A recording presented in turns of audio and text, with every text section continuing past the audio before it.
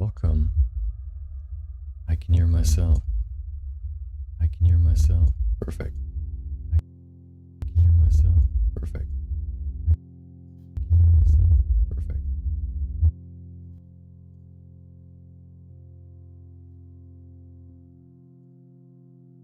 Let me check if everything's working all right, and then we can start.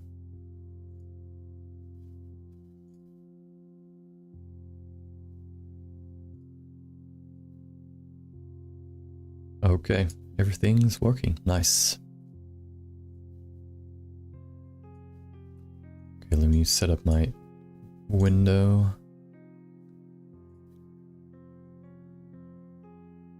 Okay. So, let's get to it. I'm a bit late today, which means we're gonna be a little bit faster in the beginning. Let's grab our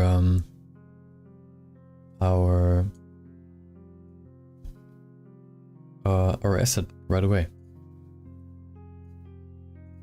Let's see what we get. I've already prepared my random number generator. Oh, it's something else. It's not the same asset we had the last 2 days. 10. Let's get 10. Let's see what that is. So if someone sees this and isn't really familiar with what I'm doing right here, it's basically the thumbnail for tomorrow. I'm gonna make a 30-minute artwork. I'm gonna give me 30 minutes. I'm gonna get a randomly picked 3D scan. So today it's the electric guitar. Oh, interesting. And what we're gonna do today is after we've finished our thumbnail. Oh, wait, I gotta export that right here. Extract that right there. We're gonna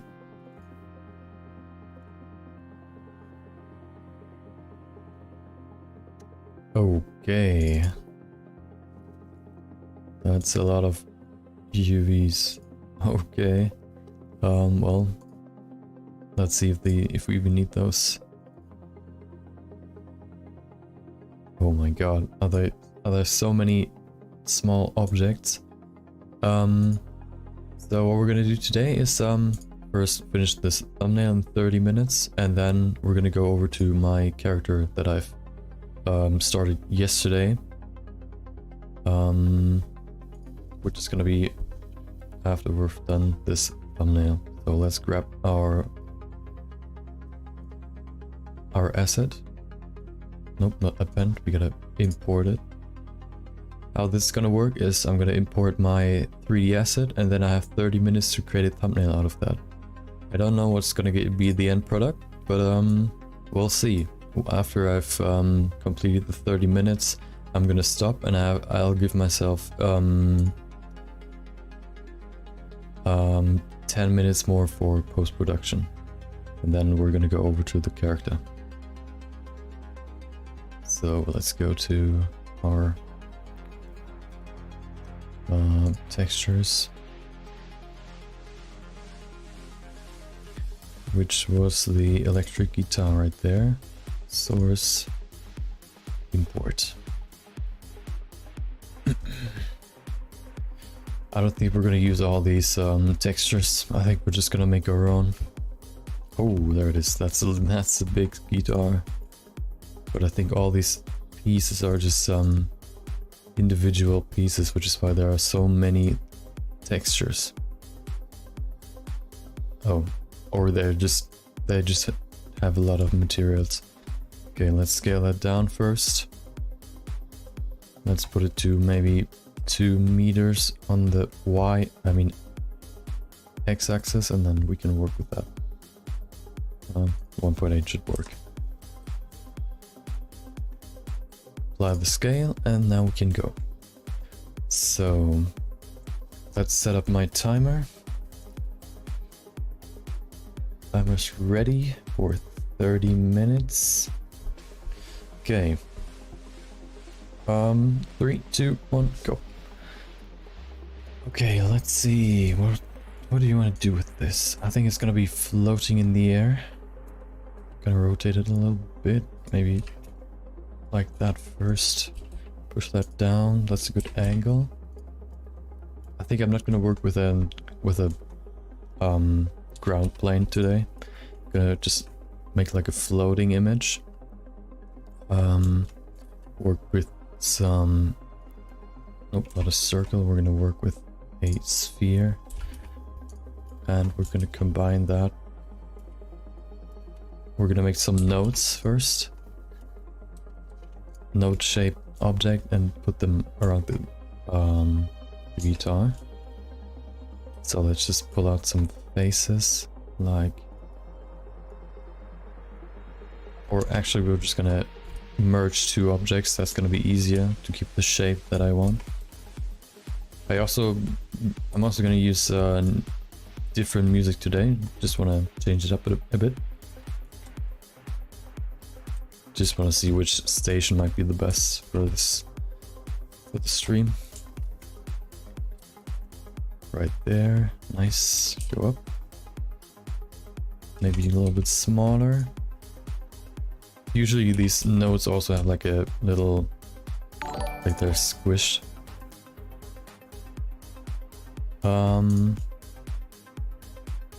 Yep. Notification. Oh, hi, Arisen. Wait, was that right? I'm sorry, I don't want to misspell your name. Athrun Zala, hello, welcome. So what I'm gonna do here is, for the first 30 minutes of every stream, I'm gonna do a thumbnail for the YouTube stream, or maybe even YouTube videos if I'm gonna do some like short videos where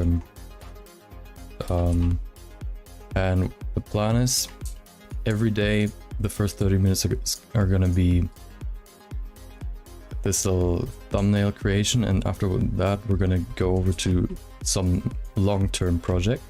Today it's gonna be I'm gonna finish up my character that I've started yesterday. I've done this sculpt. I was almost like 80% done. Then we're gonna go over to coloring, and then we're gonna finish it up with some shading, and yeah, that's about it. And I think tomorrow I'm not going to be on because I want to work on some assets for my stream. I've done that before in the first few streams, but I think I want to concentrate more on that in my like not like off stream time, because I want to like think about it more and just know. I don't think that's going to be like an interesting thing to watch. I'm gonna make it like a concept and make some yeah, just some concept, and then see what looks good, and then we're gonna work with that. We're gonna make two cuts right there because I want to make this a little like slanted. Push that over there, make a little wave in there, and then if we smooth that up, give it some more geometry, we can keep these edges. If we push these in more, like that, nice. The character I started was based off of a concept art, or an artwork. I have my own little list where I collect all my stuff on Pinterest, and of course if there's some like requests or something, I might consider it if it's like a nice image. I really like oh wait, that's too sharp. I really like converting 2D images into 3D. I don't know, that's just I just like the process of it, because you already have like an inspiration, but I just want to see how it looks in 3D, and that's just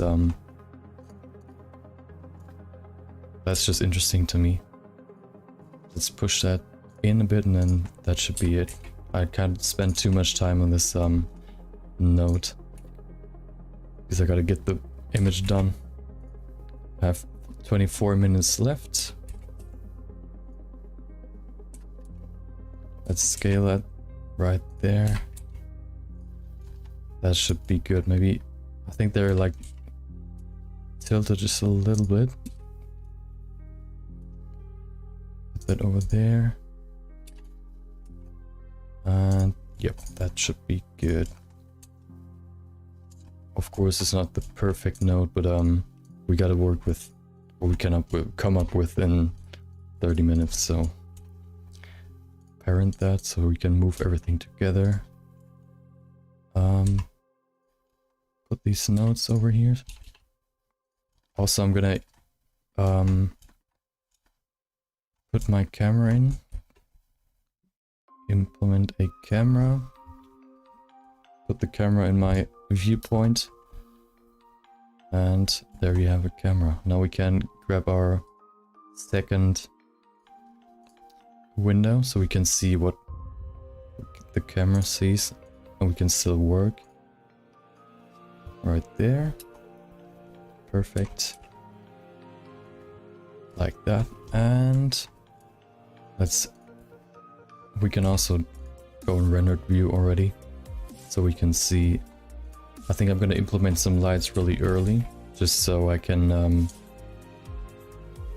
I'm not gonna have like a lot of geometry, so I want to work with light more, which means I think that's a good composition so far. Let's duplicate that.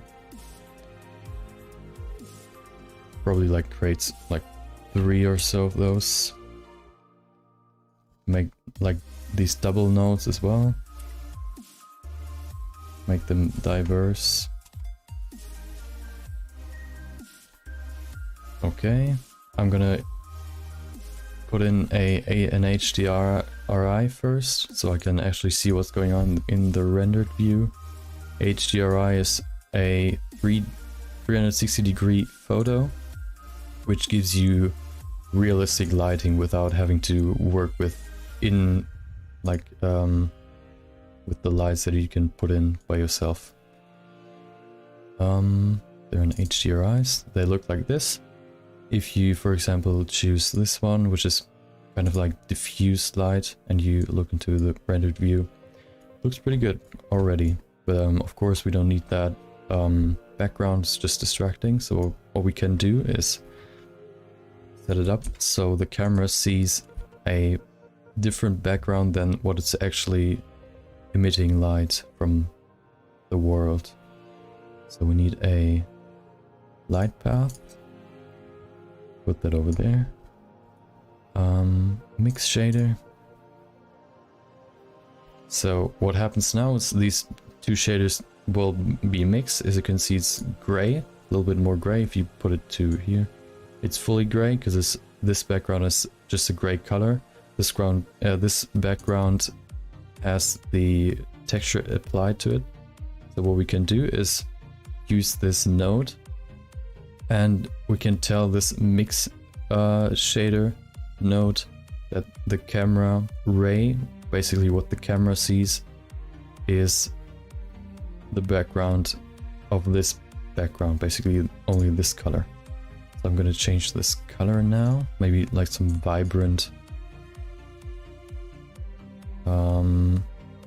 Let's see. Oh, I'm gonna work with a vibrant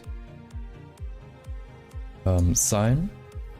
Also deactivate this one so we only have this. Nice. We have some more space on the outside, so we can make some more nodes. And let's see, use these ones to duplicate. How do they look like? I think they just have two flags. No, they're connected, right? What we can do is attach this little cursor right there, and where this cursor is where you basically spawn these objects. What I'm going to use is a cube. I want to remove the rotation so it's easier to attach the cube to the nodes. Put that over there. Scale it down. Okay. That's looking good.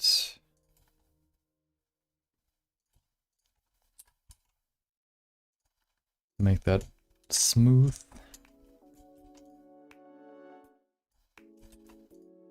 Hope your day was fine. Of course, in this day and age right now, there's not much to do. At least for me. I don't know about you, but I'm just working on some creative stuff, and of course I have work. I'm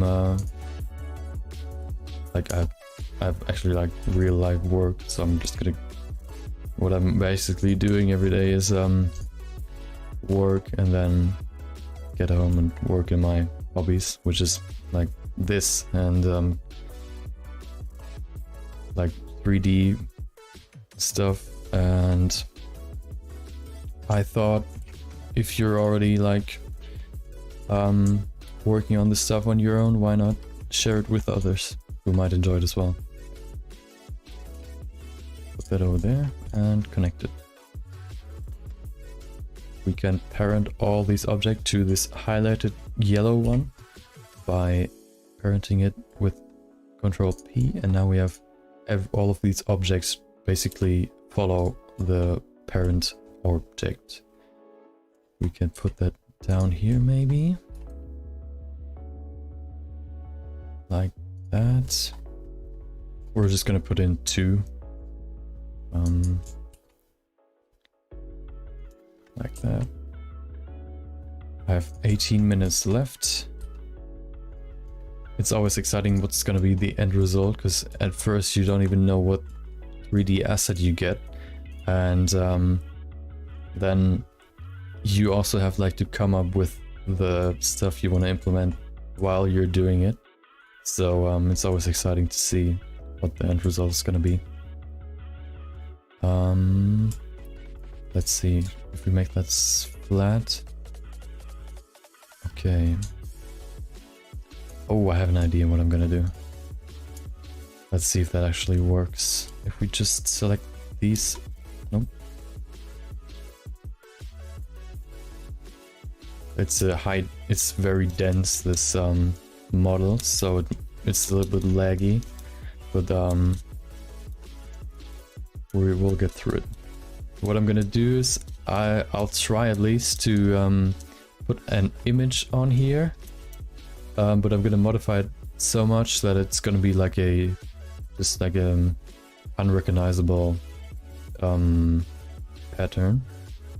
So what we have to do for that is, oh, it's already only the body. Is it only? I'm just gonna make a new one, new shader, assign these selected faces, and let's work with that. Let's go into our shader, join these areas. I want to have this window split. I can't join them because these ones aren't joined. Oh, I can just make a vertical split. Okay. Rendered view. Or actually, if I'm just gonna work in the shader, I'm just gonna put it in on the big screen. Okay. So let's put in an image. You know, I think I'm gonna use the image for the character. You can right away see if when I'll put it in what character I'm working on. Oh, I haven't assigned a new shader. Body 2. There it is. Let's grab our image. Projects. Character. That's the character I'm working on. Right there. I finished the hair, the ears, the horns. What's missing is the fur and the wings. And once that's done, I'm gonna give her some color. And yeah, we're gonna finish her up today. That's the plan. Oh, that actually looks pretty good right away. Let's see if we can modify that just a bit. I might actually like just let it stay that way. This looks pretty cool. If we rotate it, I want to like rotate it by 180 degrees, or maybe even just like that. There are the ears. Just a bit more, 90 degrees.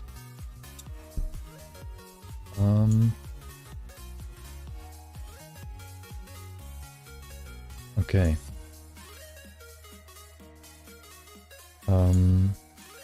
Maybe put it just a little bit like that. I want to at least like have her face in there, because that's the most important part. I think that's gonna be the best we can get in there. Okay. We could maybe make the saturation and all that just a little bit higher, so we have a more interesting and more fitting aesthetic. So let's get into the color saturation.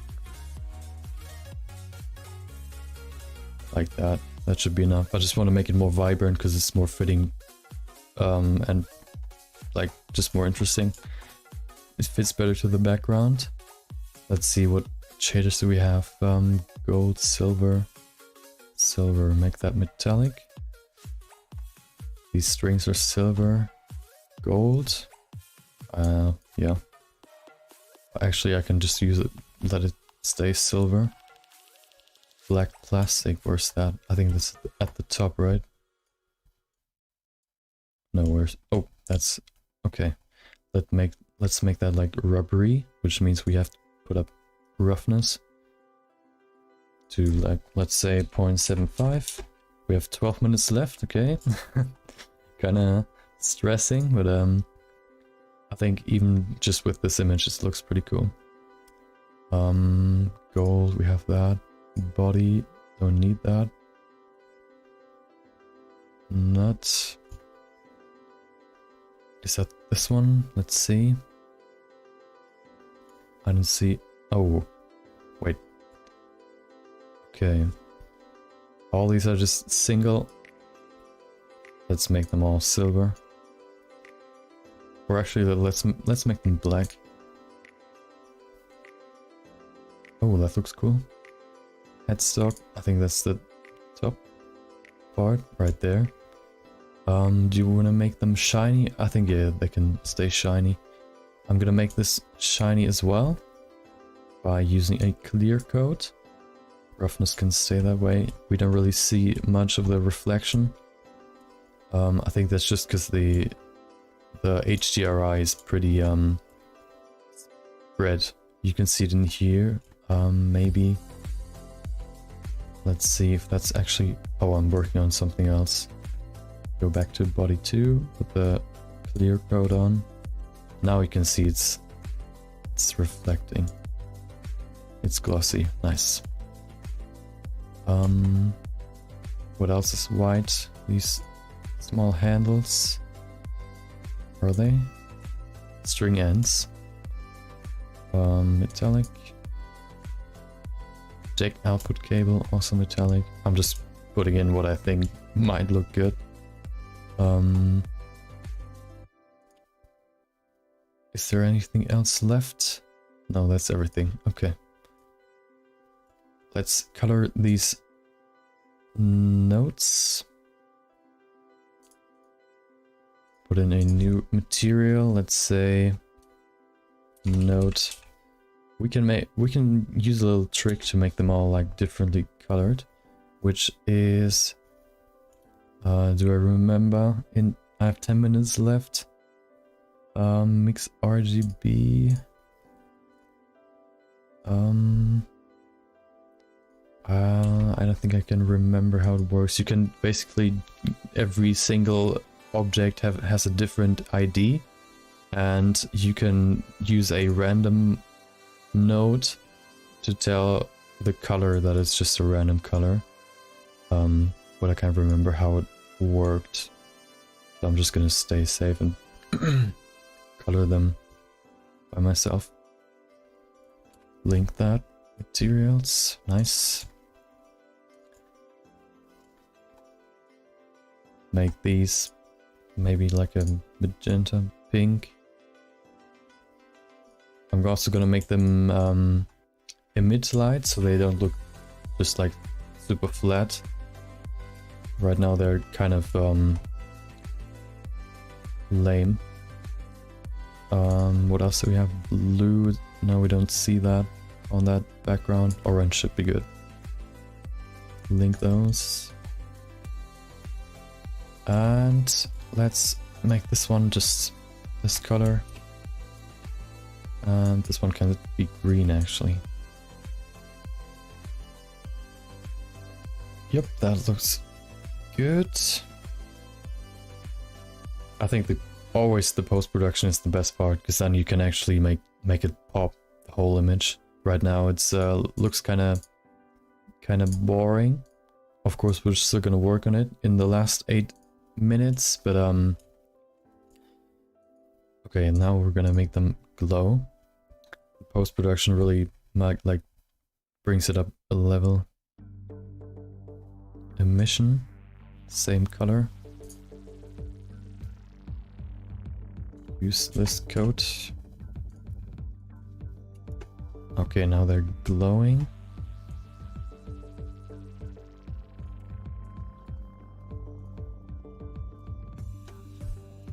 Nice. As you can see, they don't have shadows anymore, so they're actually like glowing themselves, which means they have like pure color you assign to them, which is what I want. I just want to make this image like super vibrant. Okay, let's see how that looks. Okay.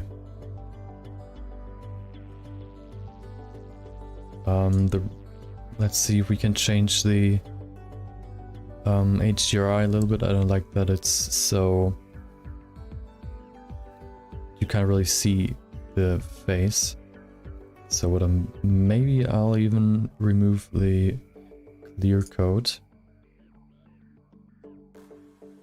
And put the roughness up a little bit so we can see the image. Wait, I want to try something. Let's see if we put the image in here as well. If that actually looks good.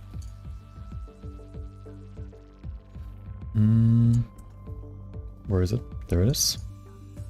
Put that in there. Okay, that doesn't work. Well, scrap that idea. I think wait, I have 6 minutes left. Okay, let's do some more shapes. Also, let's change the HDRI a bit. Let's see if we have a different one that might look better. Okay. Oh, that's too much. This one maybe? Oh, that looks pretty good. We're gonna change the color management look to medium high contrast, so we get some more contrast, maybe even high contrast. Nice. We can put in a little gradient so it's not as so boring, the background. Let's see. Texture. No, wait. Yeah, texture. Sky texture. Oh. Which one was it? This one. Converter color ramp.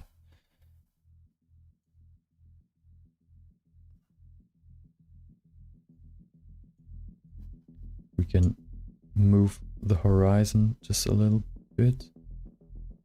Actually, I want to have it darker on the bottom.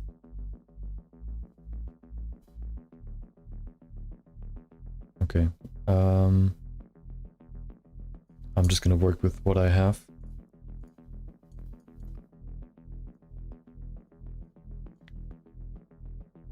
Okay, that looks better definitely than before.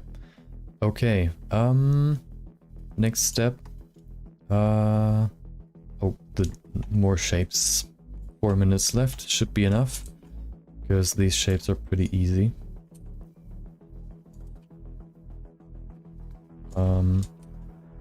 Put in a plane, rotate that by 90 degrees.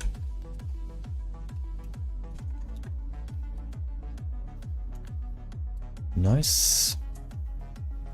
Go in here, go into flat view, and we need some thunder. Some thunderbolts. Because of electricity, you know? Oh no, wrong. Deleted the wrong thing. Delete faces. We can modify that. That looks better. To make it less flat, we can use the solidify modifier. Give it some thickness. Also, subdivision surface. I don't think that's gonna work for this thing, but I think it's even better if it stays like sharp, because that's more fitting for electricity. Okay. Give it some color. Let's see. I think it should maybe even stay. No, I'm gonna put it on yellow. Okay, new one. Base color yellow. Like that. Oh, I forgot we want to make it glowing. Okay. Let's make that bigger. Maybe put that over there.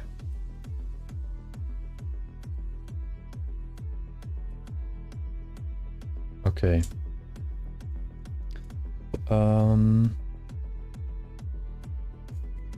Put one down there maybe.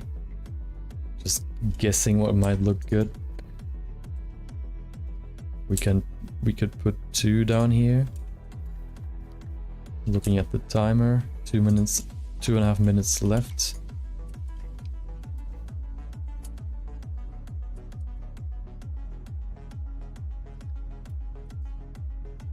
Just want to make them look different, so I'm gonna scale them up in different ways. Oh.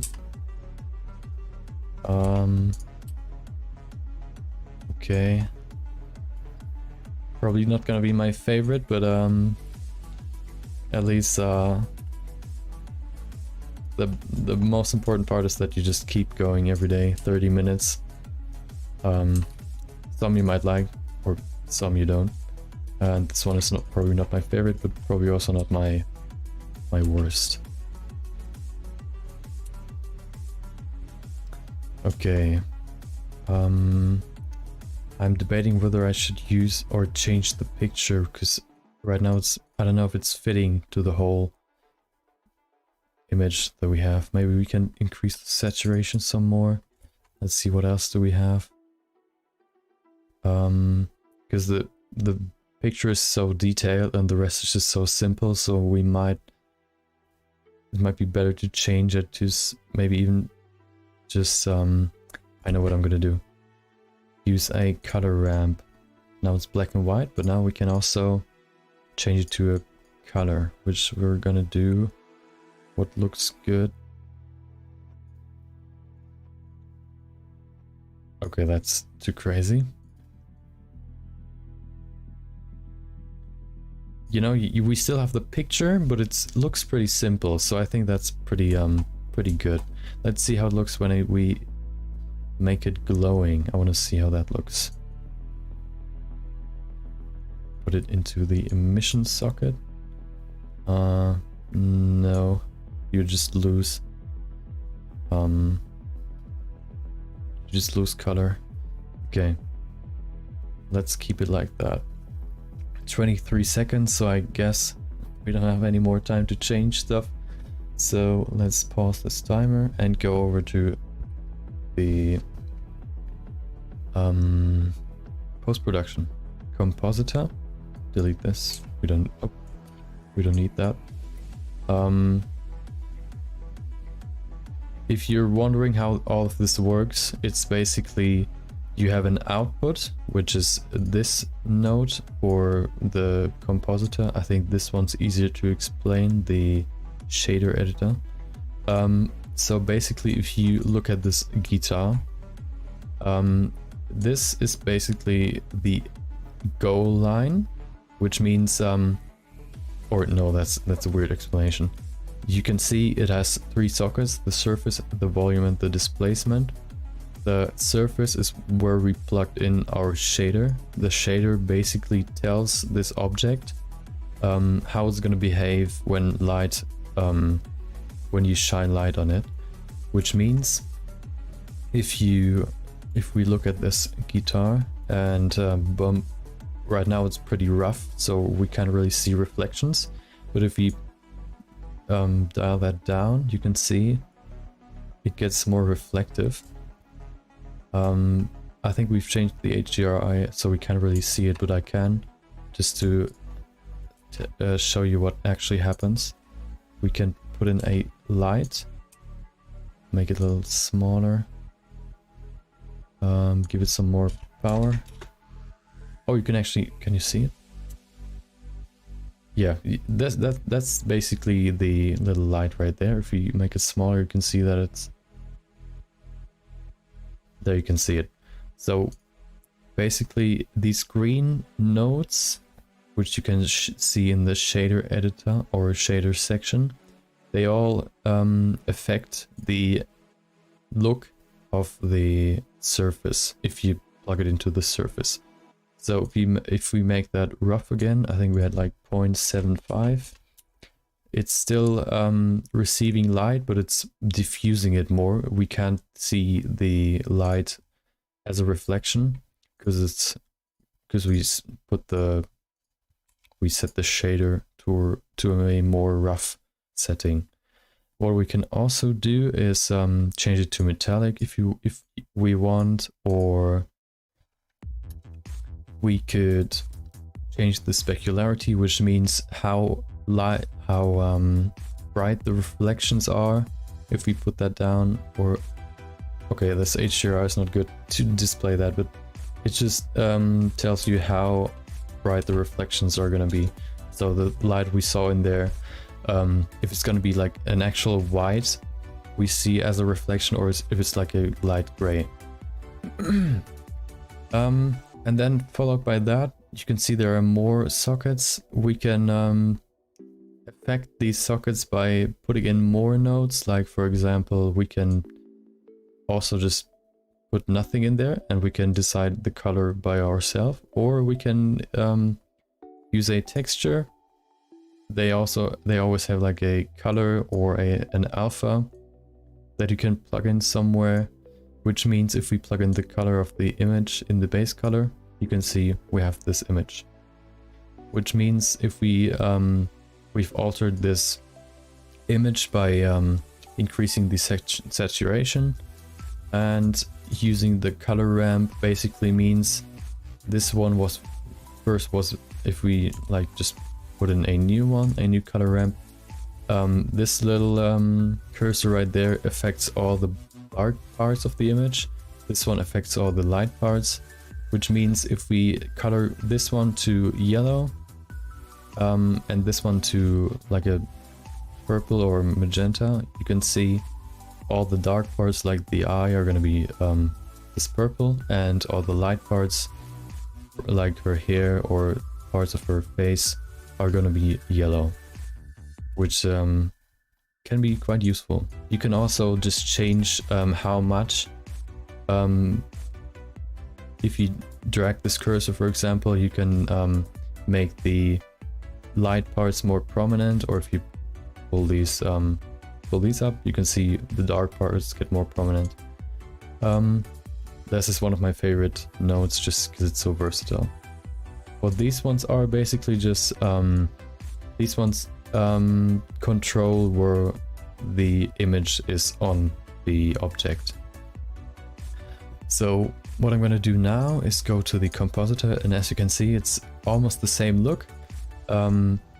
If we save this file, this one was the last one, Quick Sketch 4, we make new folder.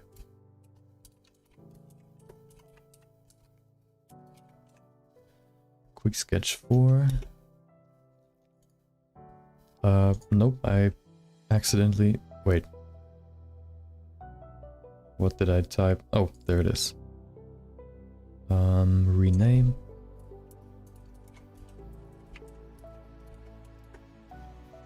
Save that in there.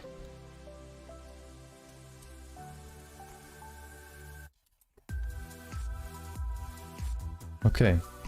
Now if we render this, basically make an image of what the camera sees right now.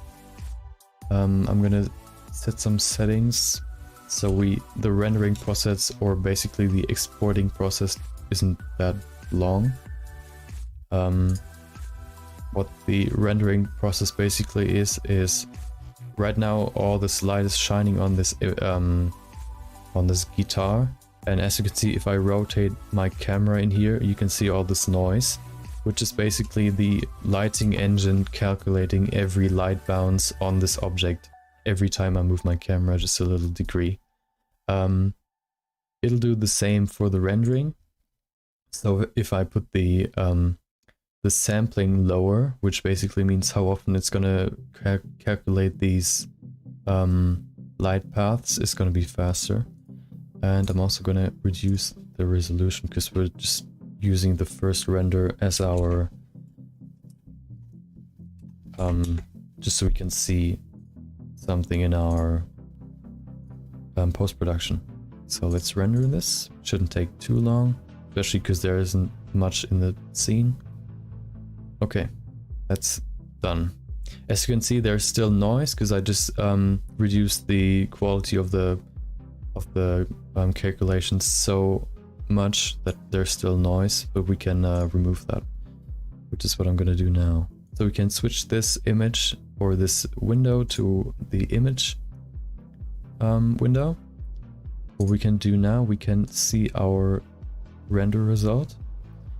And if we include a new node, this one is the node for the rendering output. So if we change something in this path, it's going to affect the render we're going to do afterwards. And this one is basically the output we see right there. If we disconnect that, no wait, we got to change something real quick.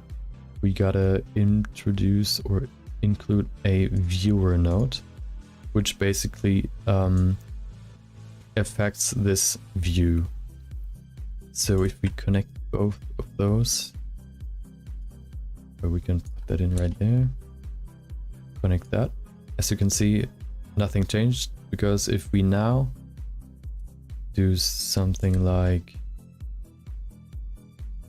that's the wrong one, the denoise filter, you can see all this noise as I said before. And now if I put in the denoise node, it's going to remove all that noise.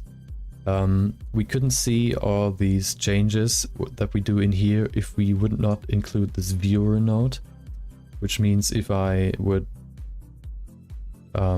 remove this, noise is wait, what? It's still there. Okay, maybe we don't need this viewer node, but I don't know, I thought we need that to see the changes. Well, you learn something new every day. So what I'm gonna do, let's see if that works. We're gonna introduce our where is it? Glare filter. That's one of my favorite filters, just because of these glows you can bring into the image. The glare filter basically adds this glare or shininess to all the light sources in the image. So to these nodes, these ones not so much, but here you can see like huge or sharp reflections of light, and that's why there are these stars. So we can change the settings a little bit just to make them more prominent. Oop, nope, we need high. I think it's loading. Okay, no, we need, let's see how low looks. Is it loading or is that the image? Okay, let's stay on medium. Okay. We also made a mistake. But we can fix that. What we can do is change our output right here to EXR. EXR is basically an image image file or image type which can save more light or has a bigger range of color, which means it can save more of the light source reflection on all that, which means we have more freedom when we're gonna do our post-processing. So if we render that again, it's gonna have more data we can work with, but it's also it costs more, like the files are bigger. But we're not gonna export it as an EXR right now, it's just in the program. Let's see, I think I'm gonna angle that a little bit. Oh yeah. Okay. The fade, we can let that how it is. What does that affect? Oh, no. Okay. These ones, maybe we can include another shader, another glare filter, so we can make these bigger. And use one of the other ones, maybe fog glow. Okay, that's not doing anything. Oh, that looks pretty cool actually. But I think we can. I'm just gonna keep it. We could probably do it by changing the color as well, but why do more work? Okay, let's change the threshold. The threshold basically means at which brightness level the glare is gonna kick in. Which means if I put that to 10, nothing's gonna be affected.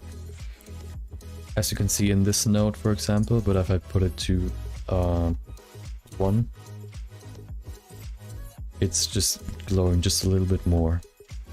We can change the size to 9. Maybe even change the quality to low, maybe. Okay. Yeah, we can keep that how it is.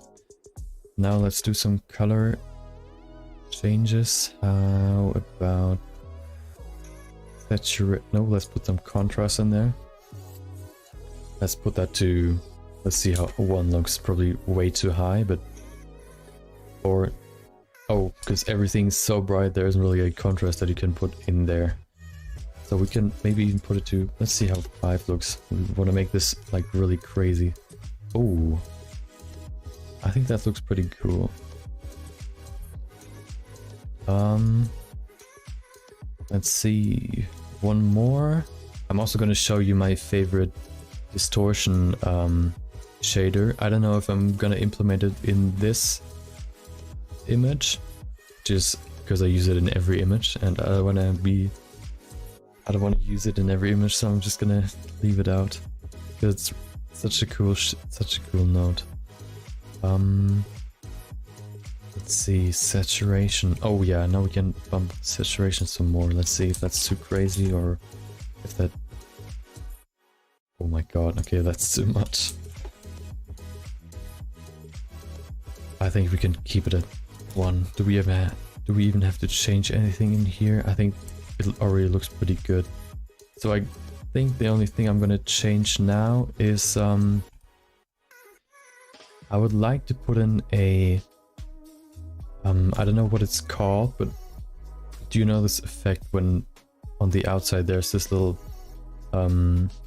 shadow, basically how the edges are darker than the inside? I don't think it's like that's a set node you can just put in, but you actually have to like create a circle, then blur it, and then you can use that. so I'm not gonna do that. All I'm gonna do is show you my favorite node, which is this one. This one basically simulates lens distortion, which means if we put that to 0.3, it basically can even put that higher. If you put it off, you can see what it does. It basically distorts the image as if it was like a fisheye lens, for example. But this feature, the first one, I'm not really using. What I'm really using is the dispersion, and I'm going to show you why.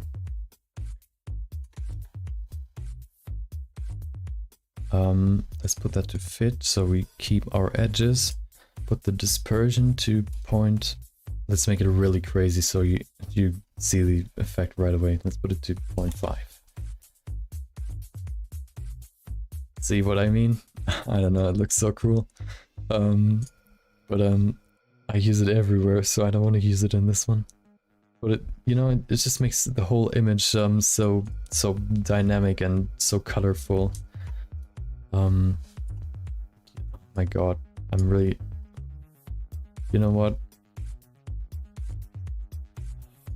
I'm really debating whether I should implement it or not, because it makes the whole image just look way more... just way better. Okay, I can't resist. I gotta put it in. So let's put 0.25 might be enough, because we still want to keep the focus of the image. Okay, let's keep it like that. Let's see without it. Boring. And let's put that in, and we can see. I think the setting is pretty low, so it's not affecting it too much, but if we put it too high, we can't see the image or the guitar. So I'm gonna keep it at 0.1. We could of course change the color, I mean the camera, and render again, but that would be against the rules because we only had 30 minutes. So I think that's all for the post-production, and as you can see right here, that's the output. And first, this is the render that we did first. First we denoised it with this little node, then we went ahead and put in the first layer, which is these little X right there. We put in another glow effect, another one, and then we bumped up the contrast and put in the distortion. That's how these node trees basically work. They can be way more complex, but if you know the basics, you can and understand them if you work them long enough, or just look at them long enough. Because most of the time you can see, okay, if we like have let's see, we put in another viewer node. Oh, let's see. I accidentally activated my macro, which is just left clicking. So if we have this as our output, and then we have stuff like, let's have this one I've never used, and color correction. And you can combine them with mix RGB, for example. And then you put in some images, for example this one. You also have like a texture that you can put in this one. And so these trees can get pretty crazy with all these branches that can go in different directions, but if you look at them long enough, you'll understand them. Okay, let's render them one more time. Bump up the quality so we can render our thumbnail, and also I'm gonna put that on Instagram, so that's why it's in this format. Let's only do Instagram for now, because that we only need one of them for now to see the end result. We can bump that up by 2. Just the quality is just a little bit higher. Render it.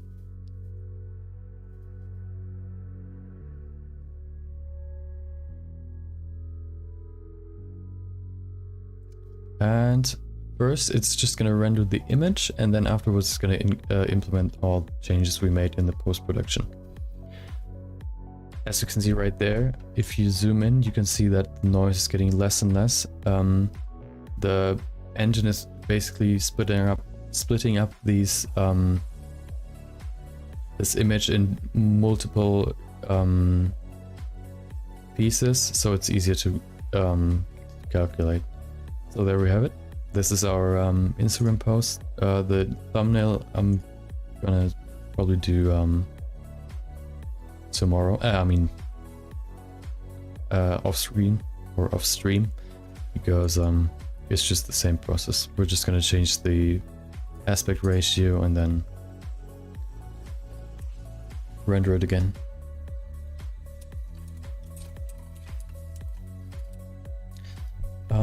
Quick sketch, let's say 5. Okay, that's the first part done. Save that once more, and now onto the main project. Character 1.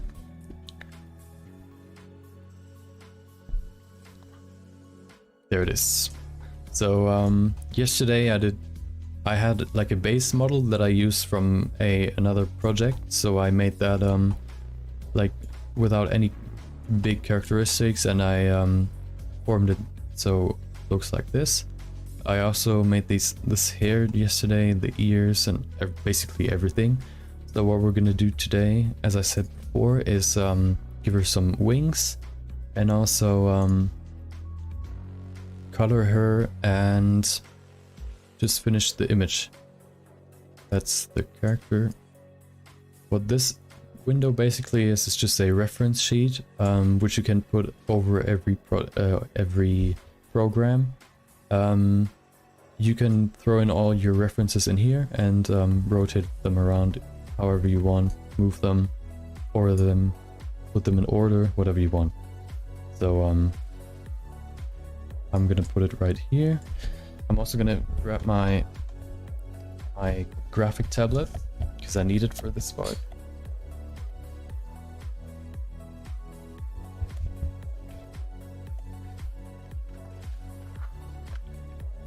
So a graphic tablet, I don't know if you know what that is, but it's just a tablet basically with a pencil. It doesn't have a screen. You could buy one with a screen, but I just have one without. Which is really useful if you want to work on sculpts, for example. If we go into here in the hair, and when I go into the crease brush, for example, this is a whole different interface with all the brushes that you can use to affect the hair like it's clay. So if I go in here and draw my line, as you can see, it's putting more like a crease in there. And you can better affect how strong the crease is if you have like a graphic tablet, just because you can activate this these pressure buttons, which means the more you press on the tablet, for this one, the bigger the radius, and for this one, the more you press or the more pressure you put on, the bigger the strength. So if you go in here and, for example, use a different, like a higher strength, like 0.7, if I just lightly put that on there, it's really light. But then if I really press down, you can see it's way deeper. So that's why graphic tablets are such a good investment if you work on stuff like this, or maybe even digital painting, what I did before I worked in 3D. it's just way easier to work with than using the mouse. I saw someone using a trackpad as well, but that was a long time ago. I don't know if that was really effective. Let's increase the size. I think the hair was pretty good. I don't want to put in too much effort into the details because it's like a quick project I want to finish today. So what I'm going to do now is probably do the wings. So what we're going to do is go back to our layout interface and give her some wings, which means we need the cube, or actually we can use the sphere. Put that over there, and now we can first of all mirror it so we don't have to do it twice.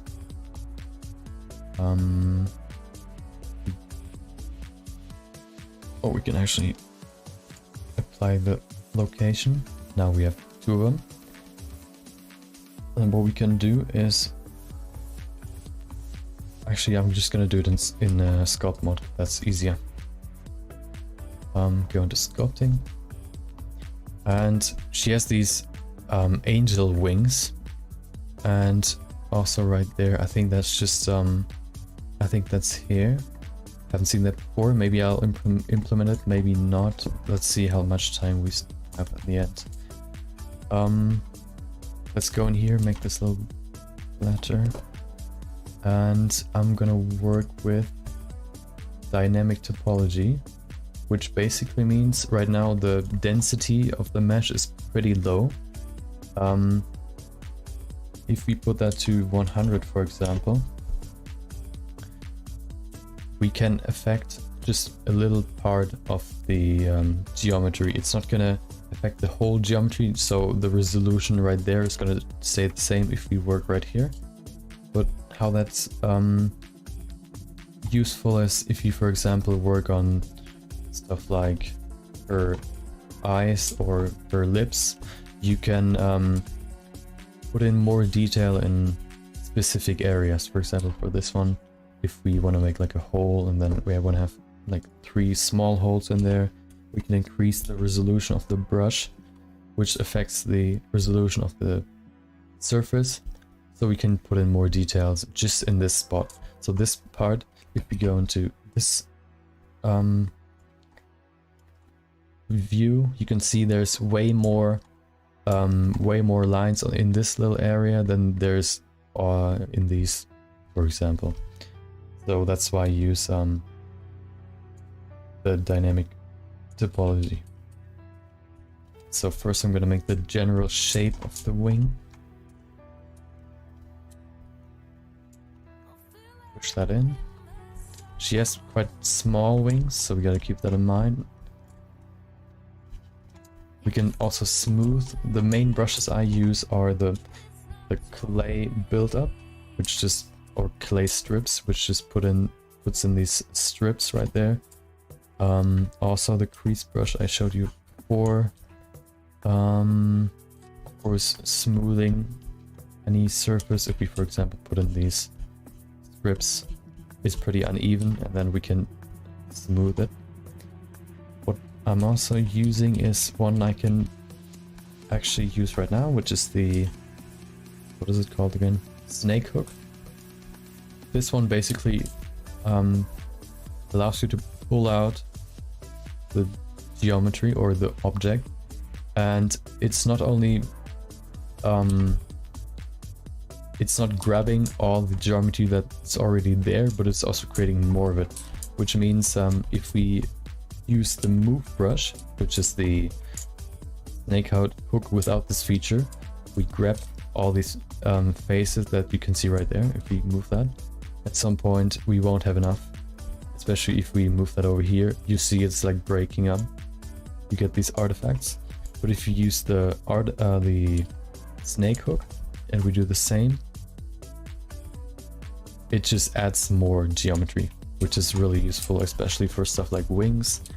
Because let's see, if we look like from here, where the camera probably sits somewhere right there.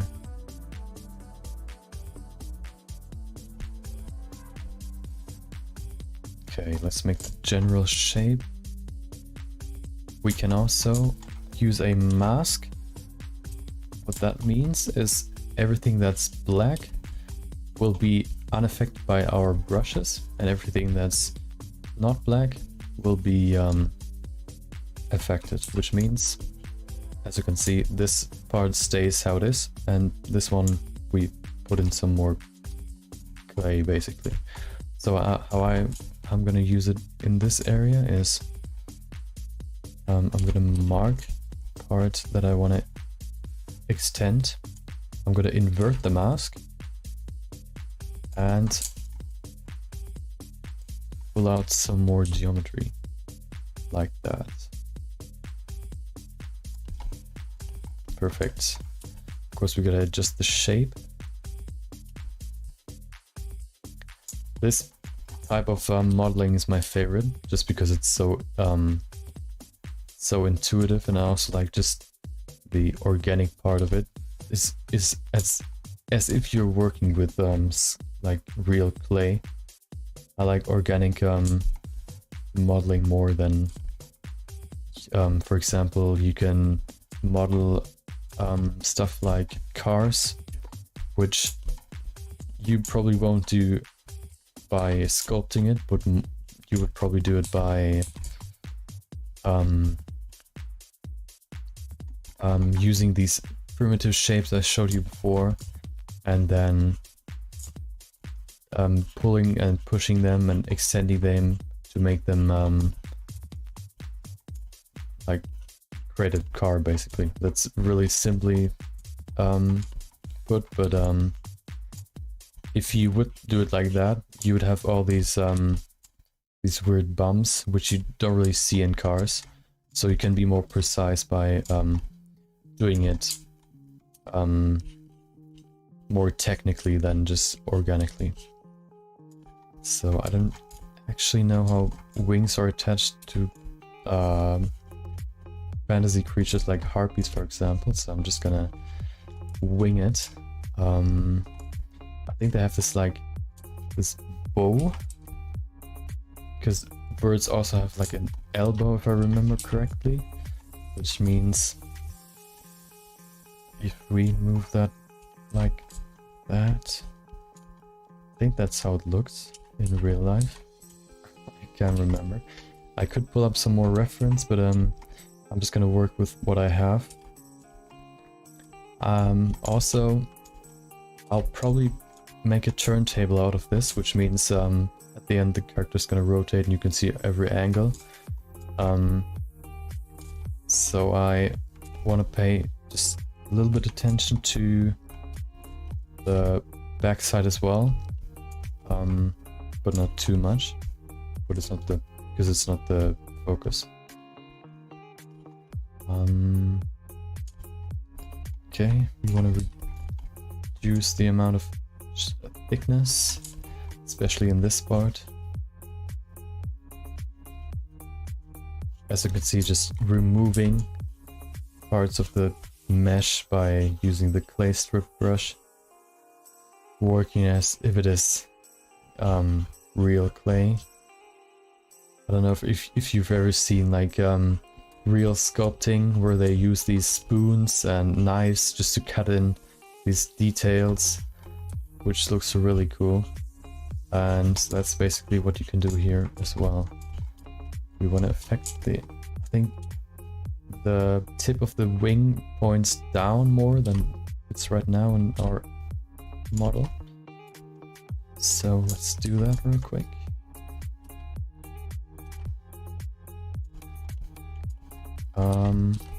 Fold that in some more. So what I planned on maybe doing on my videos channel on YouTube is putting up videos of projects in Blender that basically everybody can do, even someone who's never like used Blender before. I think it's just like such a cool topic or subject of art, 3D in general, that I think like a lot of people just are put off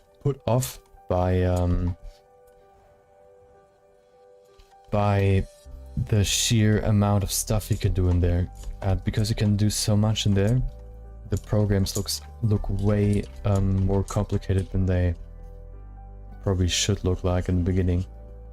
Of course, nobody's gonna put in a tutorial into like a 3D program because it's mostly gonna be used in the industry, which doesn't really need a tutorial anymore, but still. I just want to like inspire people to actually try it and see how great it could be. Maybe even just let people see that maybe that can become their new hobby, which it was for me. Like the first time I tried Blender, I jumped straight into just a normal tutorial of, I think it was Lightsaber, and because I haven't really figured out how the interface works, or for example how you actually move stuff, which is like crucial for everything you do in Blender or every 3D software, I was just lost. And because I was like of the mindset that I learned Photoshop before I looked at Blender, and in Photoshop you could just basically, because it's so intuitive and simply put, or simple in its interface, you can just go in there and you can see, oh, that's the brush, that's probably to paint in some something, and if you use like the eraser, you can erase it again. And in Blender it's like way different, so I just ignored it for a while, but then I was like intrigued again, like a year later or something, 2 years ago to be exact, because that's when I started, and yeah, it just grabbed me. Once I really like got the fundamentals, I don't know, it was just like I found a new hobby, which is still my hobby, and it's probably gonna stay like that for a long while. Just because it's so versatile, you can really express your creativity, and once you know the basics, you can just work on improving, and just by doing projects that you actually want to do, you can just learn, and while learning you can look back at your old projects and see how much you've improved, just because the learning curve is so crazy in the beginning, because you have to learn so much. The amount of improvement you can make in just a short amount of time, it's so big. It just gives you more motivation to do more of it, which just grabbed me, and I'm still addicted. But it's also like not just like a hobby, but maybe I want to do it as a like a real job, maybe in VFX, maybe in let's see, maybe we pull that up some more, maybe as a VFX artist, or maybe even in game design. I really like creating characters, so that would probably be my dream job, character designer at some game studio.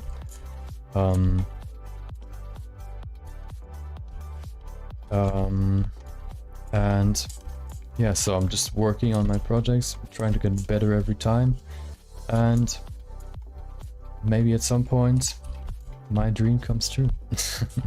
And also I'm actually working on with Blender in my current job, which is just a media designer.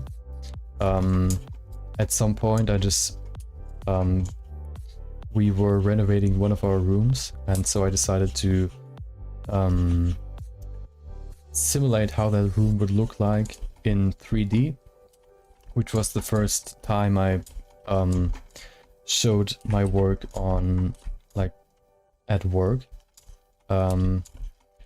And since then I've made a few 3D projects actually, so that was pretty cool. but they're not like focused on 3D, so it's not going to be like super intense or super like a crazy learning experience, because basically I'm the only one really well versed in 3D. So I can't really learn from someone, or I could still get better at it, but I think the best way to learn is to not only do projects, but also getting feedback from someone who's like qualified to give you feedback. Let's put in some more detail.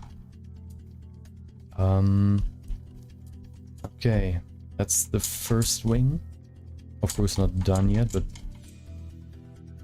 I think the other one will be mirrored to the other side. So we only have to do one of them. Let's put our big shapes in here first. Always keep in mind, if you do creative stuff, not only in 3D, but in basically every 3D design process, the first thing you should do once you start your project is a block out, which means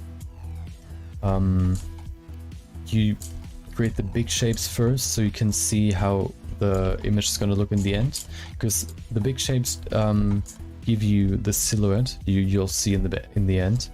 The details only give you, like, as I said, or as it's just a name, they give you more detail, which means you should really focus on the big shapes first, because they decide how your image is going to look in the end.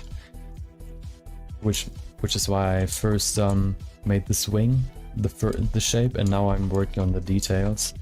If I would have like worked on the little arm right there and gave it some, for example, I don't know, some scales or even feathers, and then worked my way up, I would be lost in details and I couldn't really see the whole image in its entirety, or the shape, which can be quite detrimental for your end product. Because once you've put in your details, you can't really go back into changing the big shapes. So always keep in mind, first the big shapes, and then do your details afterwards. Okay, let's make this sharper. We can make these rounded edges sharper by just smoothing it. The more we smooth, the less geometry we have, but we can also just pull it down again and smooth it again, and now we have this sharp corner. And let's put in some feathers.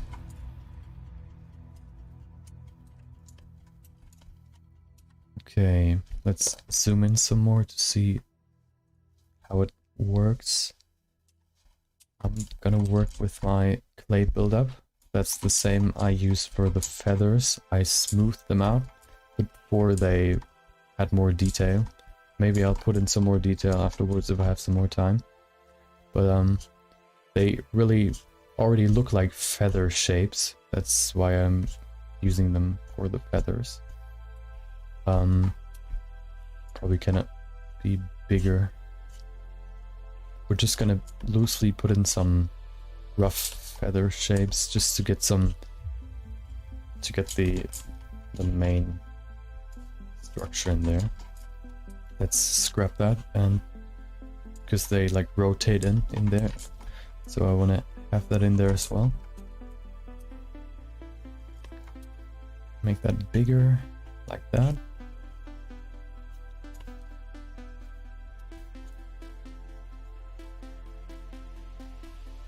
Of course, it's just still gonna look like just some bumps, but we're gonna work on the details and it's gonna look way different in the end.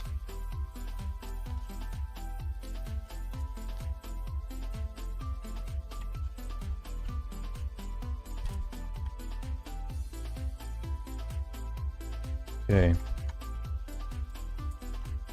Other side, and then we can Give it some more of that juicy detail, as I said before.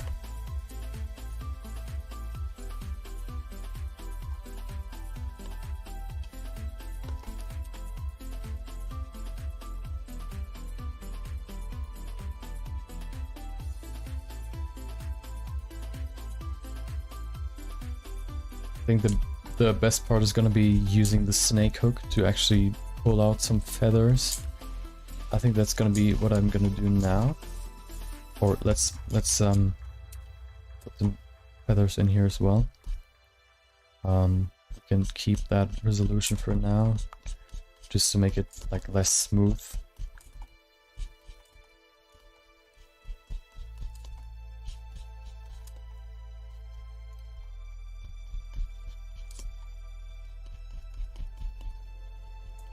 Okay. Good part is if we don't put in, if it's like smooth like that, we can still get depth in there by using colors. Which is why I keep most of it like so low, with such a low resolution, just because of time. And then also because we can still change it with color. Color is probably going to be the most fun part, because then the character is really going to come to life. And the shading is going to give it these nice finishing touches. For example, like this light shining through the ear, or giving her some like real skin. Right now it just looks like clay. The eyes and all that just looks way better after coloring. Also this process of using a base mesh and also not coloring by making textures, but just giving each of these points right there color, a color like a value of color, which is called vertex paint. That's a new process for me. I want to try it because I think it's like a better process if you just want to make a quick character. I want to see how that looks. Of course, the more resolution the object has, the more detailed the color can be. But we still have to look at the time. Okay, let's create some more, like a more detailed silhouette. What we can do first is go in here, and we need some more resolution. Let's put it to 400 maybe. Yep, that looks good.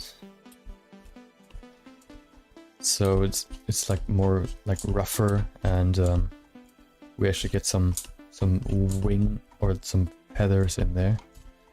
That one looks pretty. Oh, we gotta keep them pretty big because the feathers in there are pretty big. Otherwise, it would just look like oh, that's pretty big, like hair, which is not what we want. We can also pull it back. Oh, let's do that again. Gotta keep a balance between too big and too small. Vary how they're gonna look. Just looking at the silhouette. Right before that it was just flat, and now we have some more detail in here. I say detail way too much. Okay, that might not look like the best wing, but time is crucial. Maybe make this part a little bit rougher. That's also how I did the hair up here, just pulling out some little strands. Do that here as well.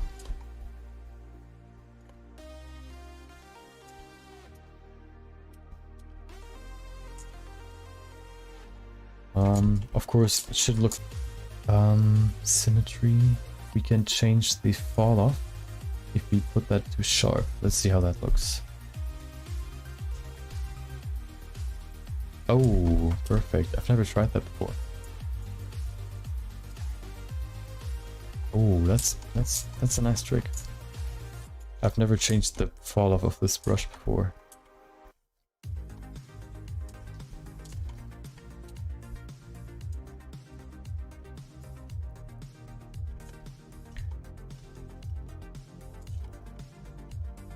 Make this quite rough.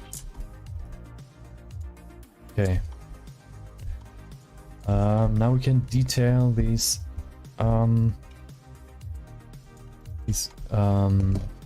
feathers some more.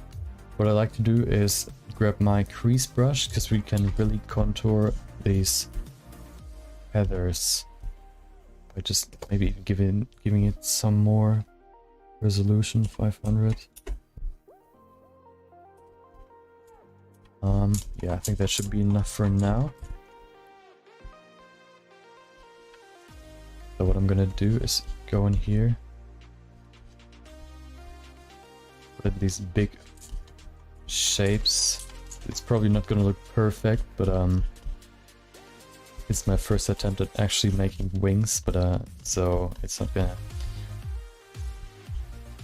be the best I could probably do if I would do it again.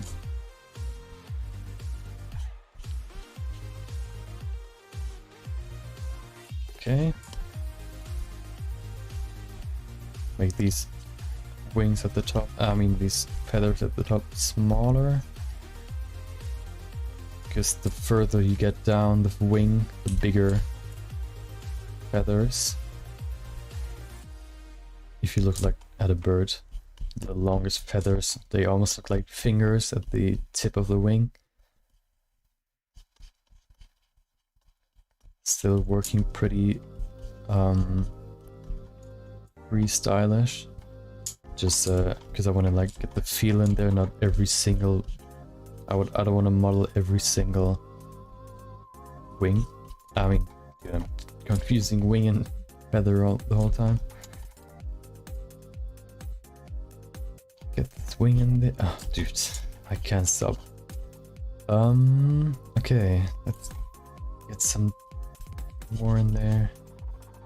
You make them round. That looks pretty good, or rather okay. I don't like working fast because I want to always detail it to oblivion, but I want to finish it today, so I can't really focus on it too much.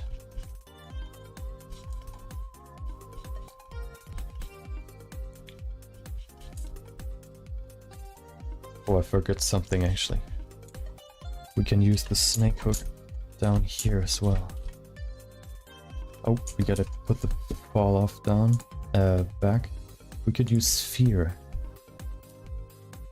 Oh, that's too big. We got these.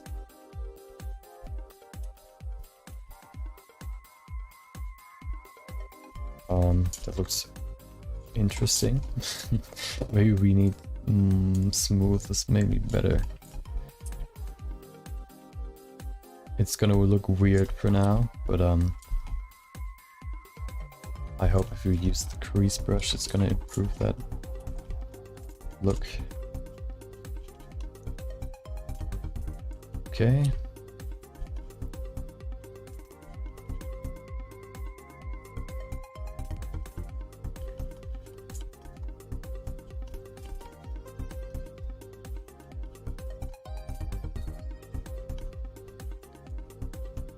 Yeah, I think that's good enough. Let's remove the colors so I can see better what's happening. Maybe get some spiky feathers in there as well. Just change it up a bit.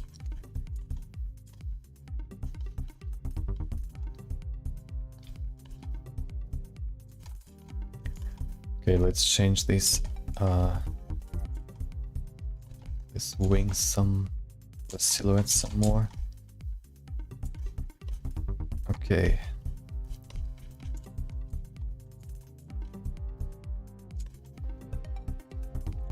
I've probably been so I've been using Blender for the last almost 2 years, but I think I've been sculpting for probably like 1.5 years. I've been doing some more basic stuff before that. Stuff like vases is probably the first thing you're gonna do. It's a good start because vases are pretty simple and teach you the basics pretty well. Probably the most popular first like beginner tutorial is making a donut, which is also pretty simple, but the further you get into the tutorial, it gets pretty detailed and goes in depth. I think it has like 7 parts. Okay, let's make these long feathers, these fingers.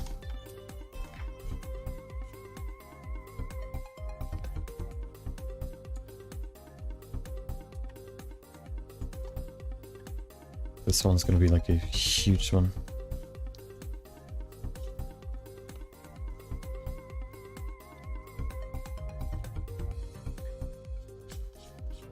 The feathers would probably be thicker in its width, in their width, but I'm just gonna keep it how it is.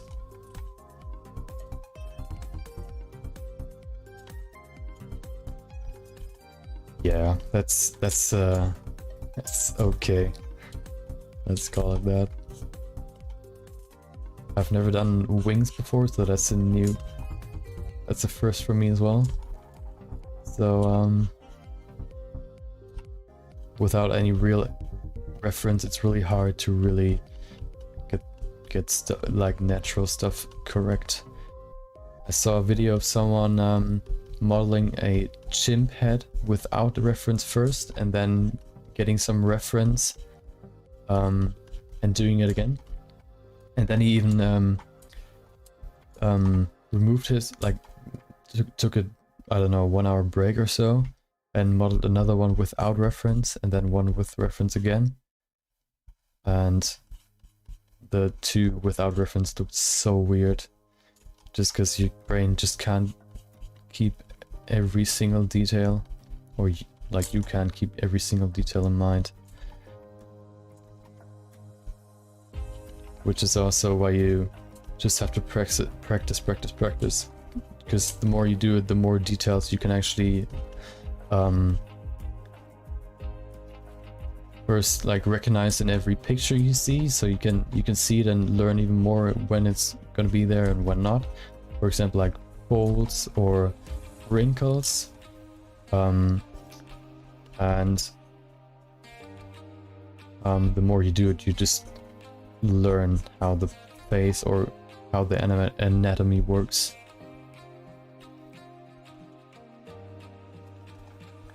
I just like, the most interesting probably thing for me was that the muscle around the mouth is actually like just round, like a circle around your lips.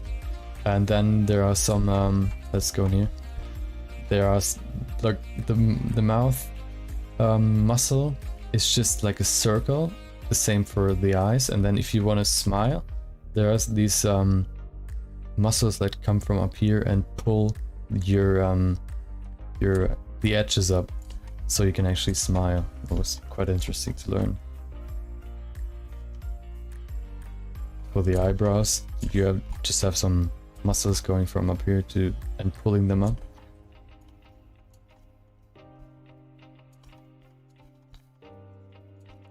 Okay, let's see. So it's not only like interesting to work, for me at least, to work on characters and make them look real, because I'm like a realism buff, but it's also just interesting to learn about anatomy and how everything works. Because if you look at stuff like the muscle structure, you actually understand how, for example, the arm works. Or I also just recently learned that the forearms, only one of the two bones rotate when you rotate your arm. What I mean is, if you look at the hand and you would rotate the hand like this, there's only one of the two muscles, bones that are in here, only one of them rotates, the other one just stays still. I've never known that before. It was quite interesting to learn.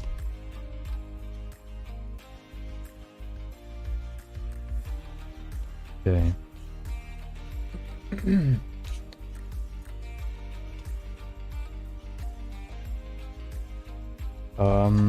This one looks a little bit weird. Let's pull these, like, just a few of them down so they don't look so geometric.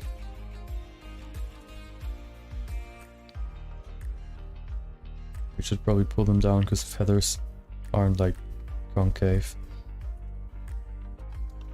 Change that a little bit.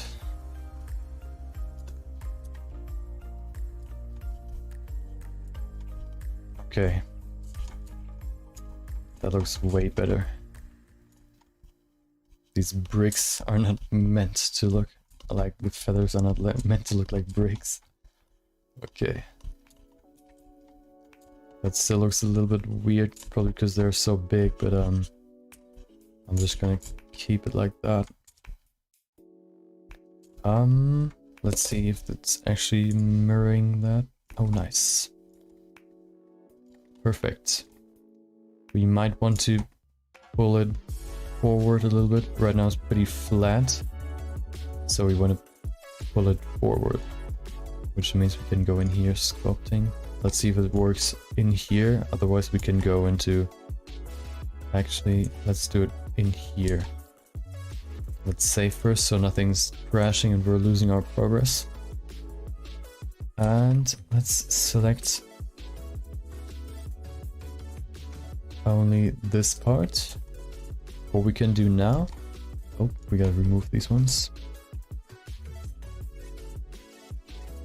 Okay. We can activate proportional editing. What that does is, if we would deactivate it and we would move these vertices or these faces, if you look at them, every single triangle is a face, and every face is made up of these points. Every point is called a vertice, which means 2 points create an edge, so this line between the points, and 3, or like every face is made up of multiple edges. Right now they're just triangles, so every face is made up of 3 edges. What we can do now is, if we move them without the proportional editing, we would just pull out these vertices. But what we actually want is the proportional editing, which means if we move them now, we have like an area around them that is affected as well. And if we pull that, let's see, maybe linear works better. No. But as you can see, you have this area around the selected vertices that is affected as well. We could probably do it like that. We have to use this one, I think. Just to give it some more, to make it look more dynamic. Okay, that looks weird. I think we have to sculpt it to make it look better.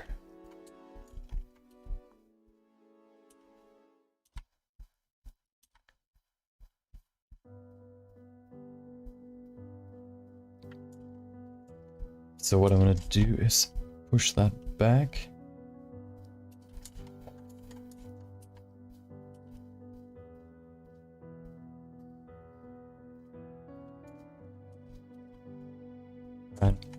pull this forward.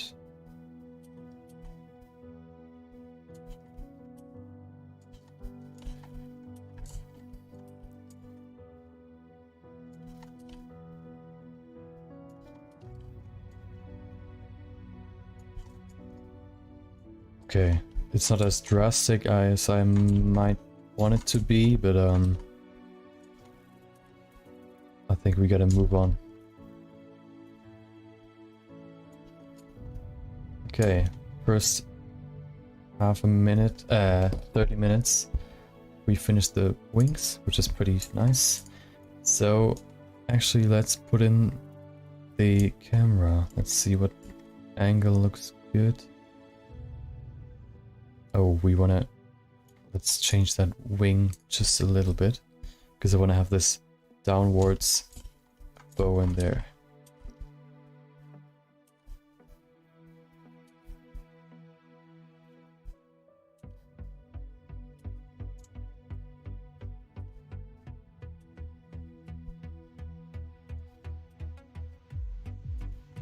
Maybe make it more like that.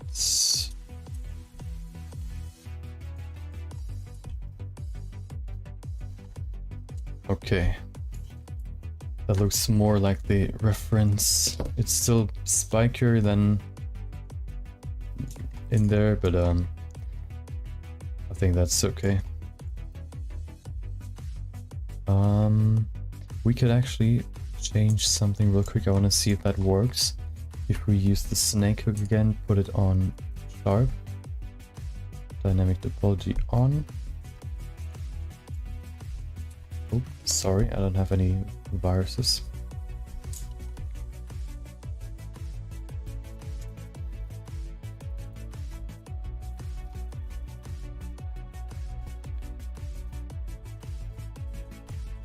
Just to separate these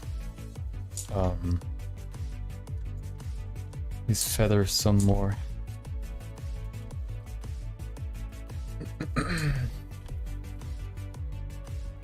Yesterday I did a little fun exercise on stream where I wanted to improve my vocal range, basically, which means the first 2 streams I did, I thought I was pretty monotone in my voice. And what I did was I pulled up a random, like a website that gives you a random color. And for every color I got, I changed it every 30 minutes. And for these 30 minutes, I gave every color a voice tone. So for yellow, I think I was like super energetic and just talking this high-pitched voice. And then I think blue was more like this, just like a chill voice. And we also had like a what was it? A Bordeaux. And I talk like a person who would always sip some wine and explain you some complex stuff. And yeah, was pretty interesting. Definitely. I might do that again at some point. Okay, let's frame our image. Let's scale that down. Okay. Let's get our second camera view.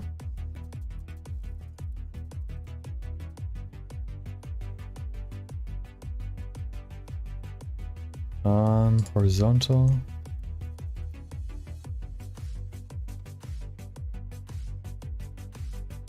Okay. Get into camera view.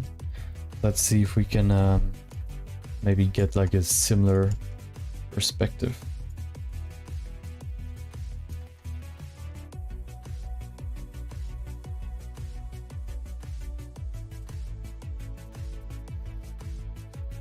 We can focus on the face and use this cursor as an anchor, so we can rotate the camera around that point.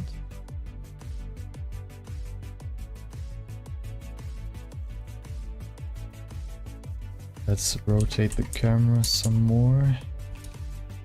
Oh, no, we gotta change that back.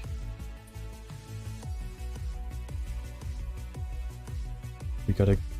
Okay, we gotta get her more in the frame. We can also go further in. Let's change the focal length, which gives it either more depth in the perspective or less depth. I think this one we can use a 82. 82 is good for portraits and stuff like that. If you make if you want to make crazy perspectives, you can, for example, get a camera. If you put it right here and you change the focal length, you can see how stretched it is. If you go further in, you can see this part is way bigger than her nose. But if you look at this, it's not really that far apart. So the focal length can really give an image some crazy perspectives. Not only might like make them look really interesting, but also give them some dynamic, like a dynamic feeling.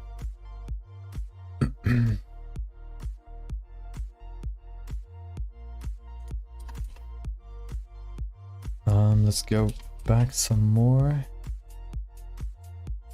Or actually, no, let's not do that. Let's go up. Everything's in frame.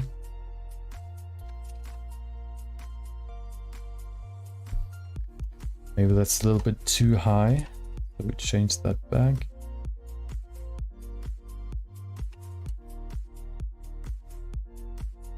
Okay, I think that looks pretty good. Yeah, that should work. Okay, one thing I wanted to do is go in here and change her eyes just a little bit, because I put in the correct eyes yesterday, and as you can see, the eyelids are off just a little bit, so I'm gonna push these in. I'm not gonna work with dynamic topology in here, because that was my base model. What I mean by that is you can use a base model to not really have to create the character from scratch always. Like usually I would just grab my sphere that I use for the wings and create the character out of that, like forming the head and then putting in the eyes and all that. But if you have a base model that looks like, if you put the sculpt to 0, you can see that's the base. And after I've changed that to what I wanted, I applied some more geometry. I gave it some more depth, density, so I can work in these details some more. And I finished at 2. So if you want to change like these big shapes, you can go back to a lower resolution, and that makes it easier to move things around. Okay, let's pull those in.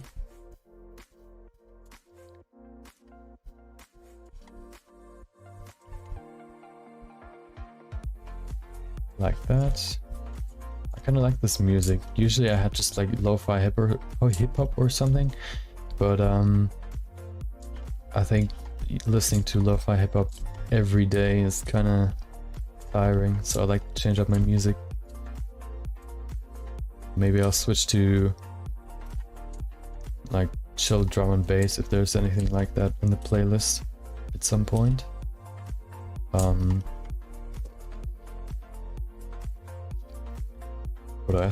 What I also want to do is give her some eyelids.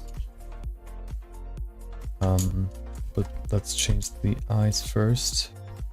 Make them just a little bit bigger.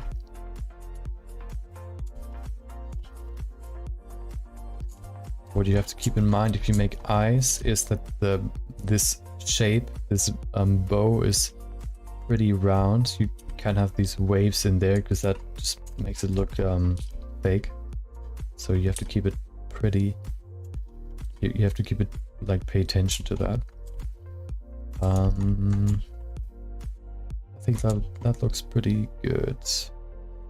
The eyes are gonna look like bigger when we put in the eyelashes. We could maybe even do that.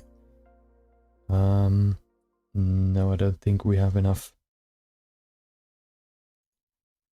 We don't have enough geometry to do that. So what we can do, I can show you how it looks in rendered view. That's how it looks right now. Everything white, because we haven't really applied any shaders yet. That's gonna happen in a few minutes. Before that, I'm gonna change, but what you can already see, like this looks pretty weird. Just, I don't know, for me it also always looks like something's off. But when you go into rendered mode, oh, black, rendered view, it looks way different, and I don't know, it just looks better in this view. So you can never really trust your layout view too much. Let's put in some eyelashes. What we can do for that is use a... Oh, I know what we can do. We can go in here and select. We have to shorten the clipping range so we can zoom in further.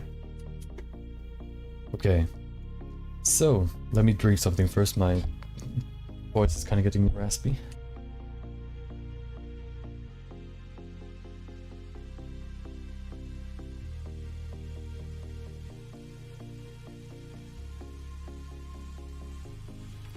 Okay, you should hear me now again. I hope so. Yesterday I muted myself and forgot to unmute myself, which was kind of annoying. Okay. Go in here, grab this part. We also need just a little bit down here. Grab some more.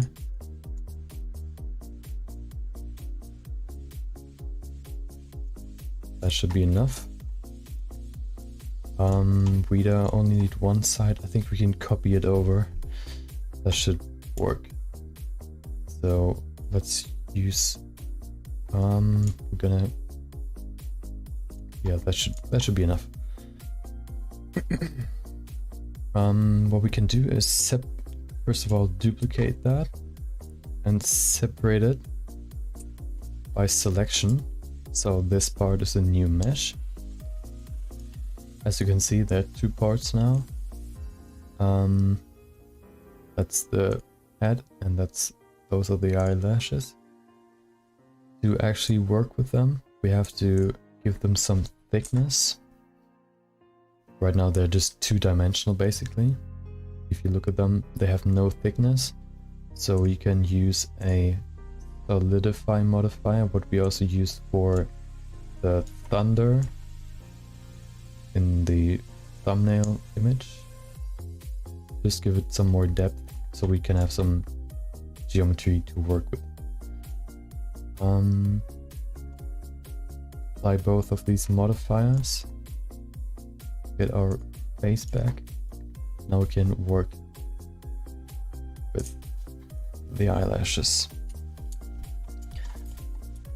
First of all, we have to put them underneath the original eye.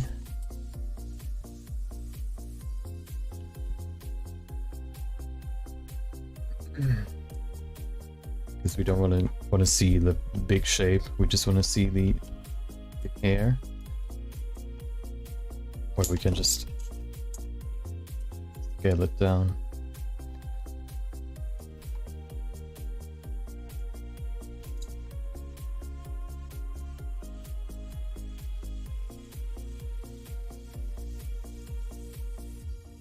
Okay. Let's see if we can... Nice, okay.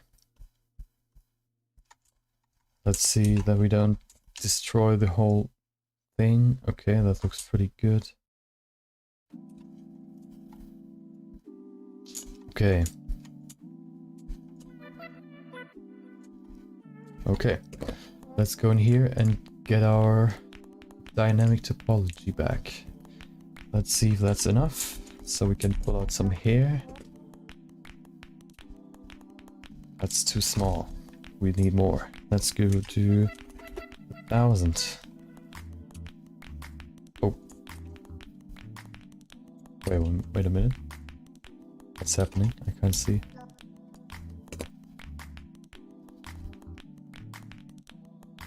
It just removes it. Okay. Oh. That's why. That might even be still not enough.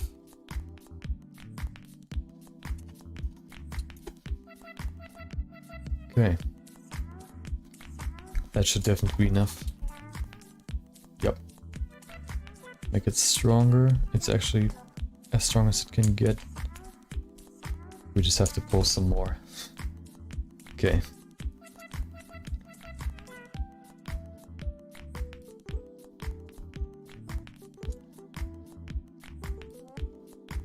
Just like the rest, it's not gonna look perfect. We're just gonna try to get the basic shape in there.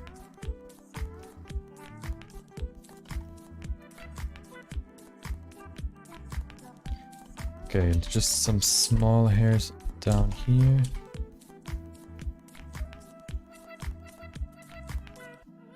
Like that.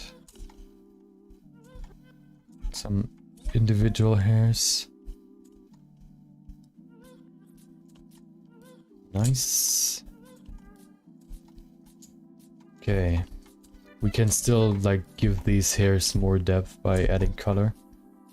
Just like using an eyeliner in real life. Makes the eyelashes look bigger or fuller. We can do that in here as well.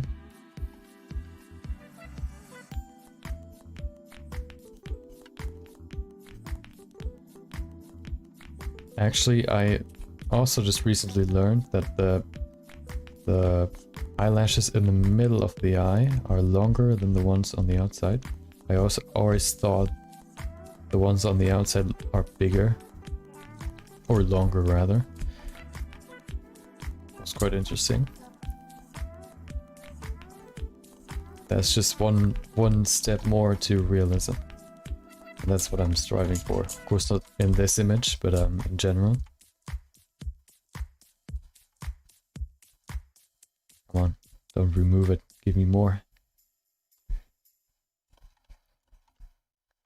Let's pull those up.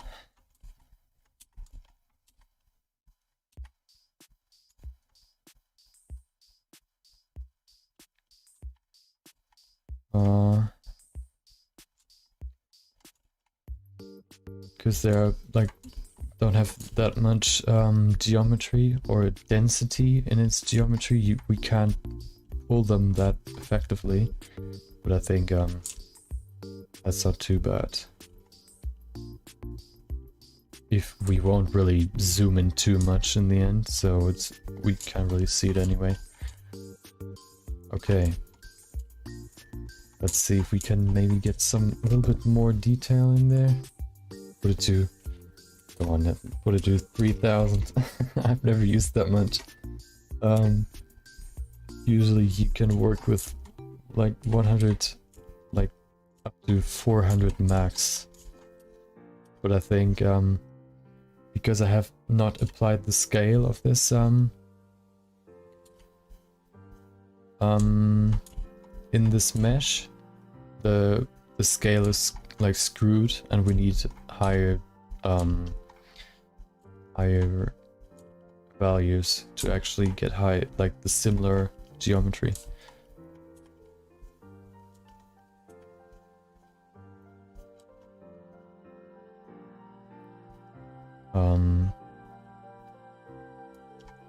Okay, let's pull some more down so we have actual like hair in there.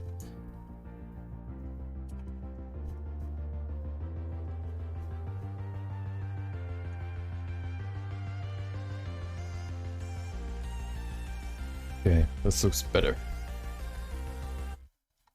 We can also use our crease brush just to give these strands make them actual strands, not just one single object. Like that. Just to give some more detail in there. Pull that down. And we're almost done. Oh.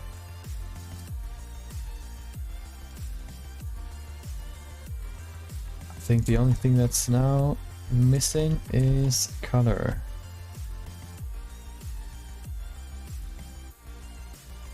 Okay, of course we have to let's see if we can mirror it over, or if we have to duplicate it. Oh, it worked. Did it? No, it did not. Can we use... Let's just duplicate it, that's easier. Over there, we can select everything, scale it by -1, which is just like mirroring the object. Get that in there.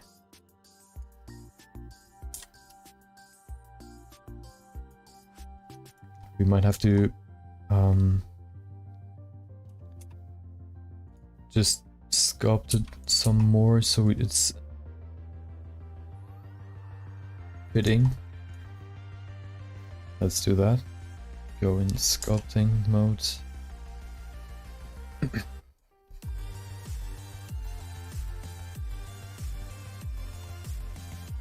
Wait, let's push that in and then we push out the hair. I think that's easier than trying to get all that back below the skin. Like that. Sculpting. Oh, I see what's wrong. We have to flip the normal, which means the program calculates where the inside and where the outside of the object is.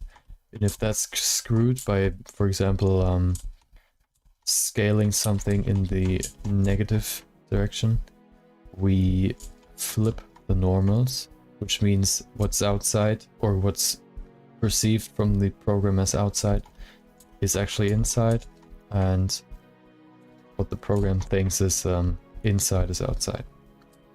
Which is why it looked pretty weird. The shadows are, like, if you shine something on that object from the bottom, or I mean from the top, it's getting illuminated from the bottom.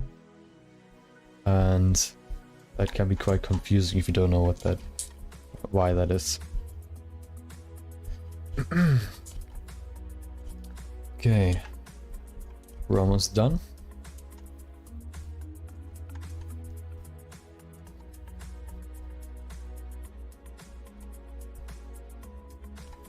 I think this weekend, first I'm gonna help out my family is helping my grandparents move closer to us, and then on Sunday, I can focus on creating maybe some transitions to my scenes, or maybe even like a new banner or something, because I want to like create an actual design. What I have right now is just a placeholder that I made in a few minutes.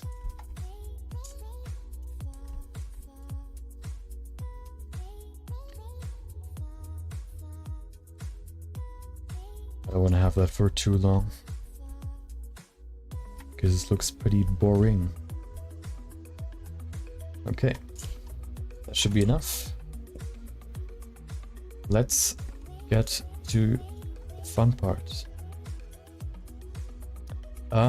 Actually, before we color, we could do the lighting, because when it's still black and white, we can better see where the light is hitting, which means let's go into rendered view and change the HDRI.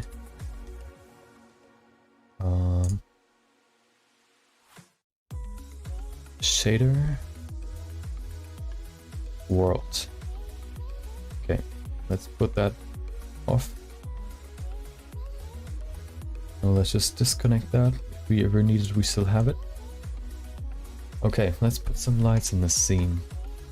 The first thing that's gonna be illuminated is gonna be her face, which means we use a spotlight, which is really good for lighting up a specific spot.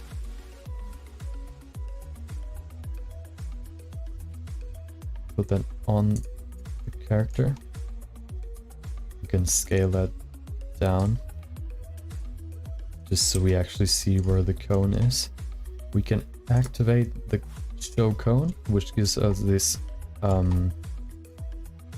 this indication where the light is actually hitting. So if we reduce the radius of the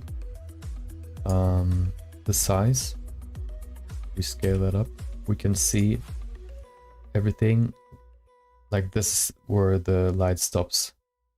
That's where the light is not hitting, and this is where it's actually hitting. If you can see in here, we want to illuminate her face first. So we're gonna give this some more power. Oh, that's too much. Put it to 50 maybe. Maybe even less, because we'll have more lights in here. Let's put 25. Or let's put 35. Change the size of the cone. I just want to have it on her face mainly.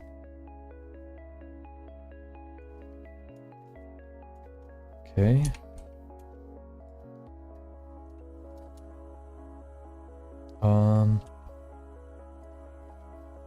Okay. Maybe make it even smaller. Lens can be pretty big. If we make it smaller, I think we have to increase the strength power. Okay. Next up, we have a light. Oh, I forgot the fur actually. We gotta do that. But let's do the lights first. The next one is gonna be... Where is it? I think another spotlight. Just to get these highlights first, and then we can focus on lighting the whole character. That's gonna be from up top here.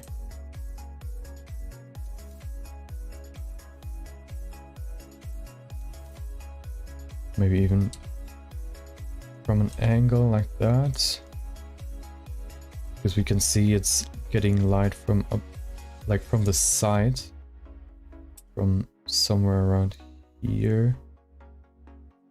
Or maybe even if you look at this shadow, it's more over the color.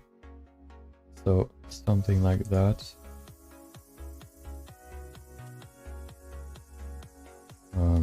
Cone. Okay. Let's increase the power. Oh, that's still too big.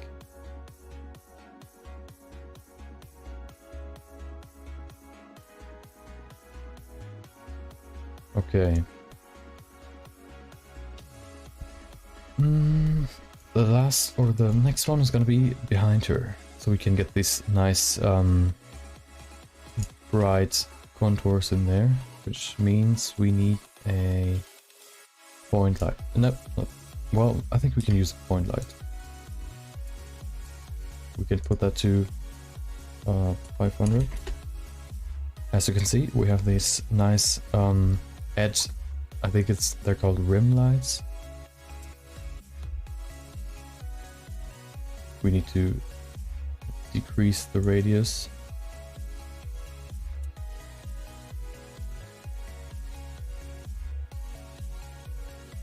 That looks pretty good.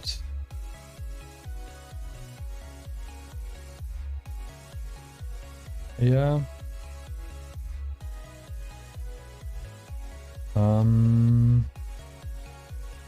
I think that's good. Okay. Getting pretty noisy because we have so many lights in there. What I'm actually gonna do is get one more light in there, which is gonna be an area light. Just gonna light her front.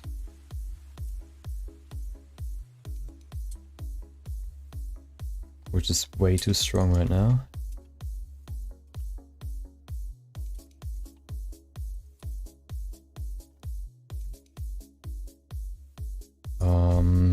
Five.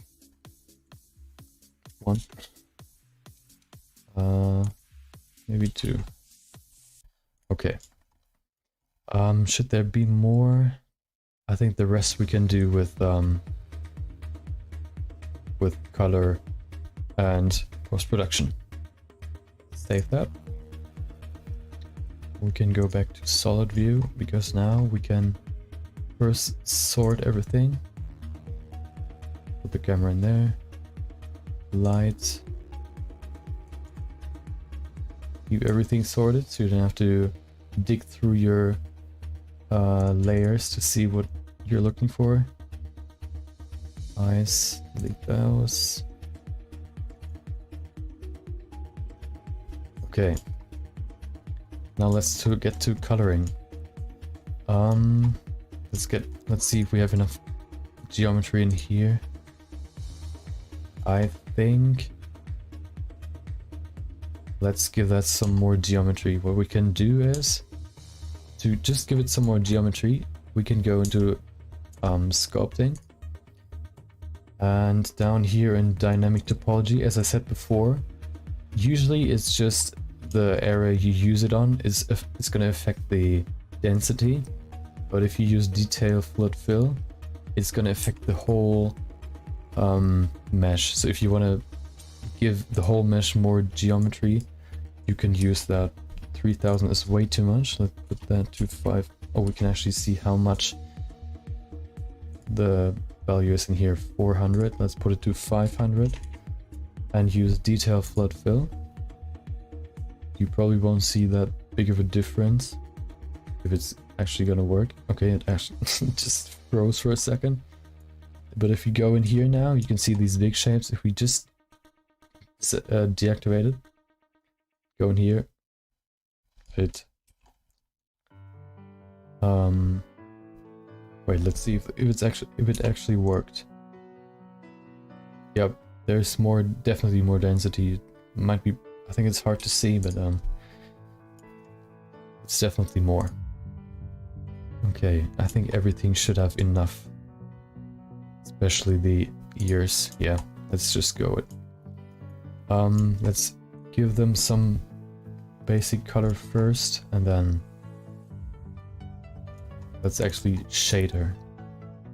Remove everything we don't need.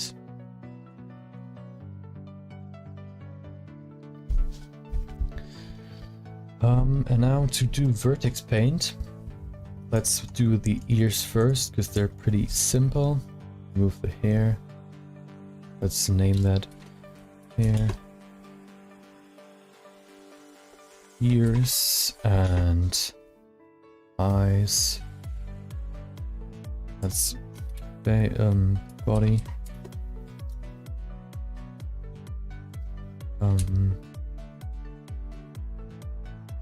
I forgot what that's called. I'll just keep it like that.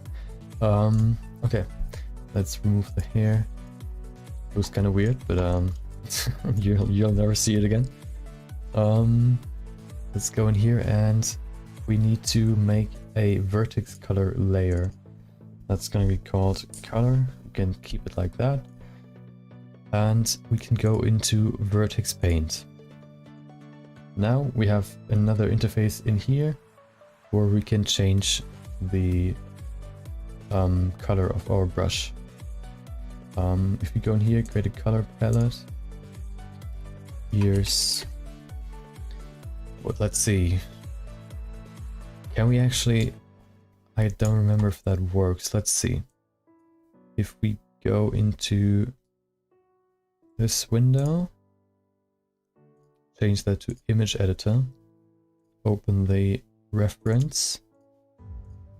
Let's see if we... Oh wait, we can just delete that now because we have the reference right there. Let's save it. We could maybe... Let's see if that works. Oh, nice. So we can get actually the actual colors right off the image itself. Let's use that. It's gonna be a little bit brighter because it's in the shade. That's why it's a little bit darker. Let's put that to probably something like that. Get these ears as well. That looks pretty good. Make that brighter. Maybe a little bit more saturation. Add that to the palette. The horns, which are also part of the ear part. Which is going to be this saturated green turquoise, or however you say that. I think they can stay like that. What else do we need? Probably just some variations of that, some brighter parts, some that's more dark. Okay, we can sort that. Okay, let's work with that first, or let's give this one more variation as well. Like that, and one more that's brighter but more saturation. Okay.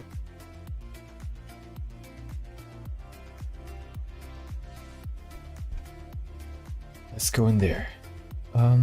We need the white, the base first.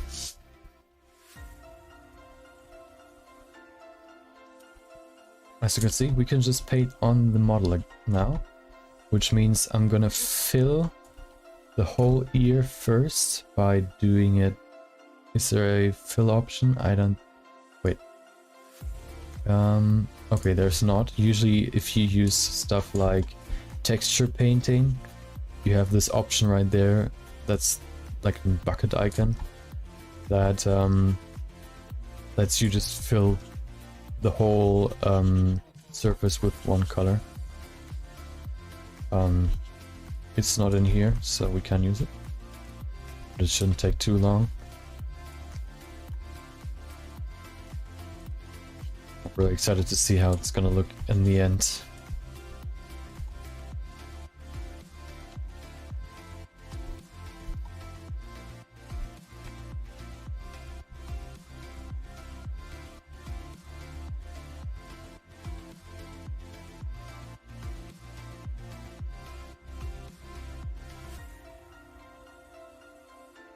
Just fill that up with color and then put some more details in there. As always the same process. First the big parts, put it on big, and then go into detail. Now let's do the red part. This one.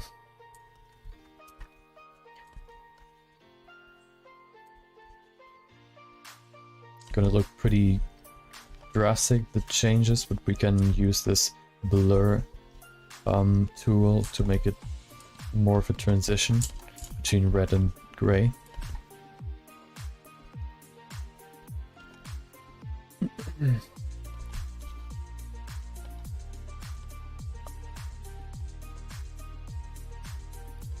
Okay, let's put some blur in there. The strength to the max, and that looks way better. So we don't have that jagged edge in there, but it's actually a transition. I think we can use some more red in there. Oh, we gotta change the brush. Put that in there. closer to the edge.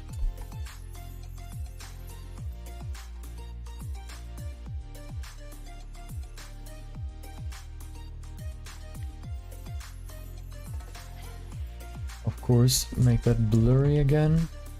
Get some transition in there.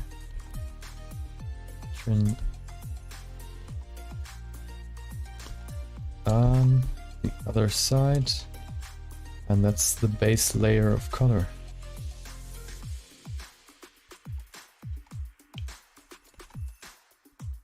Like that.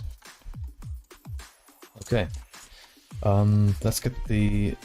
I'm gonna do the horns last, because they're like such a different color that it's probably better to do that last. So let's go into the ears first. Use that, and what we can do to give it some more character, we can go in here and activate the radius and strength. What that does is, not only if you deactivate that, you just have this brush that's just round, but if you activate the radius, you can make these... Wait, oh, I changed back to that color. As you can see, you can change the radius and give some hair-like... change back to the color. Hair-like structure in there. The resolution isn't too high, so you can make like pretty like super big details, but should be enough. Every time you reset after you've changed your color, or if you change your color and then change your something else in your settings and you reset, it's not only resetting the setting you've changed, but also the color, which is quite annoying. I think there's just a bug right now.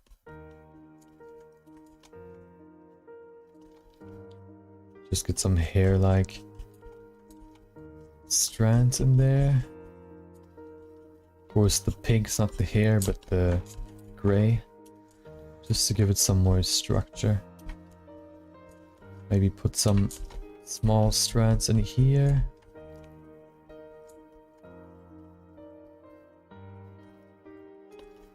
Or just some structure, not strands. It's also gonna look weird just looking at it like that. If we shade it with lights, it's gonna look way different. Okay, do that on the other side as well.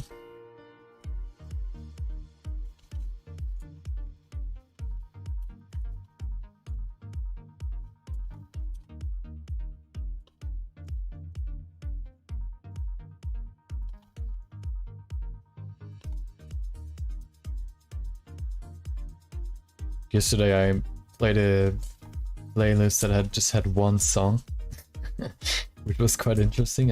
I realized like after I finished my thumbnail, just because I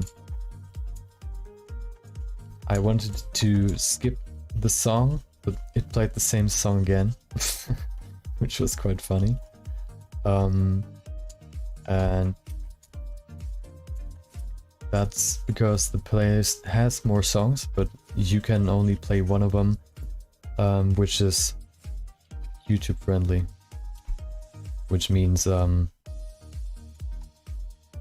that's pretty red, so we can't use that much of that color. Just get some more detail in there. Just one of the songs was YouTube friendly, so it only played that song over and over again.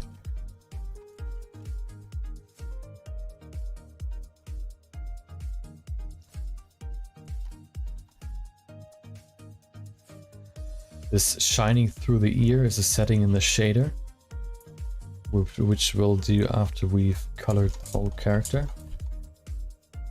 Okay, let's put some blur in there to make it look less pixelated, and I think that should be pretty good.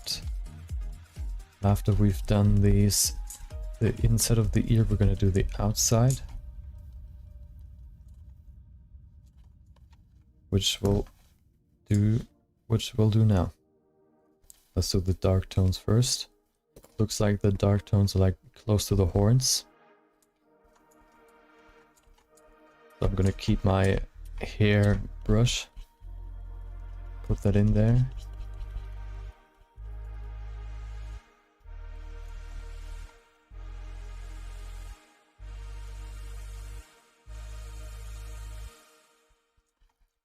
Usually this process of painting a character is only really usable when you want to have a static character like this one. If you actually want to animate it, you have to retopologize it, which means this character right now has too much faces and geometry. The resolution is too high to realistically move it for like animated, because it just takes too long to move everything, which means you have to make like a new character. You basically use this character right here as a base and build new geometry around it, which is less dense, which you then can use to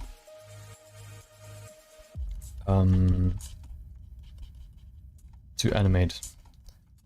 And the good part about that is you can actually apply textures to an retopologized character, which cannot just be of higher resolution than what it is right now, which can be up to like 8K or even 16K, and which will just give this character even more detail, make it look more real. Okay, I want to make it's like a transition from dark at the head to light at the tip, which means I'm going to put some smaller strands up to the tip, like a gradient, and then at the tip I'm going to make a lot of white or light gray and transition that to the gray, like the dark gray. So that's going to be light. As you can see, it's pretty pixelated just because we don't have that much geometry in there, but that should be enough to make it look good.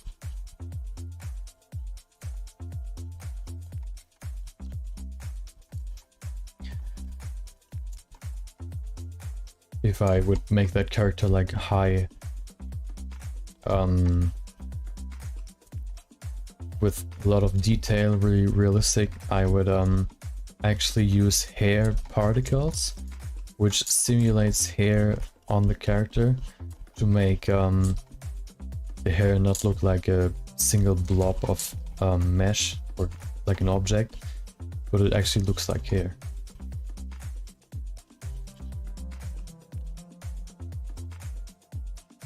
I always try to make it look like as realistic as I can, just because I don't like this simplistic look. I prefer to make it like as realistic as I can, but in the small time frame I gave myself for this character, I can't really do that. Okay, let's put some blur in there.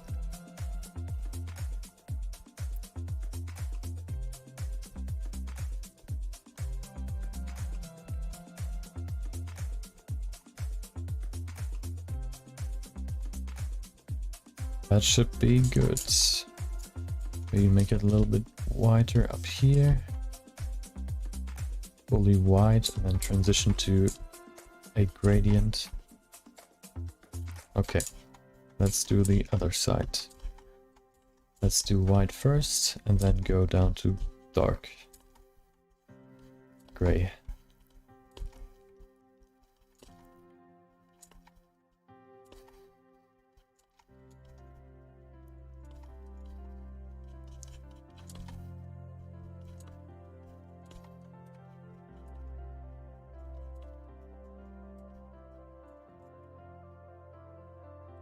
Get some smaller strands as we get closer to the base of the ear.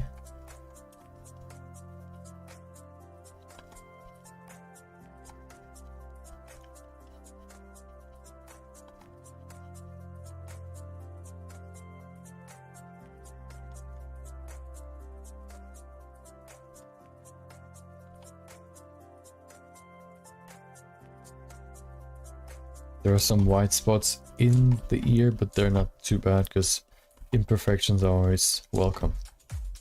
At least if they're not too much or too many of them.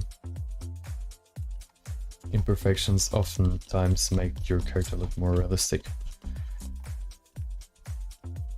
Just because nothing in real life is perfect or symmetrical. Which is also why you, most of the time, if you like create a likeness of somebody, or you created like just in general a realistic character, you always keep in mind that in the end you should push, for example, just your nose bridge or something to the side, or your nose itself a little bit down, like one side down or to the left, or change the eyes a bit, just to make it asymmetrical, which makes the character have more personality and also make it just look more realistic. You should do that in the end, because if you do that early on, symmetry can really help you with speed. If you're just working on the base or main shapes of the character, doing that for both sides of course doubles your time you have to spend on that. And if you use symmetry, you don't have to do that. I did this mistake the first times I made a character, and it wasn't fun. So I recommend you don't do that mistake. But the worst mistake is forgetting to save and then you losing like 15 or 30 minutes of your progress. That's the worst. Good thing is Blender has like a backup function, so I think every 2 minutes it does like a backup, which is called, like the end of every Blender file is just called .blend, and the backup file is called .blend1, which makes it like different from the original file. But if you just remove the one, you have the backup file. If your first file is like corrupted or it crashed and you lost your progress, the backup file might save your progress, which is quite good, quite handy. It's not crashing that much for me, but better be safe than sorry in the end. Okay, let's make that darker here, just because it's pretty dark down there.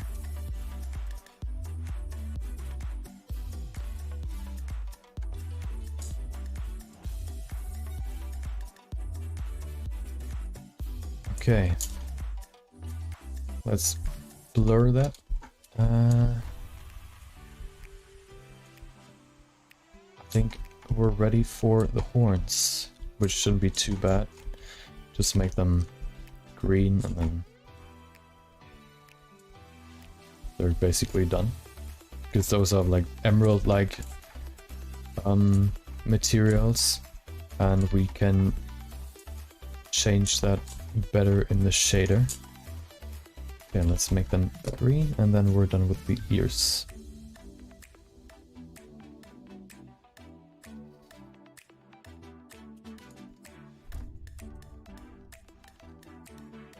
Nice green color. We gotta pay attention that we don't go over and paint over there, especially with this color. Can happen quite quickly if you're not paying attention.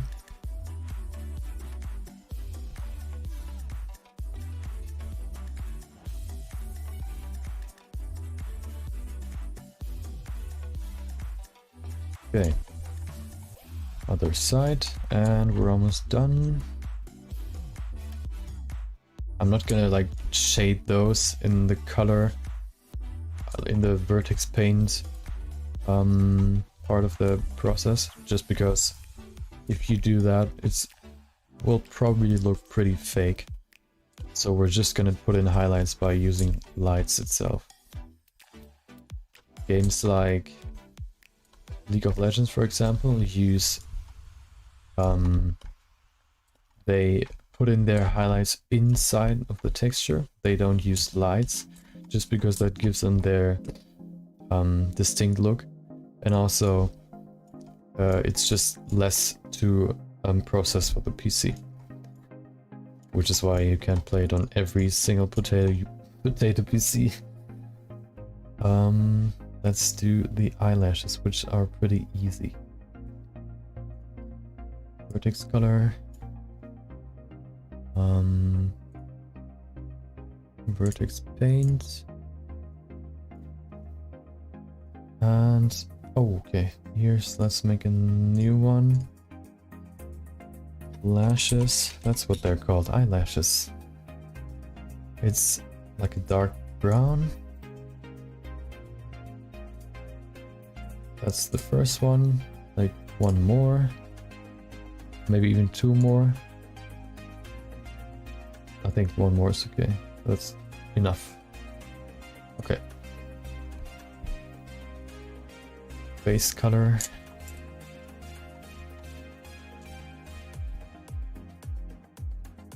Get that in there. Can you do that?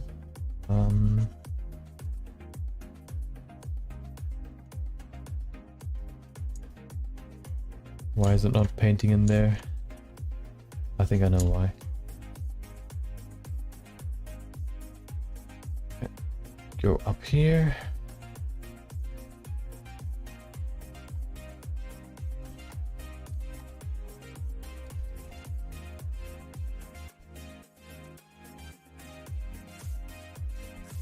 And we have our base color. We could maybe even remove the head for a second. Where's the body? Right there. Just to see if you have everything covered, what needs to be covered. Yep. Enable that again. And we will apply our second color. And that's gonna be everything we need for the eyelashes. We can actually go into flat view, which only shows up the color, which is quite handy for this part. We could actually work with a lighter color as well.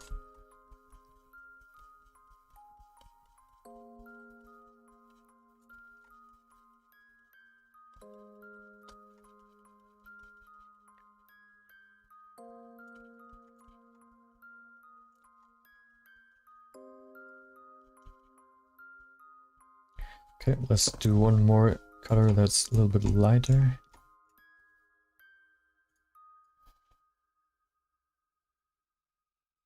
Add that to the list and put that in there.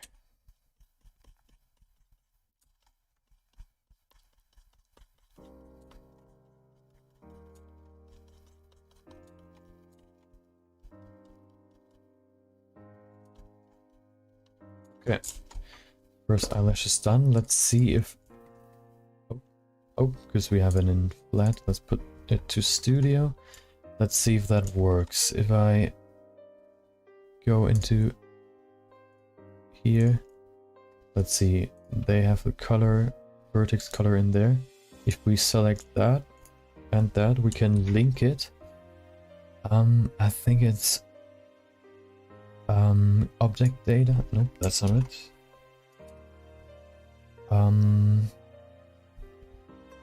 Modifiers. I don't think we can transfer the color to this one as well. So we just have to do it ourselves. Shouldn't take too long, so it's not a big deal.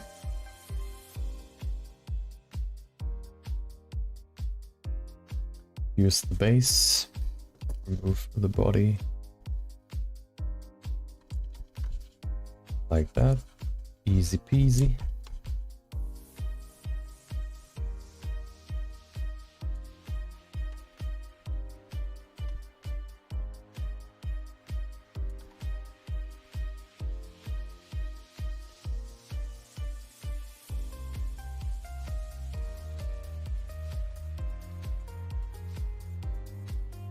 Okay. Get these lashes in there, these small hairs, and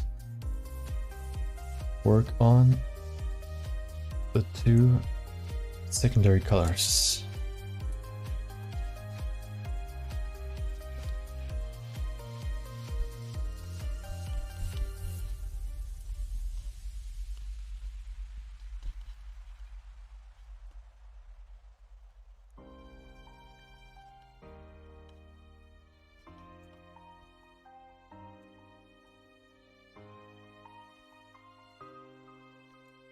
Okay. Dark done. Let's do the light one. Just a few. No. Just a few strands, not as many. Just to give it a little bit more variation. And that's it. Nice. Okay. On to, let's see, we have hair. Oh, we can do the hair actually. That shouldn't be too complicated. Color, vertex paint, and we need a new palette for the hair. We can actually use the ear palette because we only need these three. We can start with or no, let's just make one for the ears, for the hair. Okay, grab the first color, which is going to be the base color, something like that. Get the highlight color, which you can easily see in here. And one more, just a little bit darker, like that. I'm gonna leave these, the hair probably pretty even, not as many dark and light spots, just to make it look more kept. Which means I'll put that up there, just to keep it sorted. And let's put in the main color.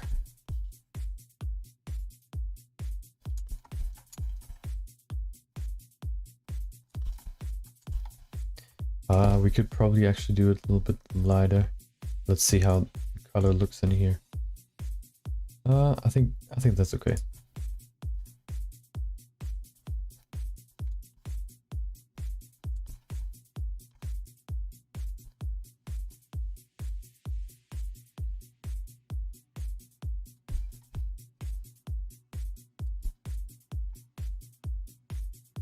As you can see, it's quite laggy, just a little bit, just because there are so many vertices that we're applying color to. That's probably gonna be the case for the face as well. But if it's not like freezing, it shouldn't be too bad.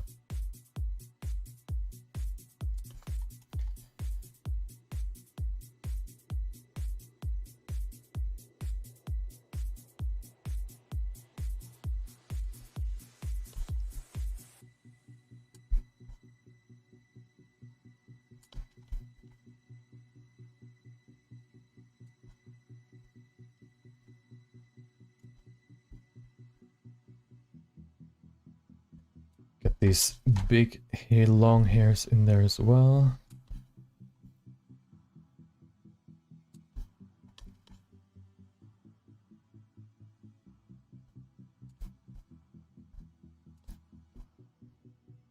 Also both sides.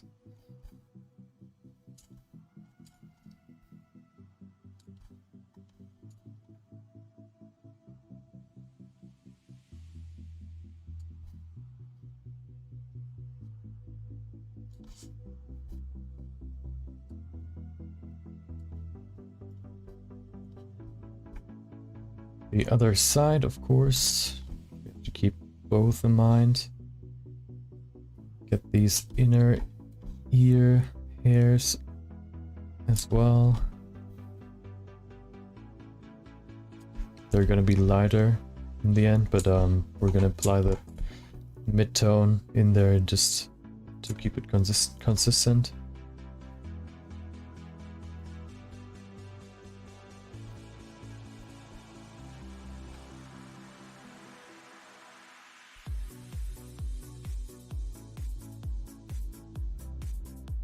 Okay. Let's go to our darker color.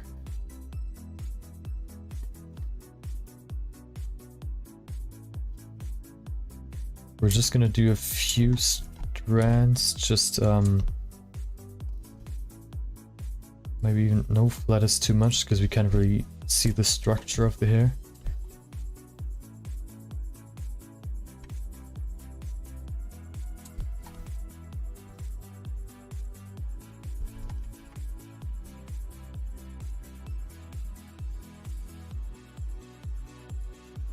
Get some more dark in here. That's gonna be the base of the hair. Oh. Just roughly in there. Nice. Get some small strands all over the hair. The biggest part is gonna be the shading, especially for the hairs.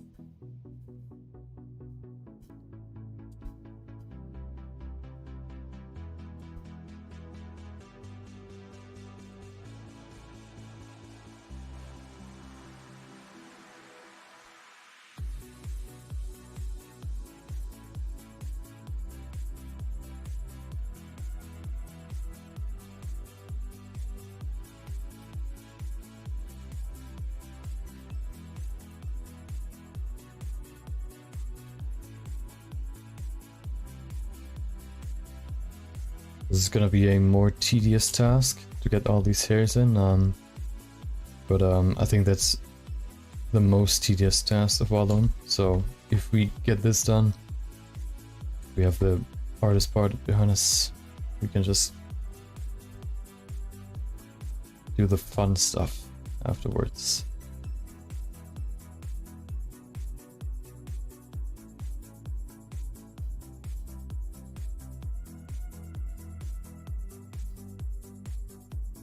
Getting kind of laggy down here because there's so much geometry.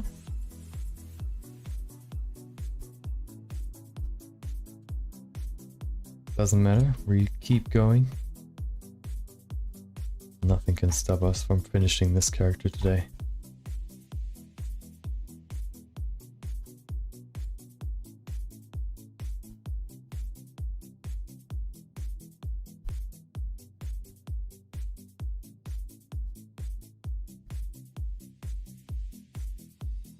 Okay, let's do the other side and the back of the hair, and that should be the dark part of the strands or the hair. Let's go to the back.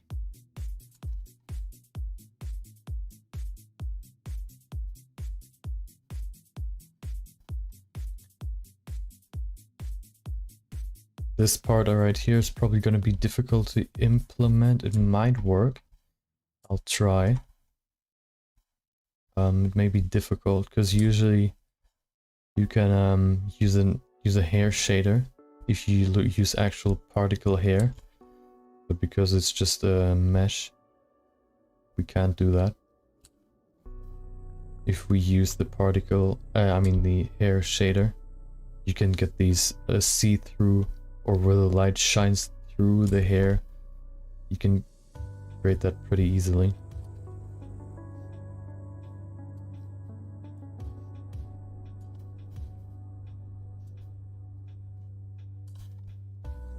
Like that. Just a few more on the back. And then we can transition to the other side. I won't do too many of the light ones either.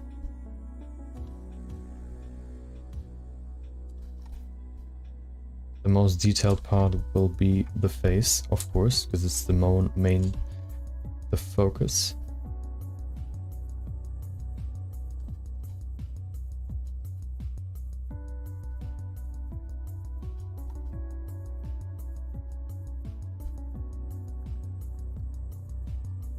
This would probably not look like that in the, like if I would make it like real, because the hairs have to come from somewhere. They can't just come from inside the ear. But who cares? That was one of the problems when I made a dragon female character, when I remade that in 3D. She basically had hair, but also horns, like big horns on the back of her head or on the side. And the hair in the 2D image didn't really account for the horns being there, so the hairs came basically out of her horns, which made my 3D image look, or my 3D model look quite a bit different from her image. Let me drink something real quick.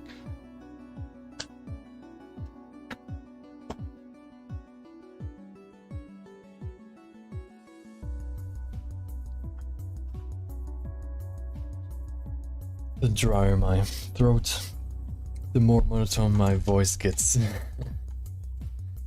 And I don't want to have that happen. Also, the more I concentrate on something, the more I don't concentrate on actually talking like a human. It's weird. Maybe that's just getting more used to it. The whole recording part or streaming part, but I think it's partially just like working on it. Okay, do this side maybe, just a few.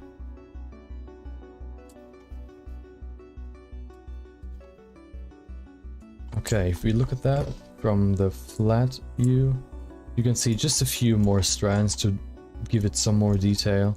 Not too much. We can maybe put some more in here, just to give it some more depth and especially some more detail. Because just with the structure it has, it won't be enough. So if you add some more, it'll help. Let's do some bright strands in there. And just by adding 2 more colors to the base color, it looks way more interesting. That's also like a principle, or like an easy way you can design something.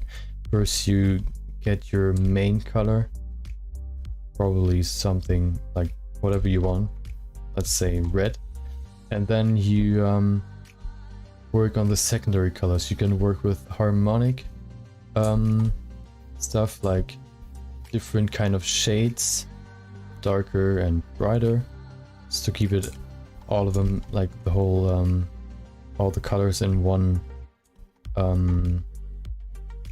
part of the color spectrum.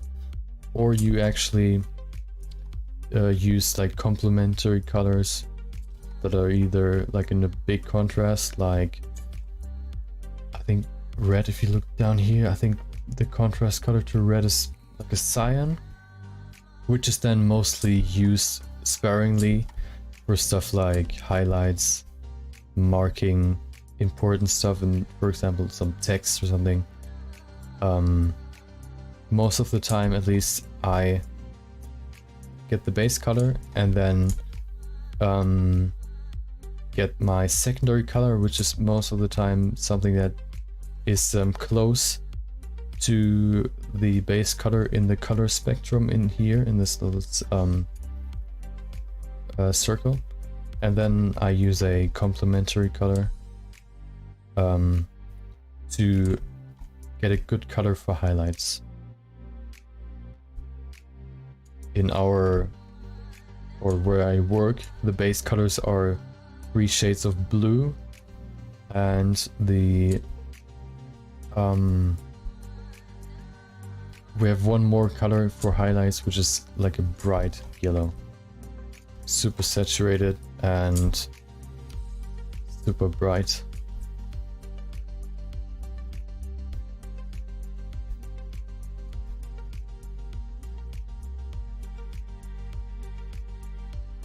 I don't think I'm gonna blur out these strands because I think they look quite good. Just keeping them how they are now.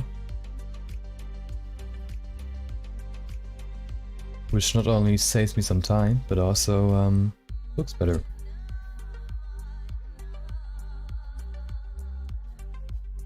Okay. First side done. Let's go to the back. Just a few more strands. Don't worry about the precise placement. Just follow the already existing structure.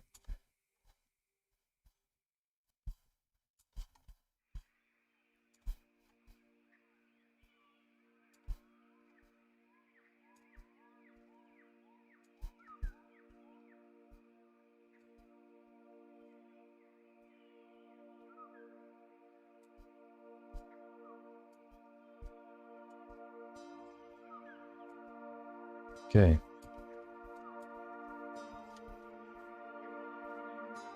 I actually gotta hurry a little bit more, just because my time is starting to run out. But I have like maximum an hour more, which should definitely be enough. Because the main part which needs to be colored, which takes the most time, is the base. But because we don't have to get like into the details like pores, we can be quite generous with our colors. We don't have to go into too much detail in there. But it might lag out a little bit just because there's so much geometry.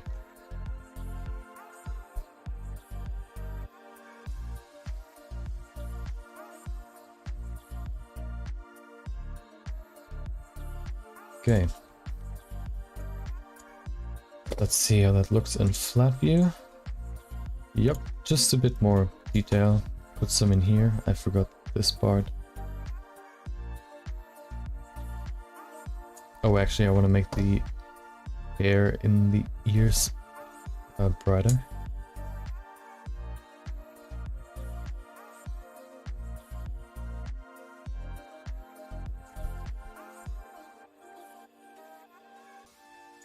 Okay, other side, and then we're done with the hair.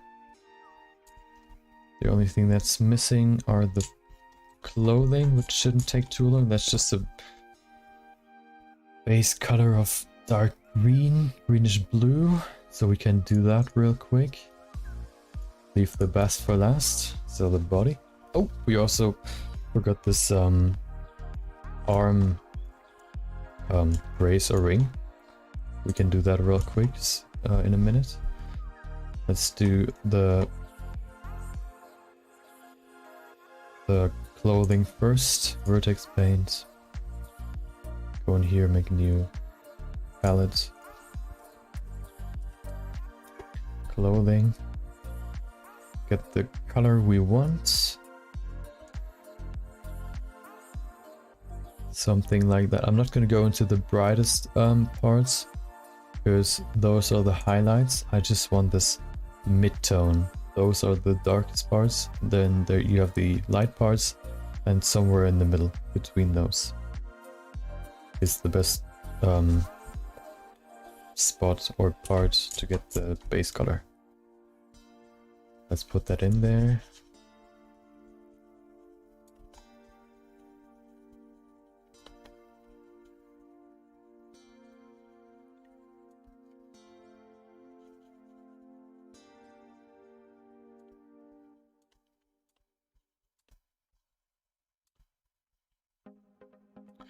Okay. Oh, let's hide this just so we can get the edge as well. Nice. Get the other side. And that's the base color. Now we just add a little bit, like, actually, do we just keep it like that? I mean, we can just do a little bit Maybe get some strands in there. Just random, just to make it a little bit less dull. If we just leave the base color and do nothing else, it can look quite boring. Okay, that should be enough.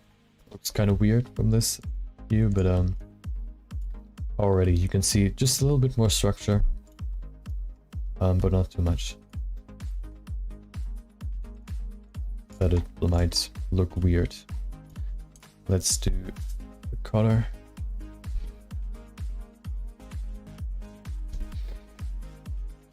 I have a little trick I want to try for the fur in the middle or on her neck. Vertex groups. Let's see. Oh, vertex color, of course. Go to vertex paint.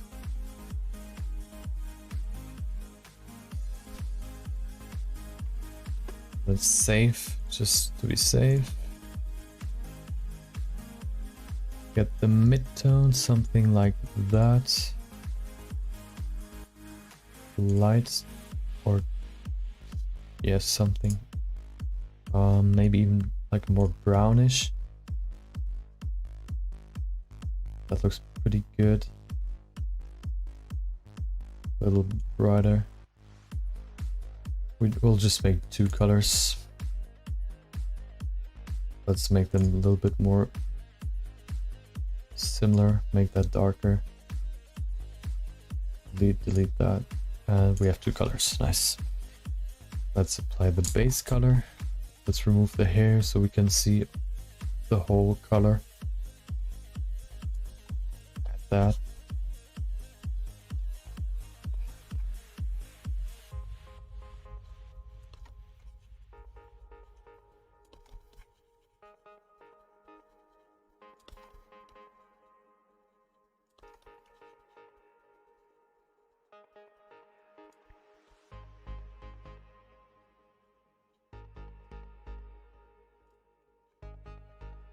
Base color is applied.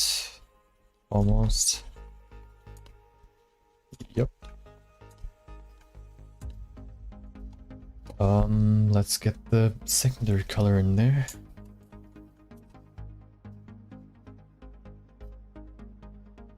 Let's do it like that to have these like big feather shapes. Not like these small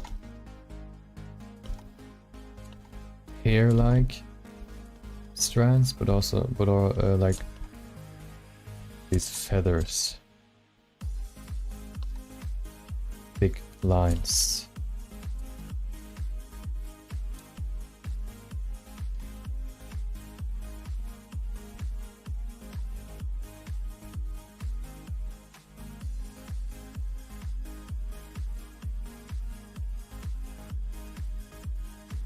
Nice.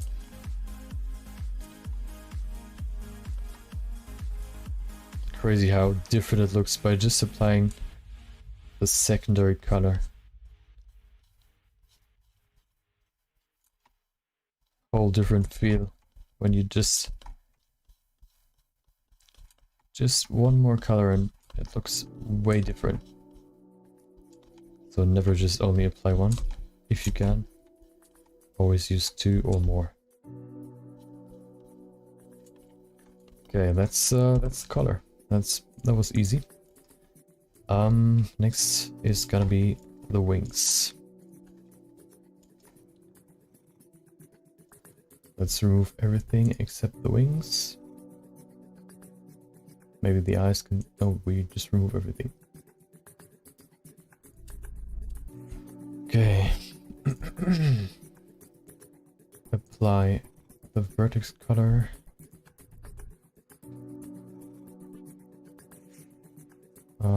Wings.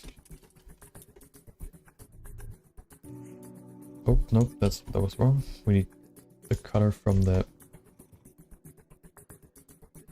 image. Something like That looks pretty good. Lighter.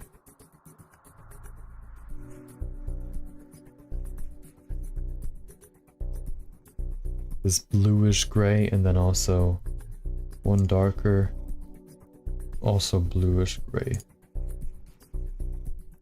Okay, apply the base color as always.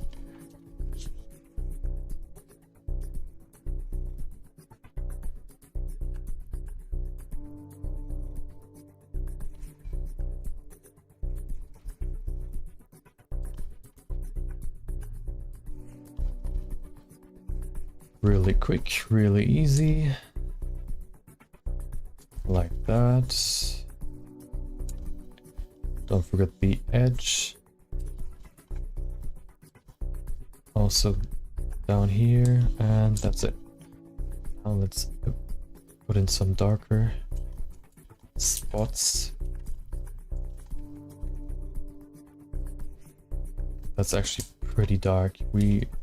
I'll bump that up a little bit. I think that should be better. That's too dark. That's a too high contrast.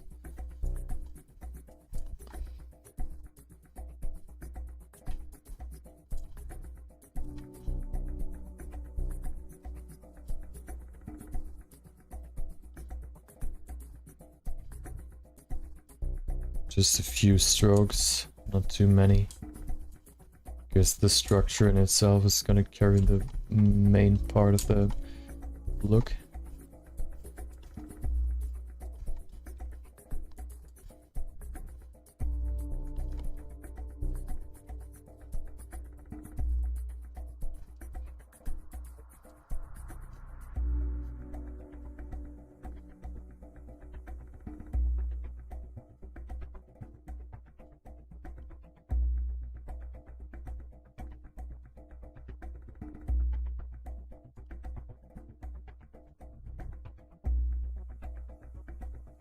Okay.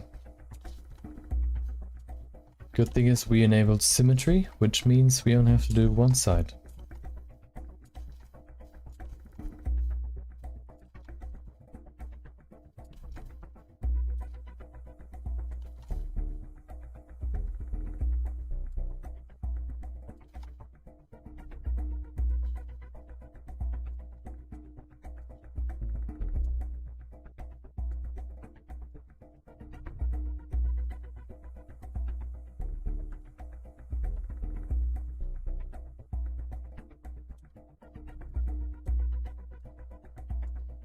Just a few more strokes, and that's gonna be the dark color.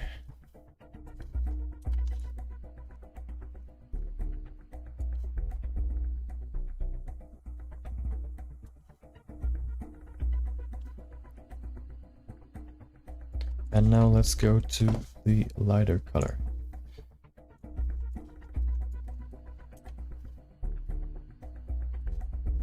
And as you can see, three colors make it so much more interesting.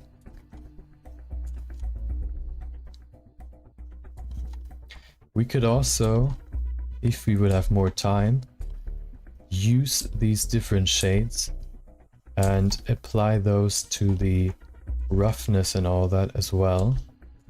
So the lighter strands are more reflective than the darker ones. But that's, I think, too much. That takes too long. So, takes too much time, which means we can't do that.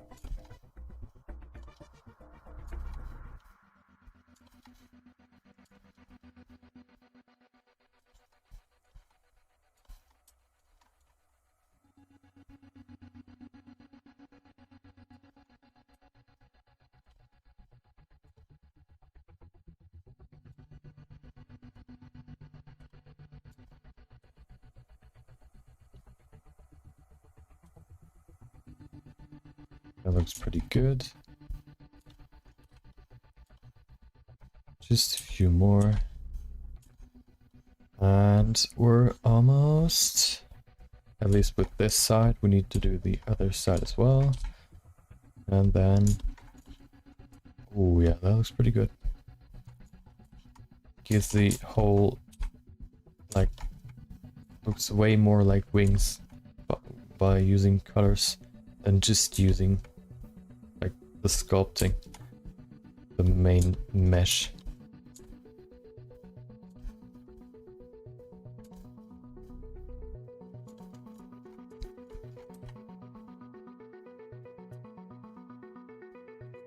Just a few more strokes. I want to make it look like the base of the feather is light and it transitions to a darker gray and maybe even dark, like super dark.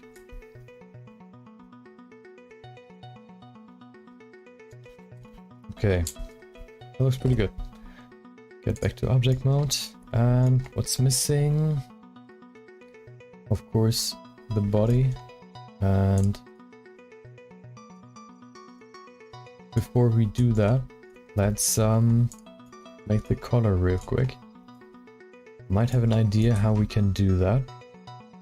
We will use the UV sphere. Put that behind her and give it more geometry. That's maybe two. No, we can actually, that's pretty good.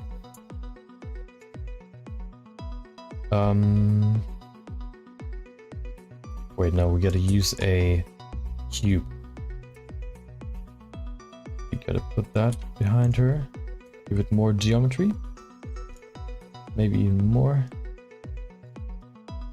That might be not enough. We need a little bit more.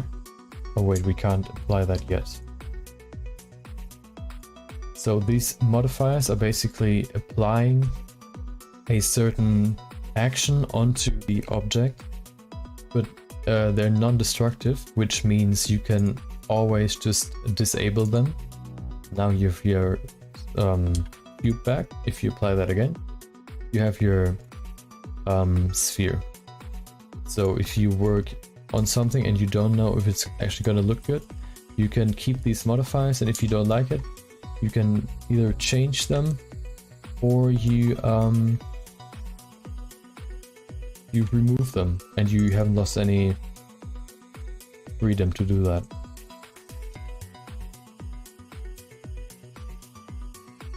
Let's remove the resolutions so we can work faster. What I'm gonna do is make this color, the second one, fairly simple.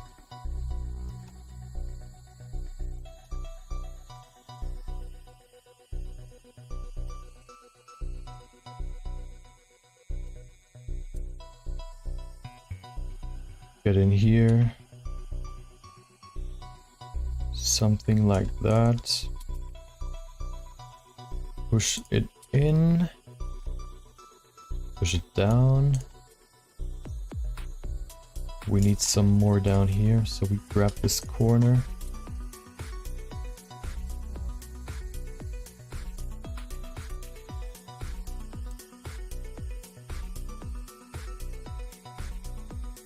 In here as well.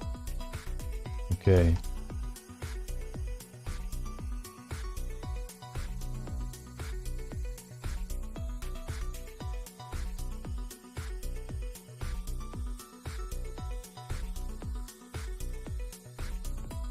You might think to yourself, how is he gonna create a fur color out of that? I hope it works. So I don't know if that works. What I want to try. Maybe it fails miserably, but we can only know if we try it, which we'll do in a few seconds. Of course, gotta get the main shape first, and once that's done, we work on the secondary parts, the details. Put that down, pull that in just a little bit, pull these edges, pull the edge down,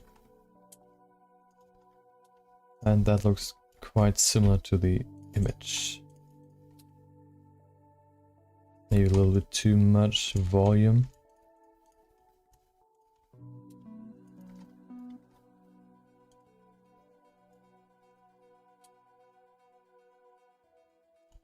More like that.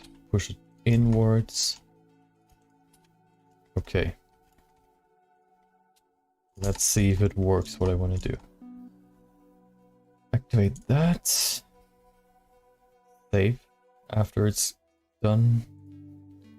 Now let's go to displacement. This looks weird because we need a texture. This looks even weirder because we need to switch it to clouds. Go to hard.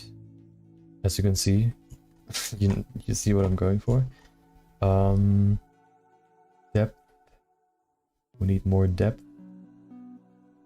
The size smaller. Oh, look at that. It looks. I mean, we can't get these structures most likely, but we can at least get this hair feeling in there.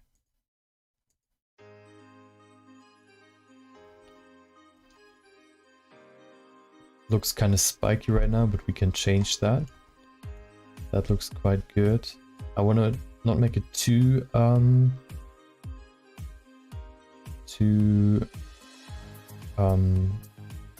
small, these individual hairs, because I want to make it look at least a little bit similar to the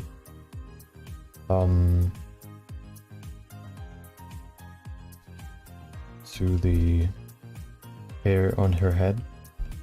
Maybe 0.23 for the strength. And a little bit more. 0.5. Yeah, we can work with that. Mid-level can stay. Maybe we can put it to 0.25. No, let's put it to 0.75. Yep. I would rather push it out than push it in. Okay, let's first of all duplicate that. If we ever want to go back to this state of all these modifiers still in here, we can just duplicate it, disable it, and apply all these modifiers in here for this one, and we still have our backup. Let's call that backup.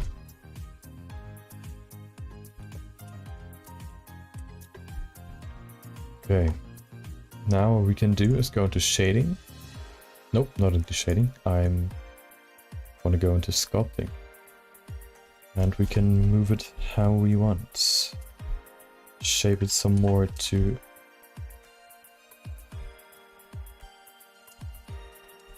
how it looks in the reference. Let's grab our reference.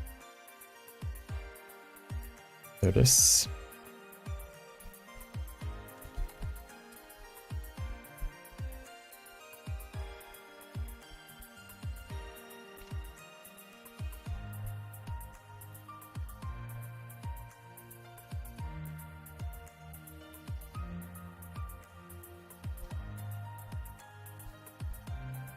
Blender is so full of these small, I would call them small victories, when you just think you can create something in the way you think it works, and it actually works. I didn't know that you can make this fur just by using a displacement, but I think it serves its purpose, which is all that matters. That looks kind of weird, but we can just pull that in here.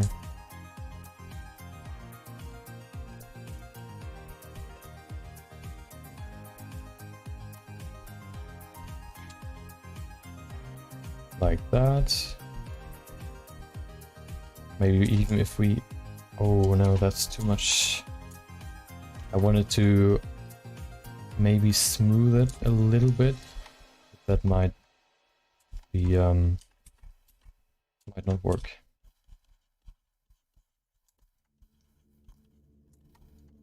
Give it some more random structure.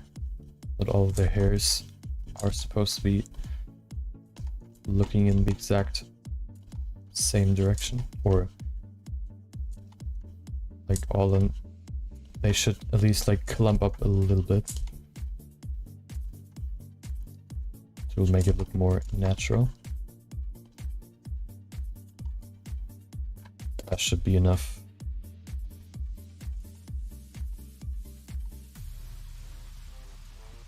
We could pull it. No, never mind. Oh, actually, the hair is above the fur. So let's make that fur a little bit thinner.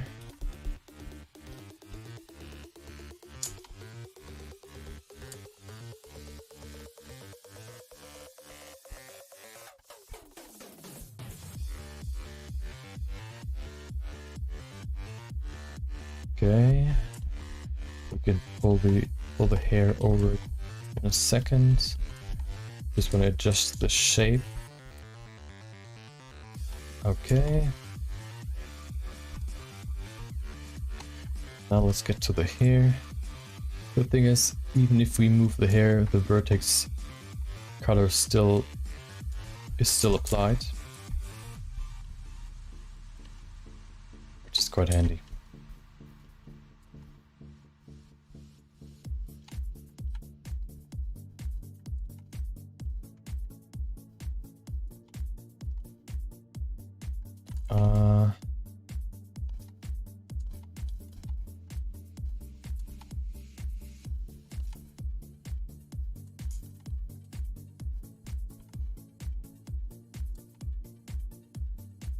Might even be okay to just intersect with the fur, but we can also just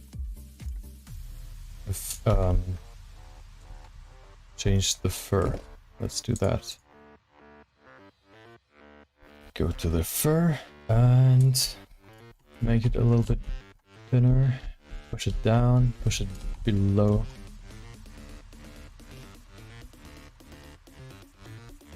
The hair.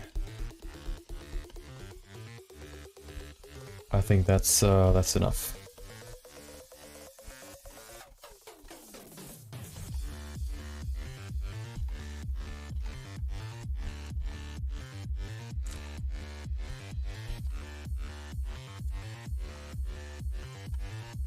Doesn't have to be a carbon copy of the image. Won't be anyway, so you can leave some freedom. Okay. Now let's go to the face. The last part, right? Let's go to coloring and we can, to rendering, and we can actually apply our first colors. The clothing, or no, actually we'll do the body first and then we do that.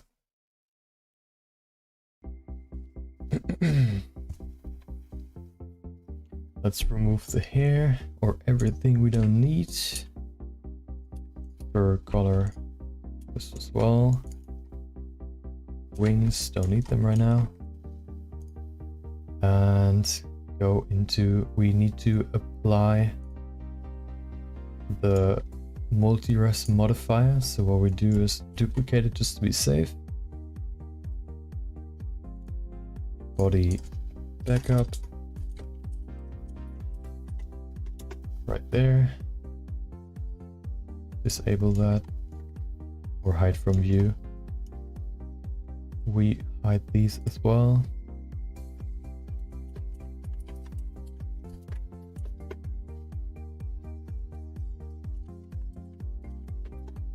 Okay, let's get to the character, the main part. So, which colors do we need? We need the base skin color, which is gonna be somewhere in the middle of her face, or maybe even something like that. Maybe, yeah, that looks pretty good. Not too saturated, not too light. Then some highlights.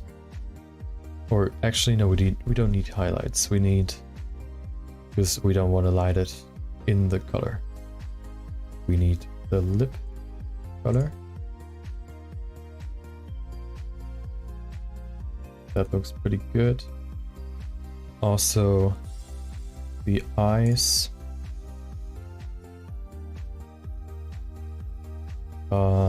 The makeup.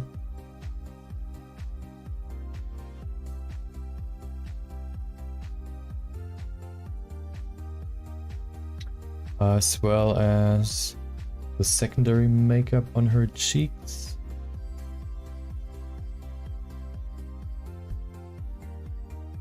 This bluish gray or purple. Eyebrows, of course. Don't want to miss those. Maybe even get the same hair color. And some more reddish colors for the skin.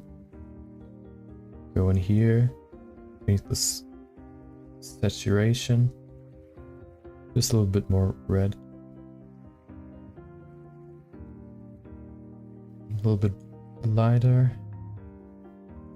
And I think that's all we need. So let's do the base color as always.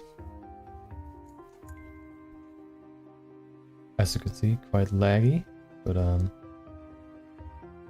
we should be good. Let's save first. It's especially more laggy because we have render view on.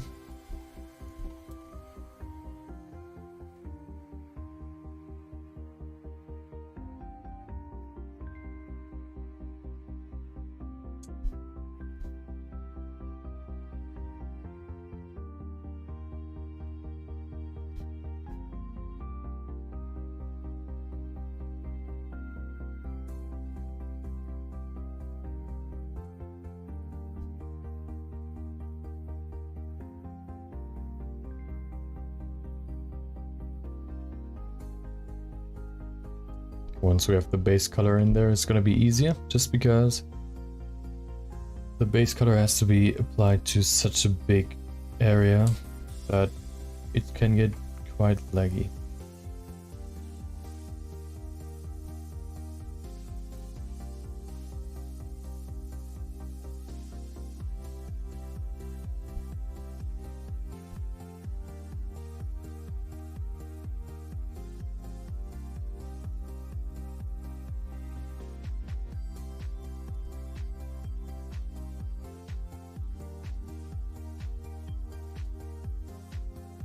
Good thing is, if we don't hit the correct base color, we can still like change it in the node editor in the shader settings. So we don't have to be like exact.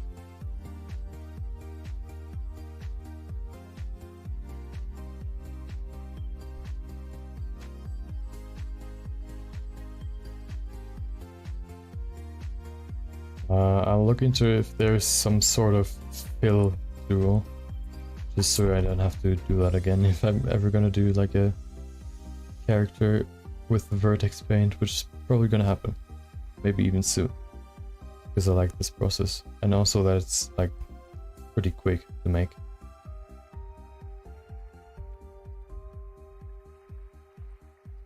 I have so many saved pictures of artwork I want to recreate.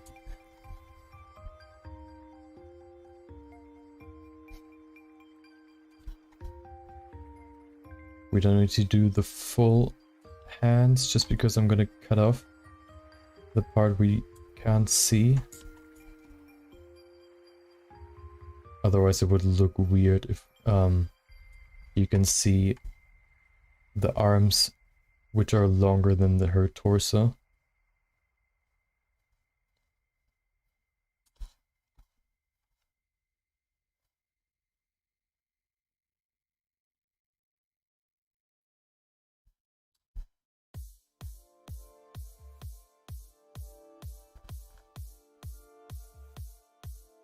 Almost done with the base color, and then we can get in some detail. Maybe put in the lip, or also we're gonna put in the red parts first, because that's also like a secondary main color. And then we're gonna go over to the makeup, the lips and all that. And then that should actually be everything we need to do. Okay, let's go to our little bit more reddish color.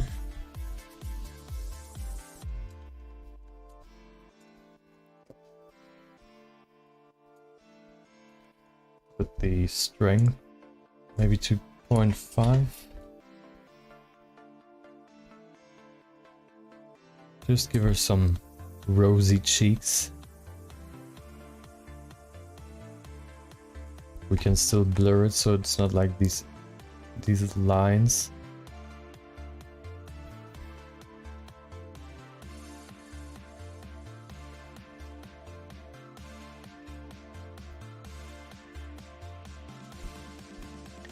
Go into the nostrils, put that in there.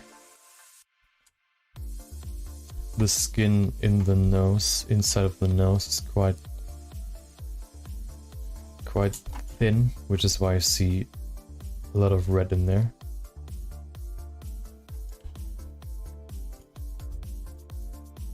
The eyes as well, especially the inside.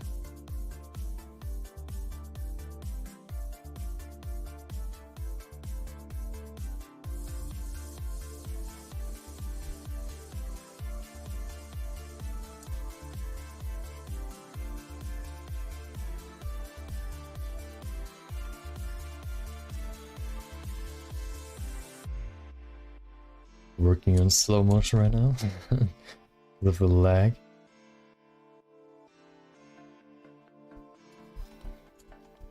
Okay, bit more red on the nose.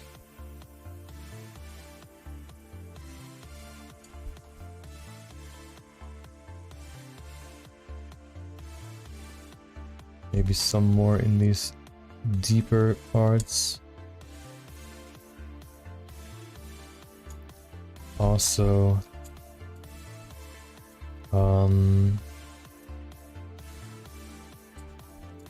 probably, let's see, right here.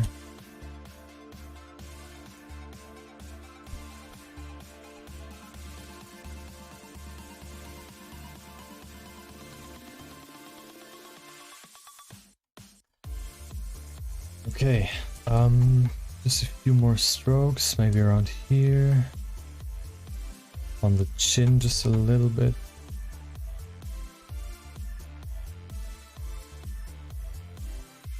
Maybe around the, like the corner of the mouth.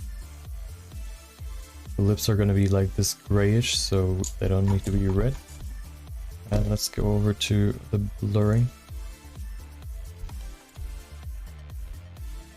We don't need to do it for the eyes.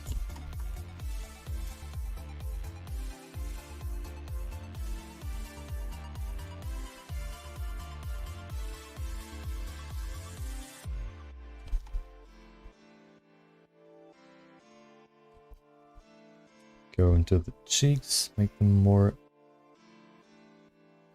like, give them more of a transition.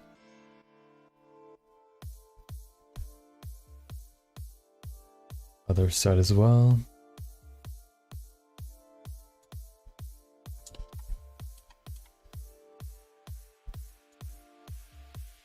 The chin, of course. And that should be almost everything down here as well.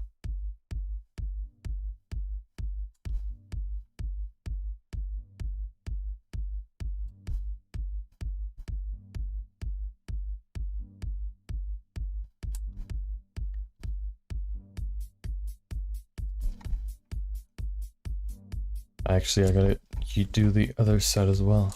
Forgot that.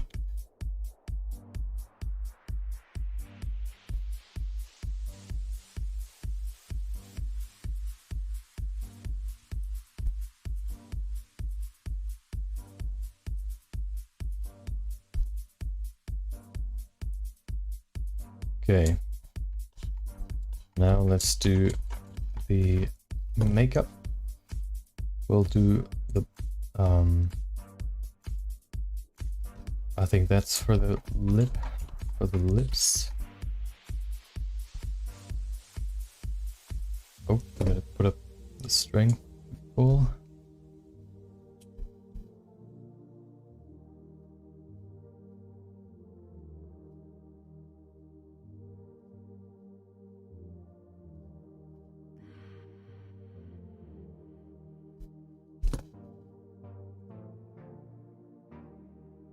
Oh, we forgot to apply the multi-res so we can get some more details in here.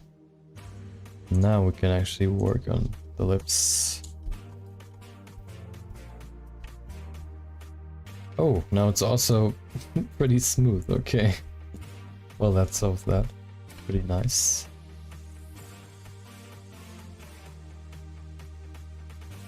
These colors will probably not match like 100%, but that's okay. Are those even for the lips? No, wait. Yeah, I think so.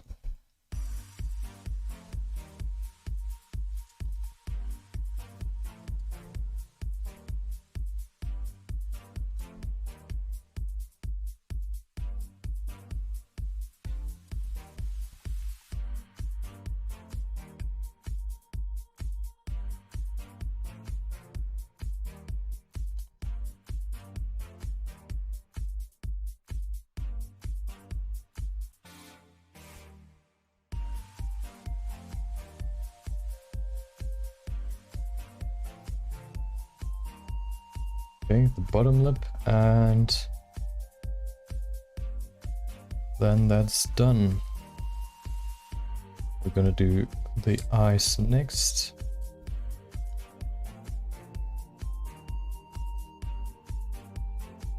Followed by the makeup. And I think that's done after that, which means we can go over to shading. The most exciting part, because then everything comes together. Everything we've worked so hard for will finally be paid off. Okay. Let's change the lipstick a little bit.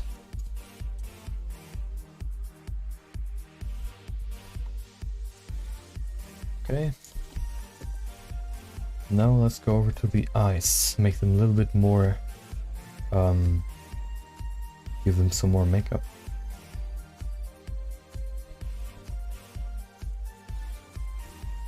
Gonna do a little contour first.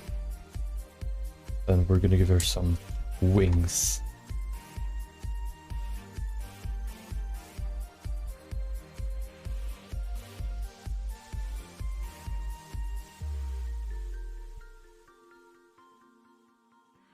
Just a few spots at the bottom. And then just like that.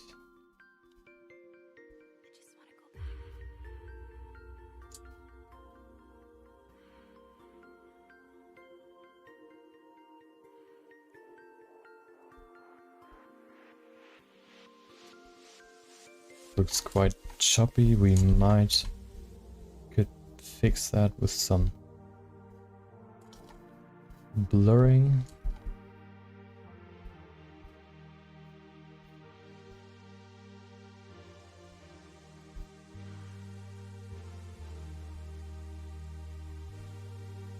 Okay, that should be enough. Other side.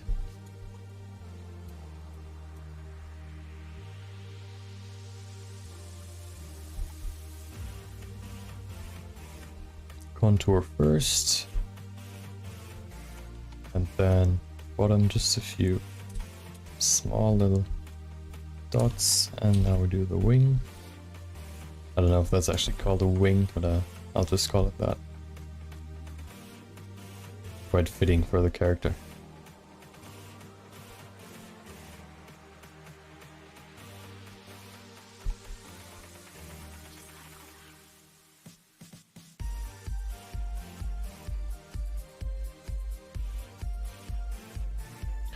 Okay, pull out our blur, give it some more, or take some of that jaggedness that it has right now. Make it look more smoky. Okay. Let's go to the makeup. Let's do the lighter part first, because that's beneath the darker part, I think. Which is, I think, something like that. Maybe not as... Maybe something like 0.5 should be good.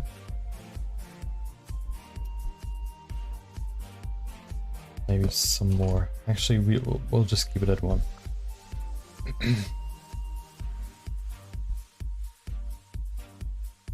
Let's try it one more time. I think the color switched.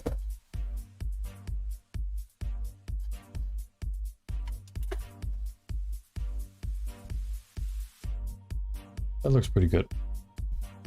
One more line below that. Let's do the other side. Like that. Give it some blur.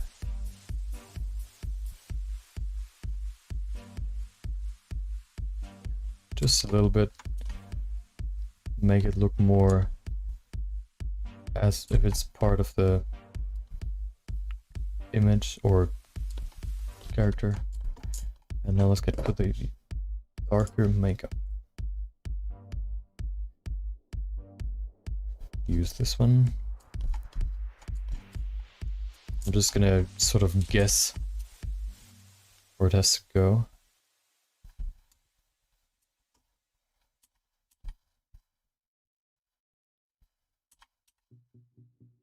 Gonna freehand draw this. Let's see if that works.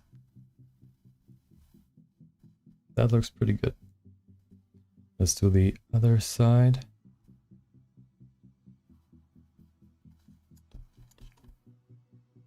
Yeah, let's make it a little bit thicker.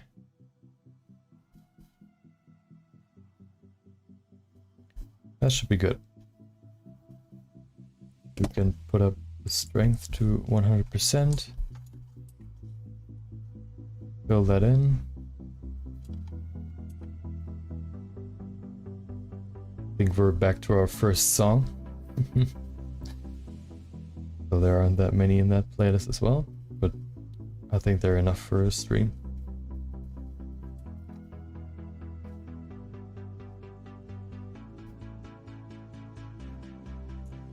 Okay, give it just a little bit of blur to make it look more part of the whole.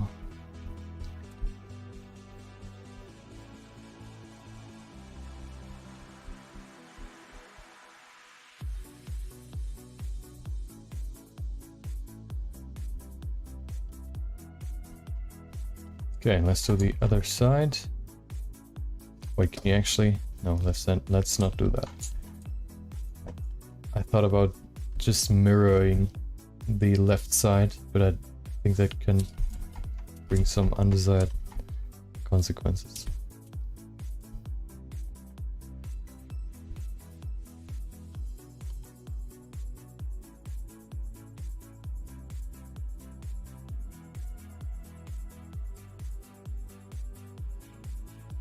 Let's try that again.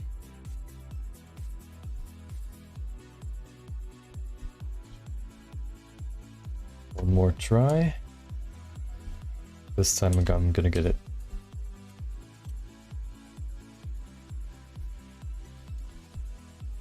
Easy, that should be good.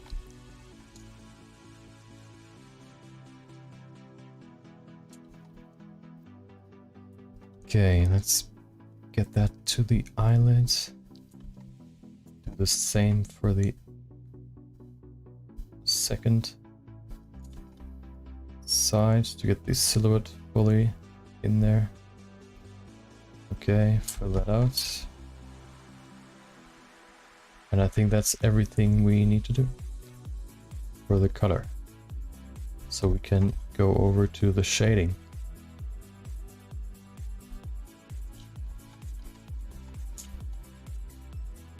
Let's make this a little bit sharper. Oh, wrong color. And also blur it just a little bit. Remove these sharp edges. Make it look less pixelated.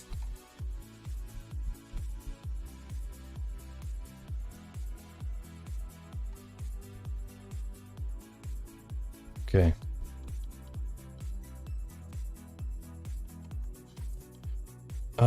Are we missing? Oh, we almost missed the eyebrows. That's not good. Let's put them in there.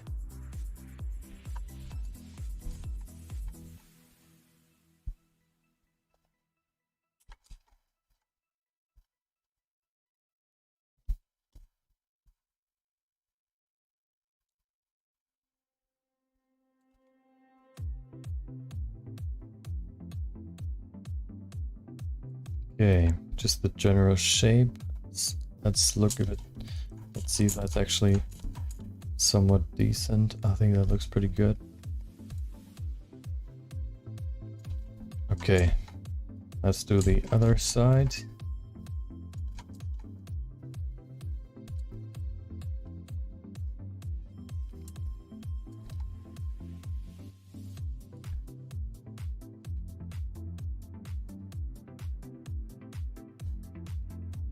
Make it maybe even a little bit thinner.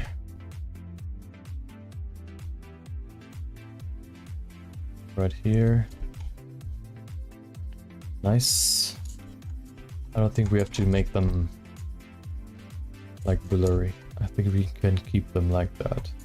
It's a little bit... This one's a little bit lower, but I think that's okay. No, I'm gonna make it just a little. I'll adjust it just a little bit. Wrong color, of course. Come on. Okay.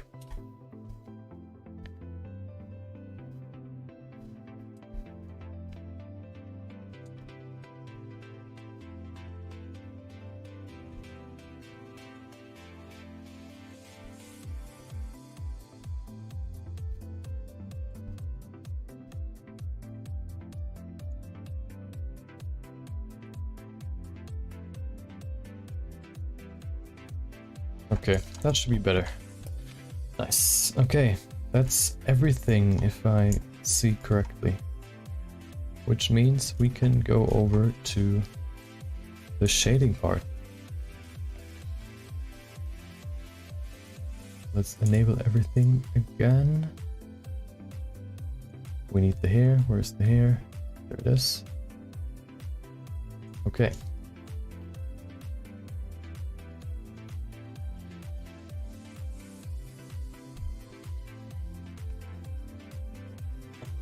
That's gonna be our second camera.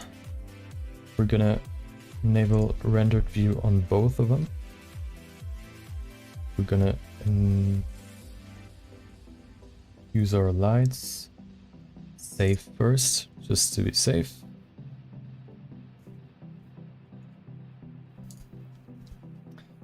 And apply some color. Okay. Oh no, we will switch to material preview, which is basically the rendered preview without the lights. We'll do that first, because that's easier and won't take that much of the processor. Like the performance of the PC. Let's go in here, apply the color.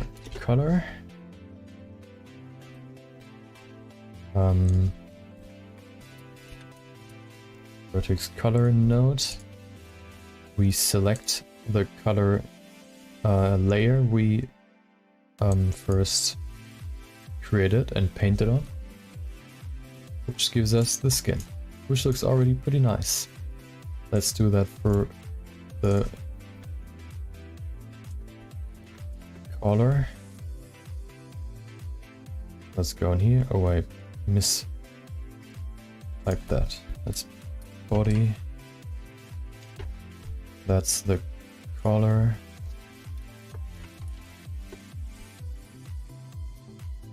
of course, another... Wait, I think it's in here, vertex color right there. Just gonna apply every color first, and then we can change the settings of the shader. Here.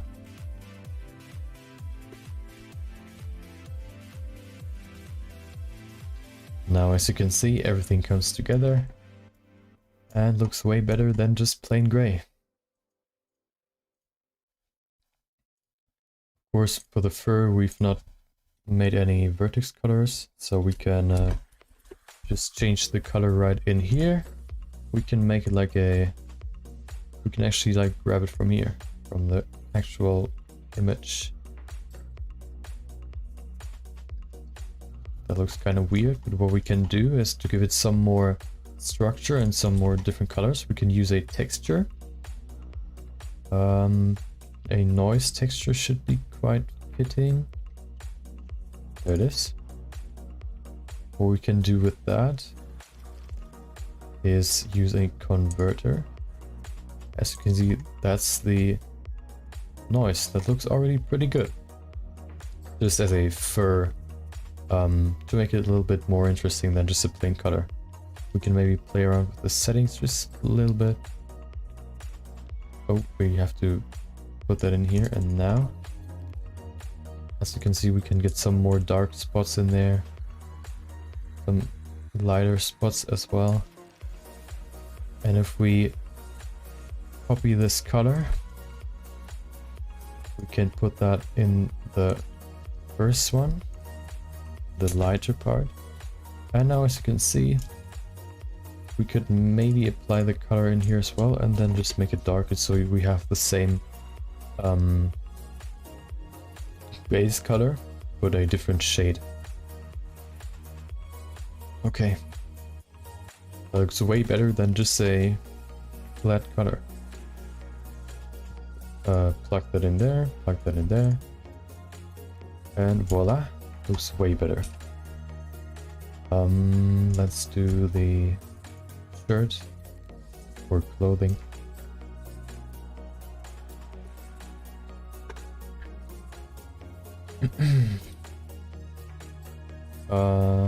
Vertex color. Put that in there. Maybe we can even smooth this just to make it look more interesting. Or not as edgy.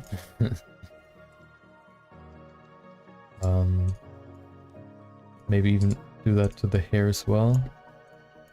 To the eyelids. To basically everything that's... Maybe not the wings. Or no, we can do that to the wings as well. Apply the wing color.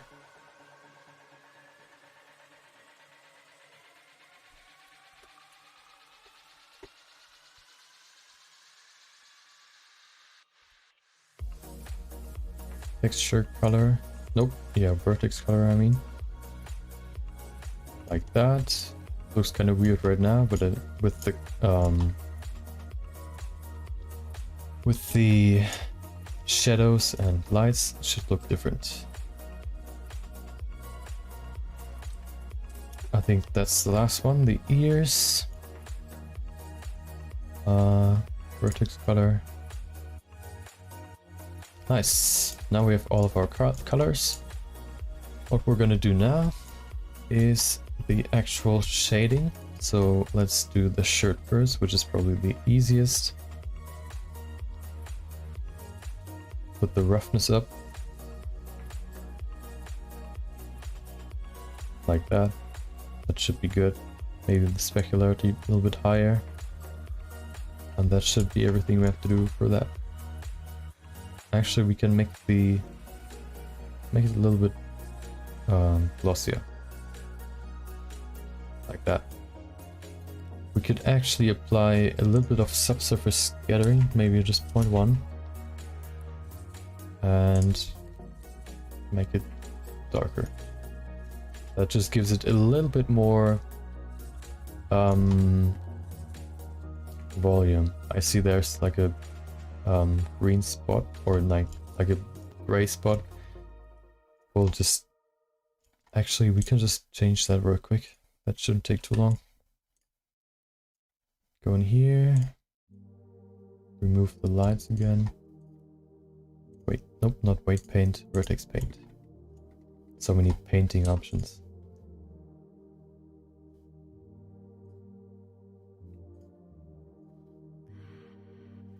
Okay. Remove that flaw in our design. And last thing I saw was in here. We forgot the color. Or I forgot.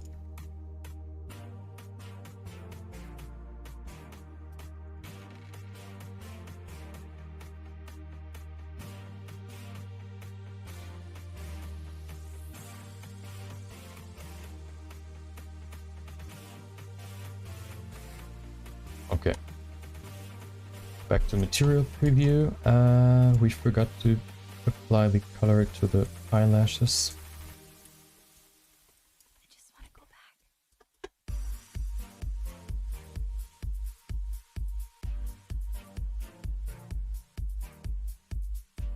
Like that. Other side.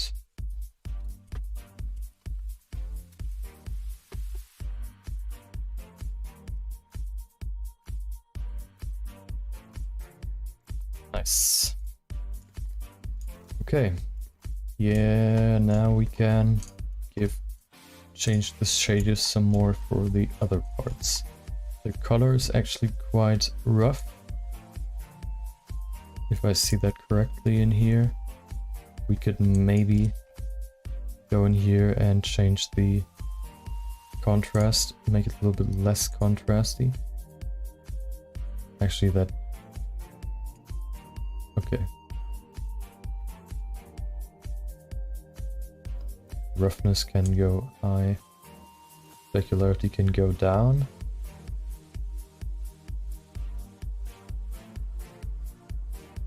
Something like that should be good for now. We're gonna do the like rough settings first. You can still change them afterwards. Just a little bit of subsurface scattering.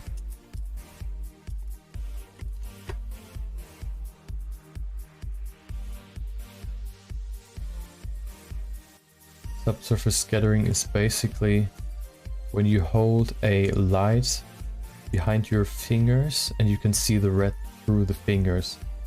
The light basically goes through the finger, gets scattered inside the finger, and then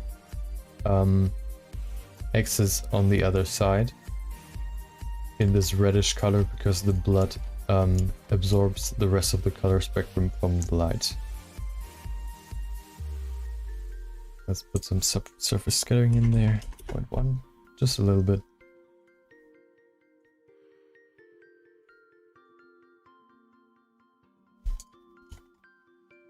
Okay. Here as well. We want to change the fur, make it pretty rough, but also pretty shiny. Now the hair.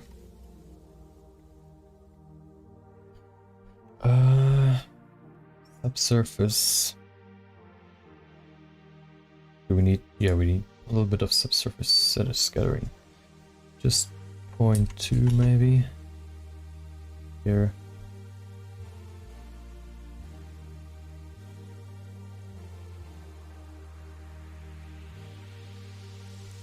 Okay. Also, we need anisotropic. The setting basically gives it like a...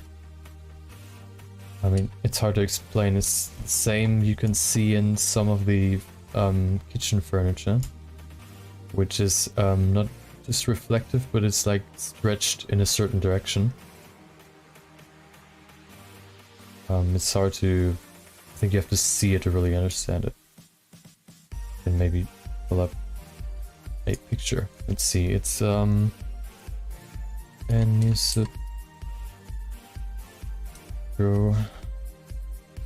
be this one.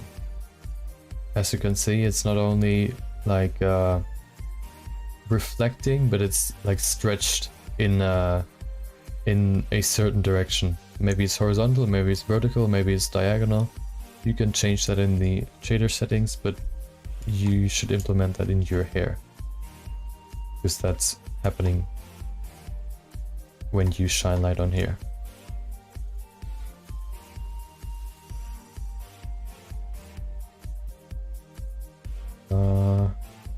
The wings, just a little bit of subsurface scattering.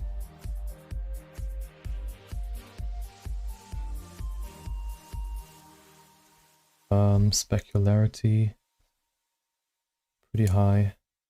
Roughness, pretty high. Maybe even some anisotropy in here, just a little bit. Now the ears.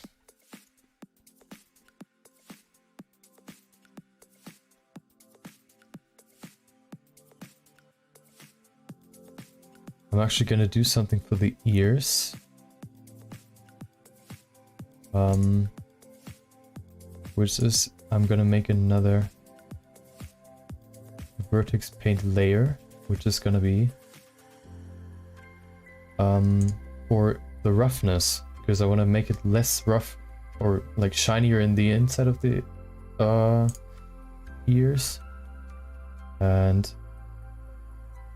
let's put that to, oh, wrong one.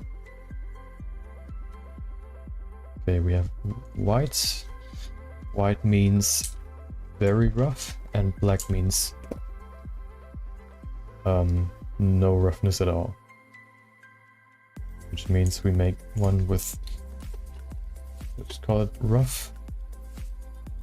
Go to vertex paint. Go in here. We're probably going to do that for the face as well. Go in here, make it black. Oh, wrong. We need to switch the... Wait, do we? Oh, we can't see it because it's in material view.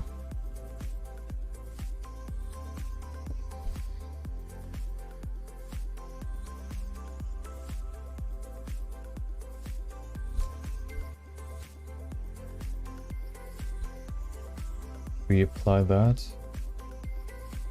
Okay.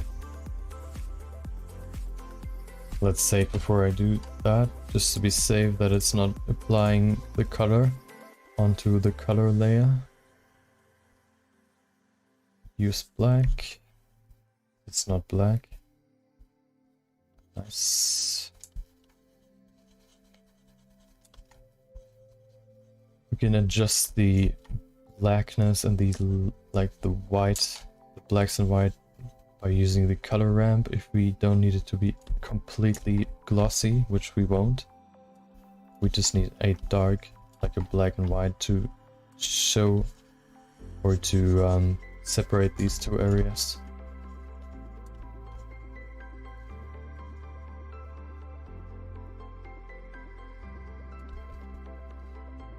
Use our whites.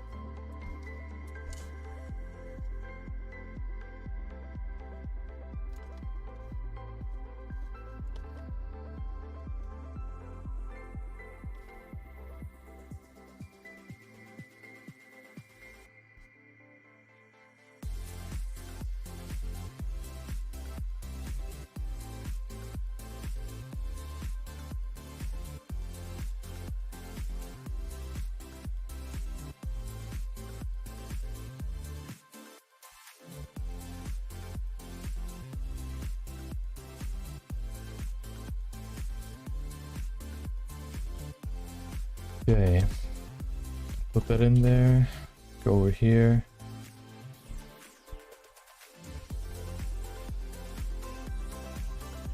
Do the same on this side.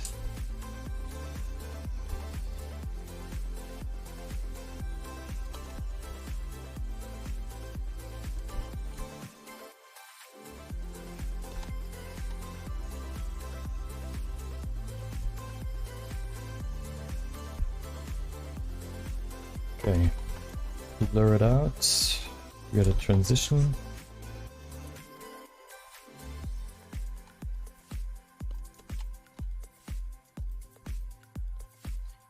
Pretty easy.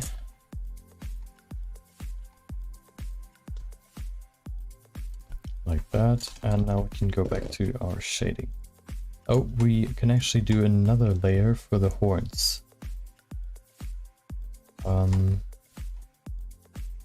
What we can do is use our black on the horns as well, because they're pretty shiny.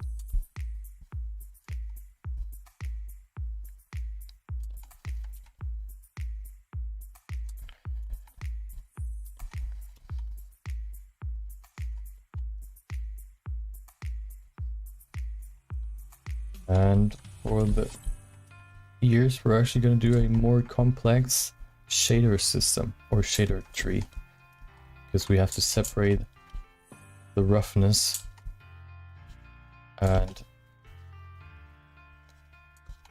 that I'll show you in a minute. Okay, go and put in another layer, put that to horns, make everything white. I think everything's already white. Let's see.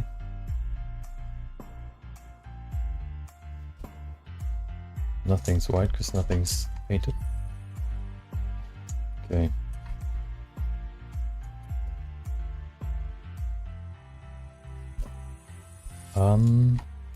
All we have to do, we have to paint everything white first and then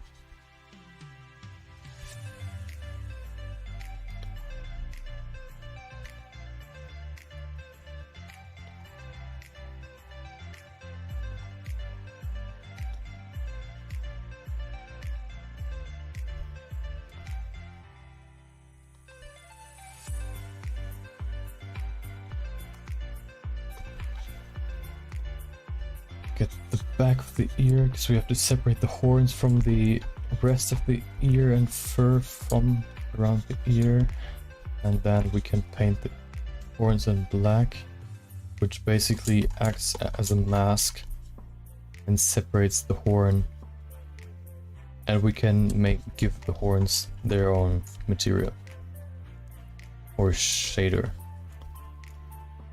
Well, the shader stays the same, but we can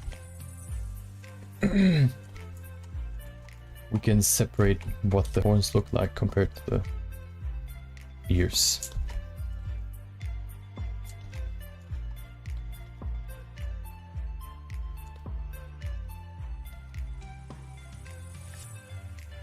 Okay. Go back to the material preview. Let's work on the ears. So what we have to do is get another principled BSDF. Apply the same color. Put in a mix shader, so we mix these both together. What we can use now is the vertex color 12.1, I think it was, yeah. Horns. There it is. Put that into the color. Now if we change the roughness, it should only change the roughness for exactly, so we have to invert the color in the vertex color, so we only affect the horns. Now they're glossy. Wait. Both is glossy now because we'll just switch up the two. So this is for the ears and the other one's for the horns. That to 0.6 roughness.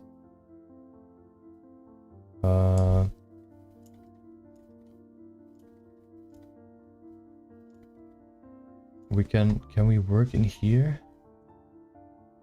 In vertex paint mode? We can, okay. I think I forgot the insides.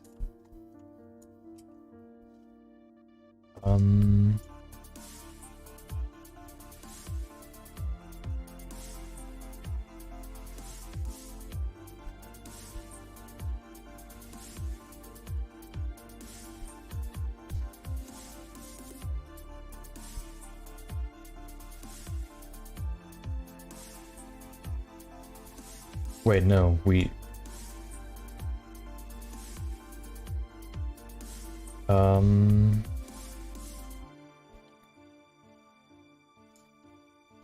Let's see. Something's mixed up right now.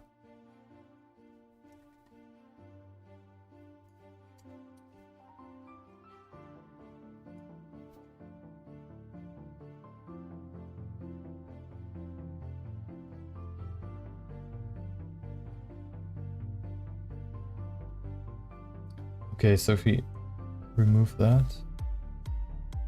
Okay.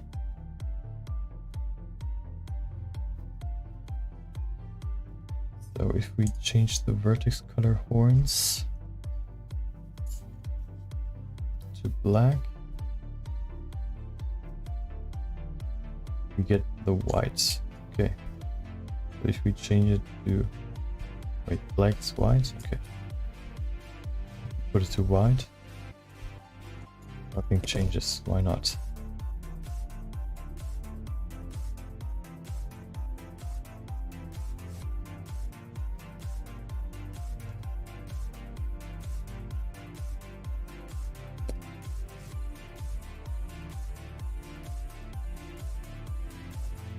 Make it clearer which one is which by doing these, putting these colors in.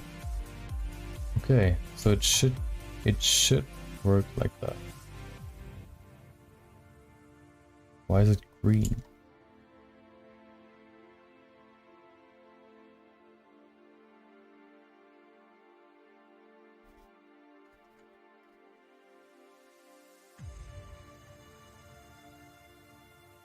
Let's see if that works. Put the roughness in here. Okay, that should actually work. The color ramp in here. Reduce the glossiness.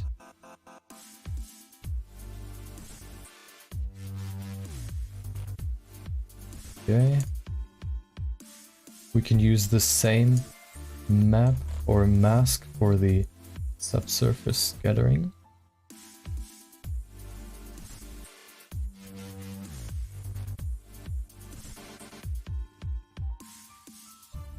Put the subsurface getting to something reddish, dark red, because we see the blood underneath the skin. I think we have to invert that. Color invert. Yep, that looks pretty good.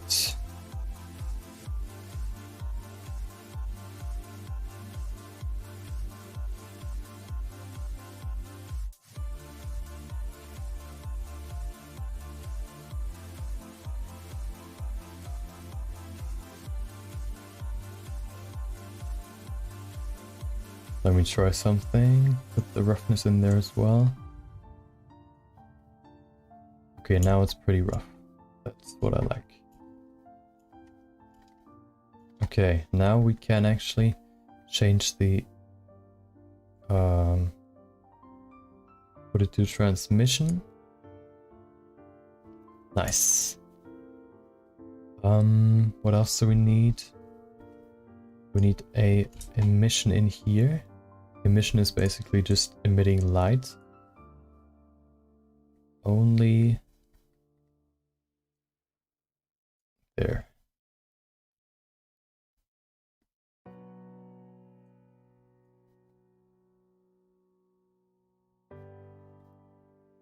Now the horn should emit light, but only not like this. We need a greenish color. Okay, let's see how that looks. Okay. That looks pretty okay, I would say. Give this more strength by math node. And put it to multiply. Put it maybe to 2. Maybe to 3. Maybe even to 5. Okay.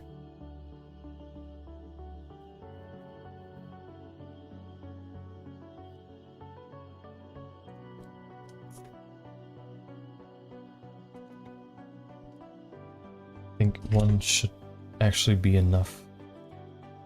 Let's see how the lights look in this scene. Look at that. You can see the light shining through the ears. That's exactly what I wanted.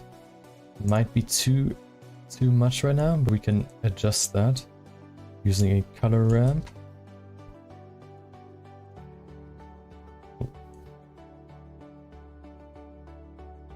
We're almost done. We're almost done. Almost done. I think I'm gonna do the post-processing. Wait, is it post-processing?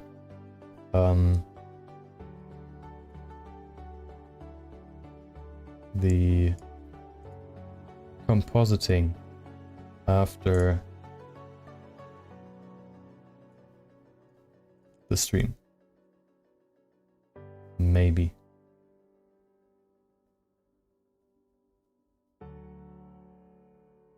That should be pretty good. Maybe a little bit less.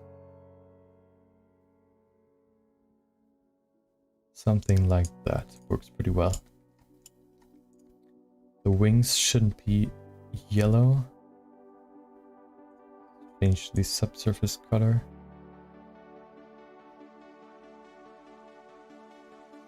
Maybe even change the value 0.02.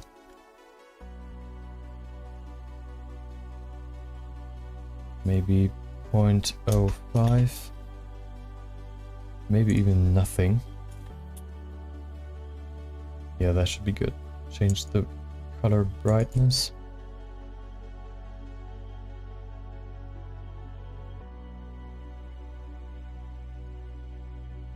Okay, it's coming together. Last few changes. The fur should be pretty good, maybe a little bit lighter. Just put in some brightness. Like that. Color looks as good as it could be. The face. We need to make some glossy parts of the face, actually. Let's see the hair first. Okay, we don't need subsurface scattering in there. Maybe 0.5. I mean, 0.05. Maybe even nothing.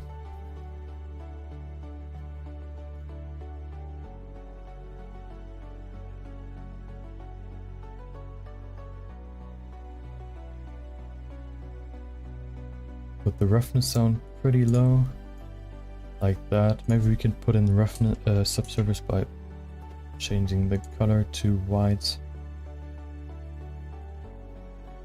No. Let's do the face now. Or the body. Solid view. One more change. Ears. Eyes. Eyelashes. Fur. Everything off. Okay.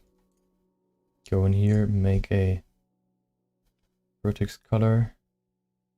We need 2 maps, which means roughness, which we'll do first.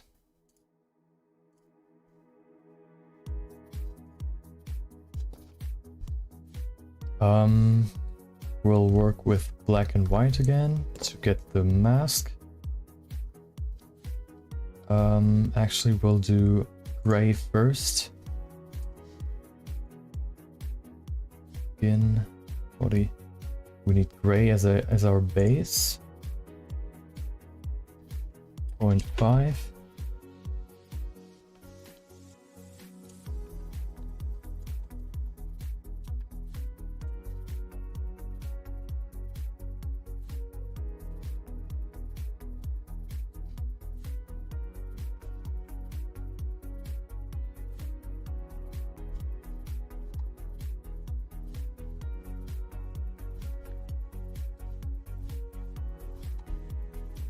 Okay. Base color is there. Now we go over to the eyes and nose and put that to point. Let's put that just to 1 so we have our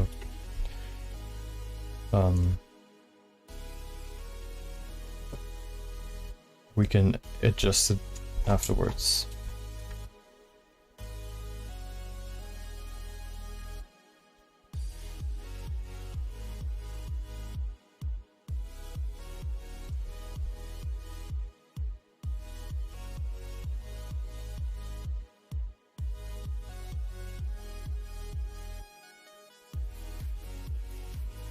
Just a few more steps and we're almost done. That's gonna be our first completed project.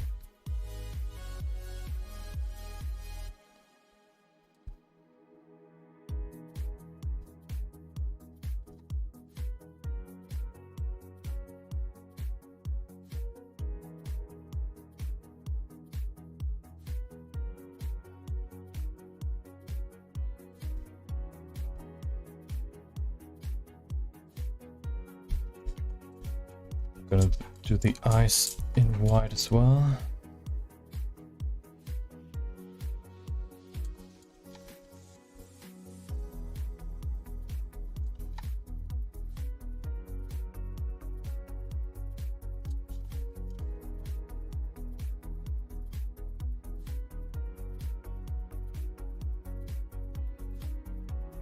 Okay. Last thing, the nose. I'm gonna do actually not white, but a little bit less, 0.75, because the nose shouldn't be as shiny as the lips and the eyes. But just a little bit more shiny than the rest of the body. Make that blurry.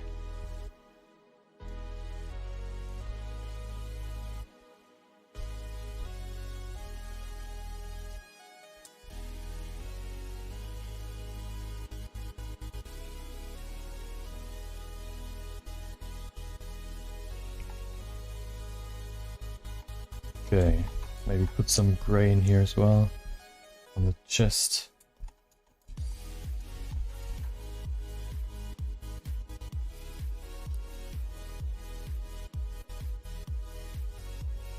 Blur that out.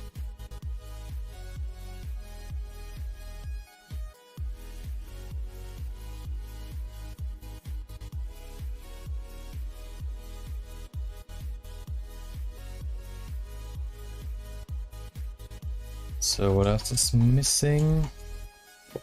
The other map. Which one? Which was it? Color roughness. No, let's not do that. Let's just keep that. Let's apply that.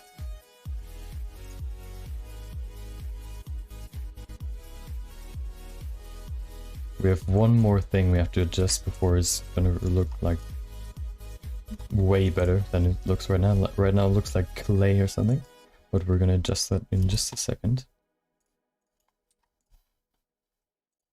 After we've applied the roughness in here. It's way too rough. I think we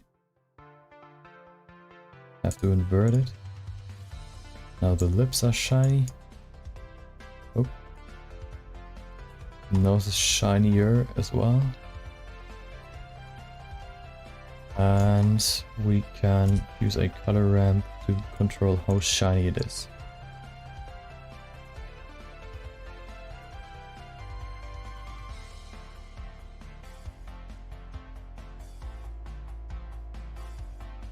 That should be good.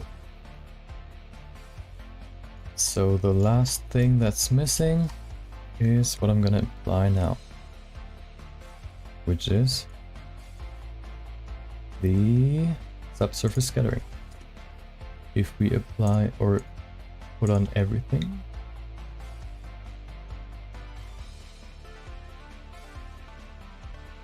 we're safe, then apply everything.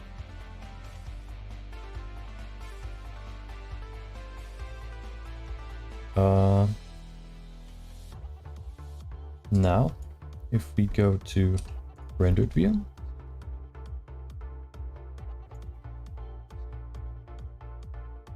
we forgot the wings. We can apply subsurface scattering. Wait, those are the hair. We don't need hair subsurface scattering. We need skin subsurface scattering. Looks weird right now, but we're gonna adjust it. We gotta make it red.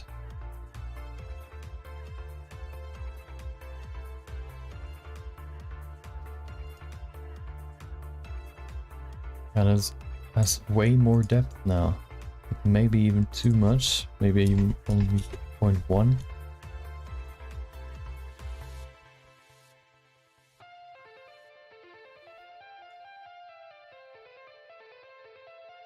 Okay, so the last thing we're gonna do to finish it up, we're gonna go in here, put the lights off, make a cube, subdivide it,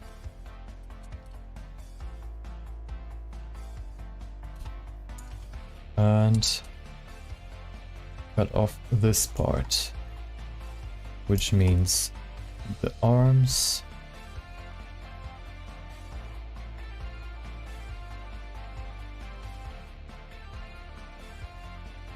because we're gonna save just to make sure it's not crashing, or if then we won't lose any progress. Apply that,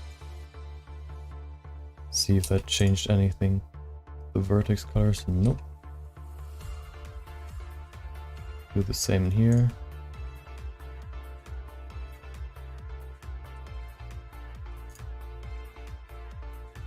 And that's it.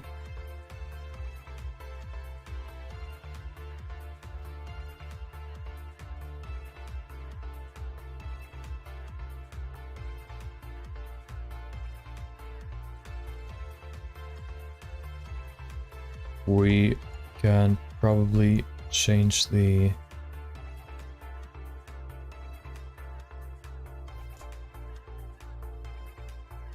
let's change the subsurface scattering just a bit.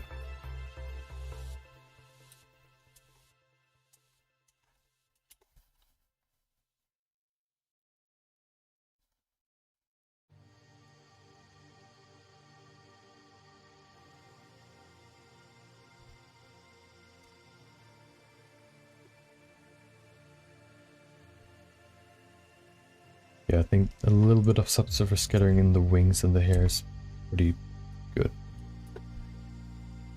That's too much.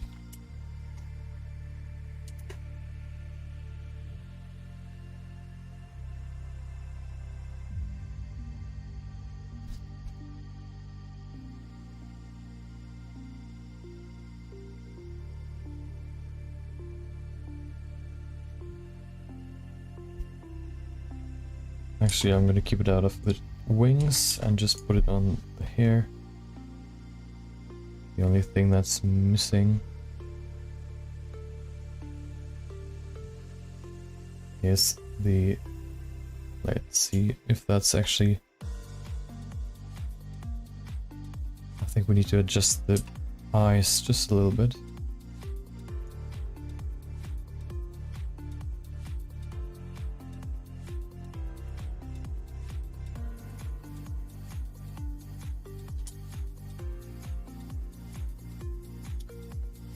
Rotate them just a little bit more to the camera.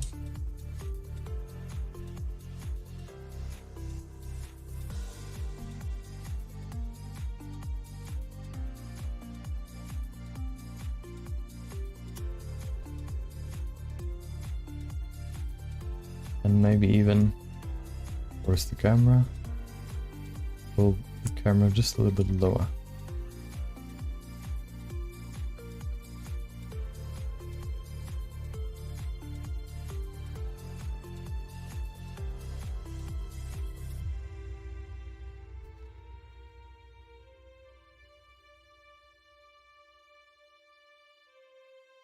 Maybe the eyes can be...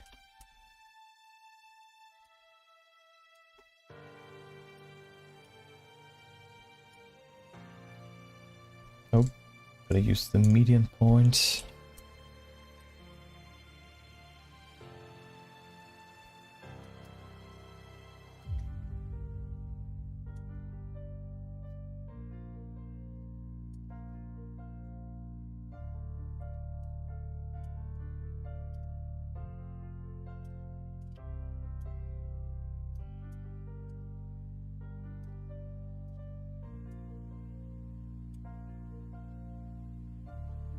Okay.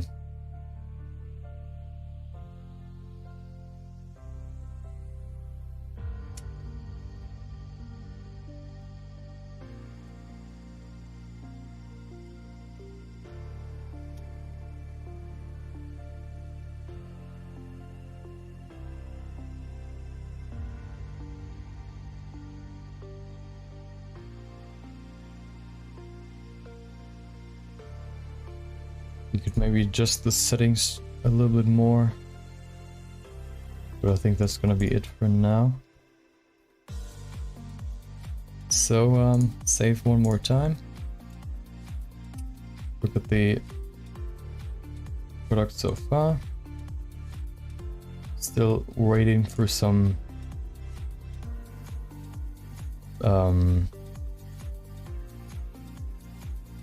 compositing. And once that's done, it's fully done. Of course, it's not like the exact same in the image, but that's just because we have to work so fast. And also it's pretty hard to really make it exactly like the image.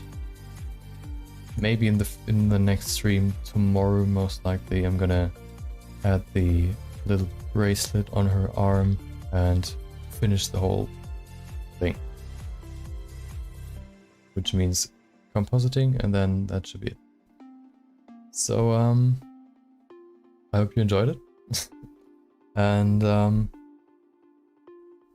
gonna end the stream there. I hope you have a nice rest of your day,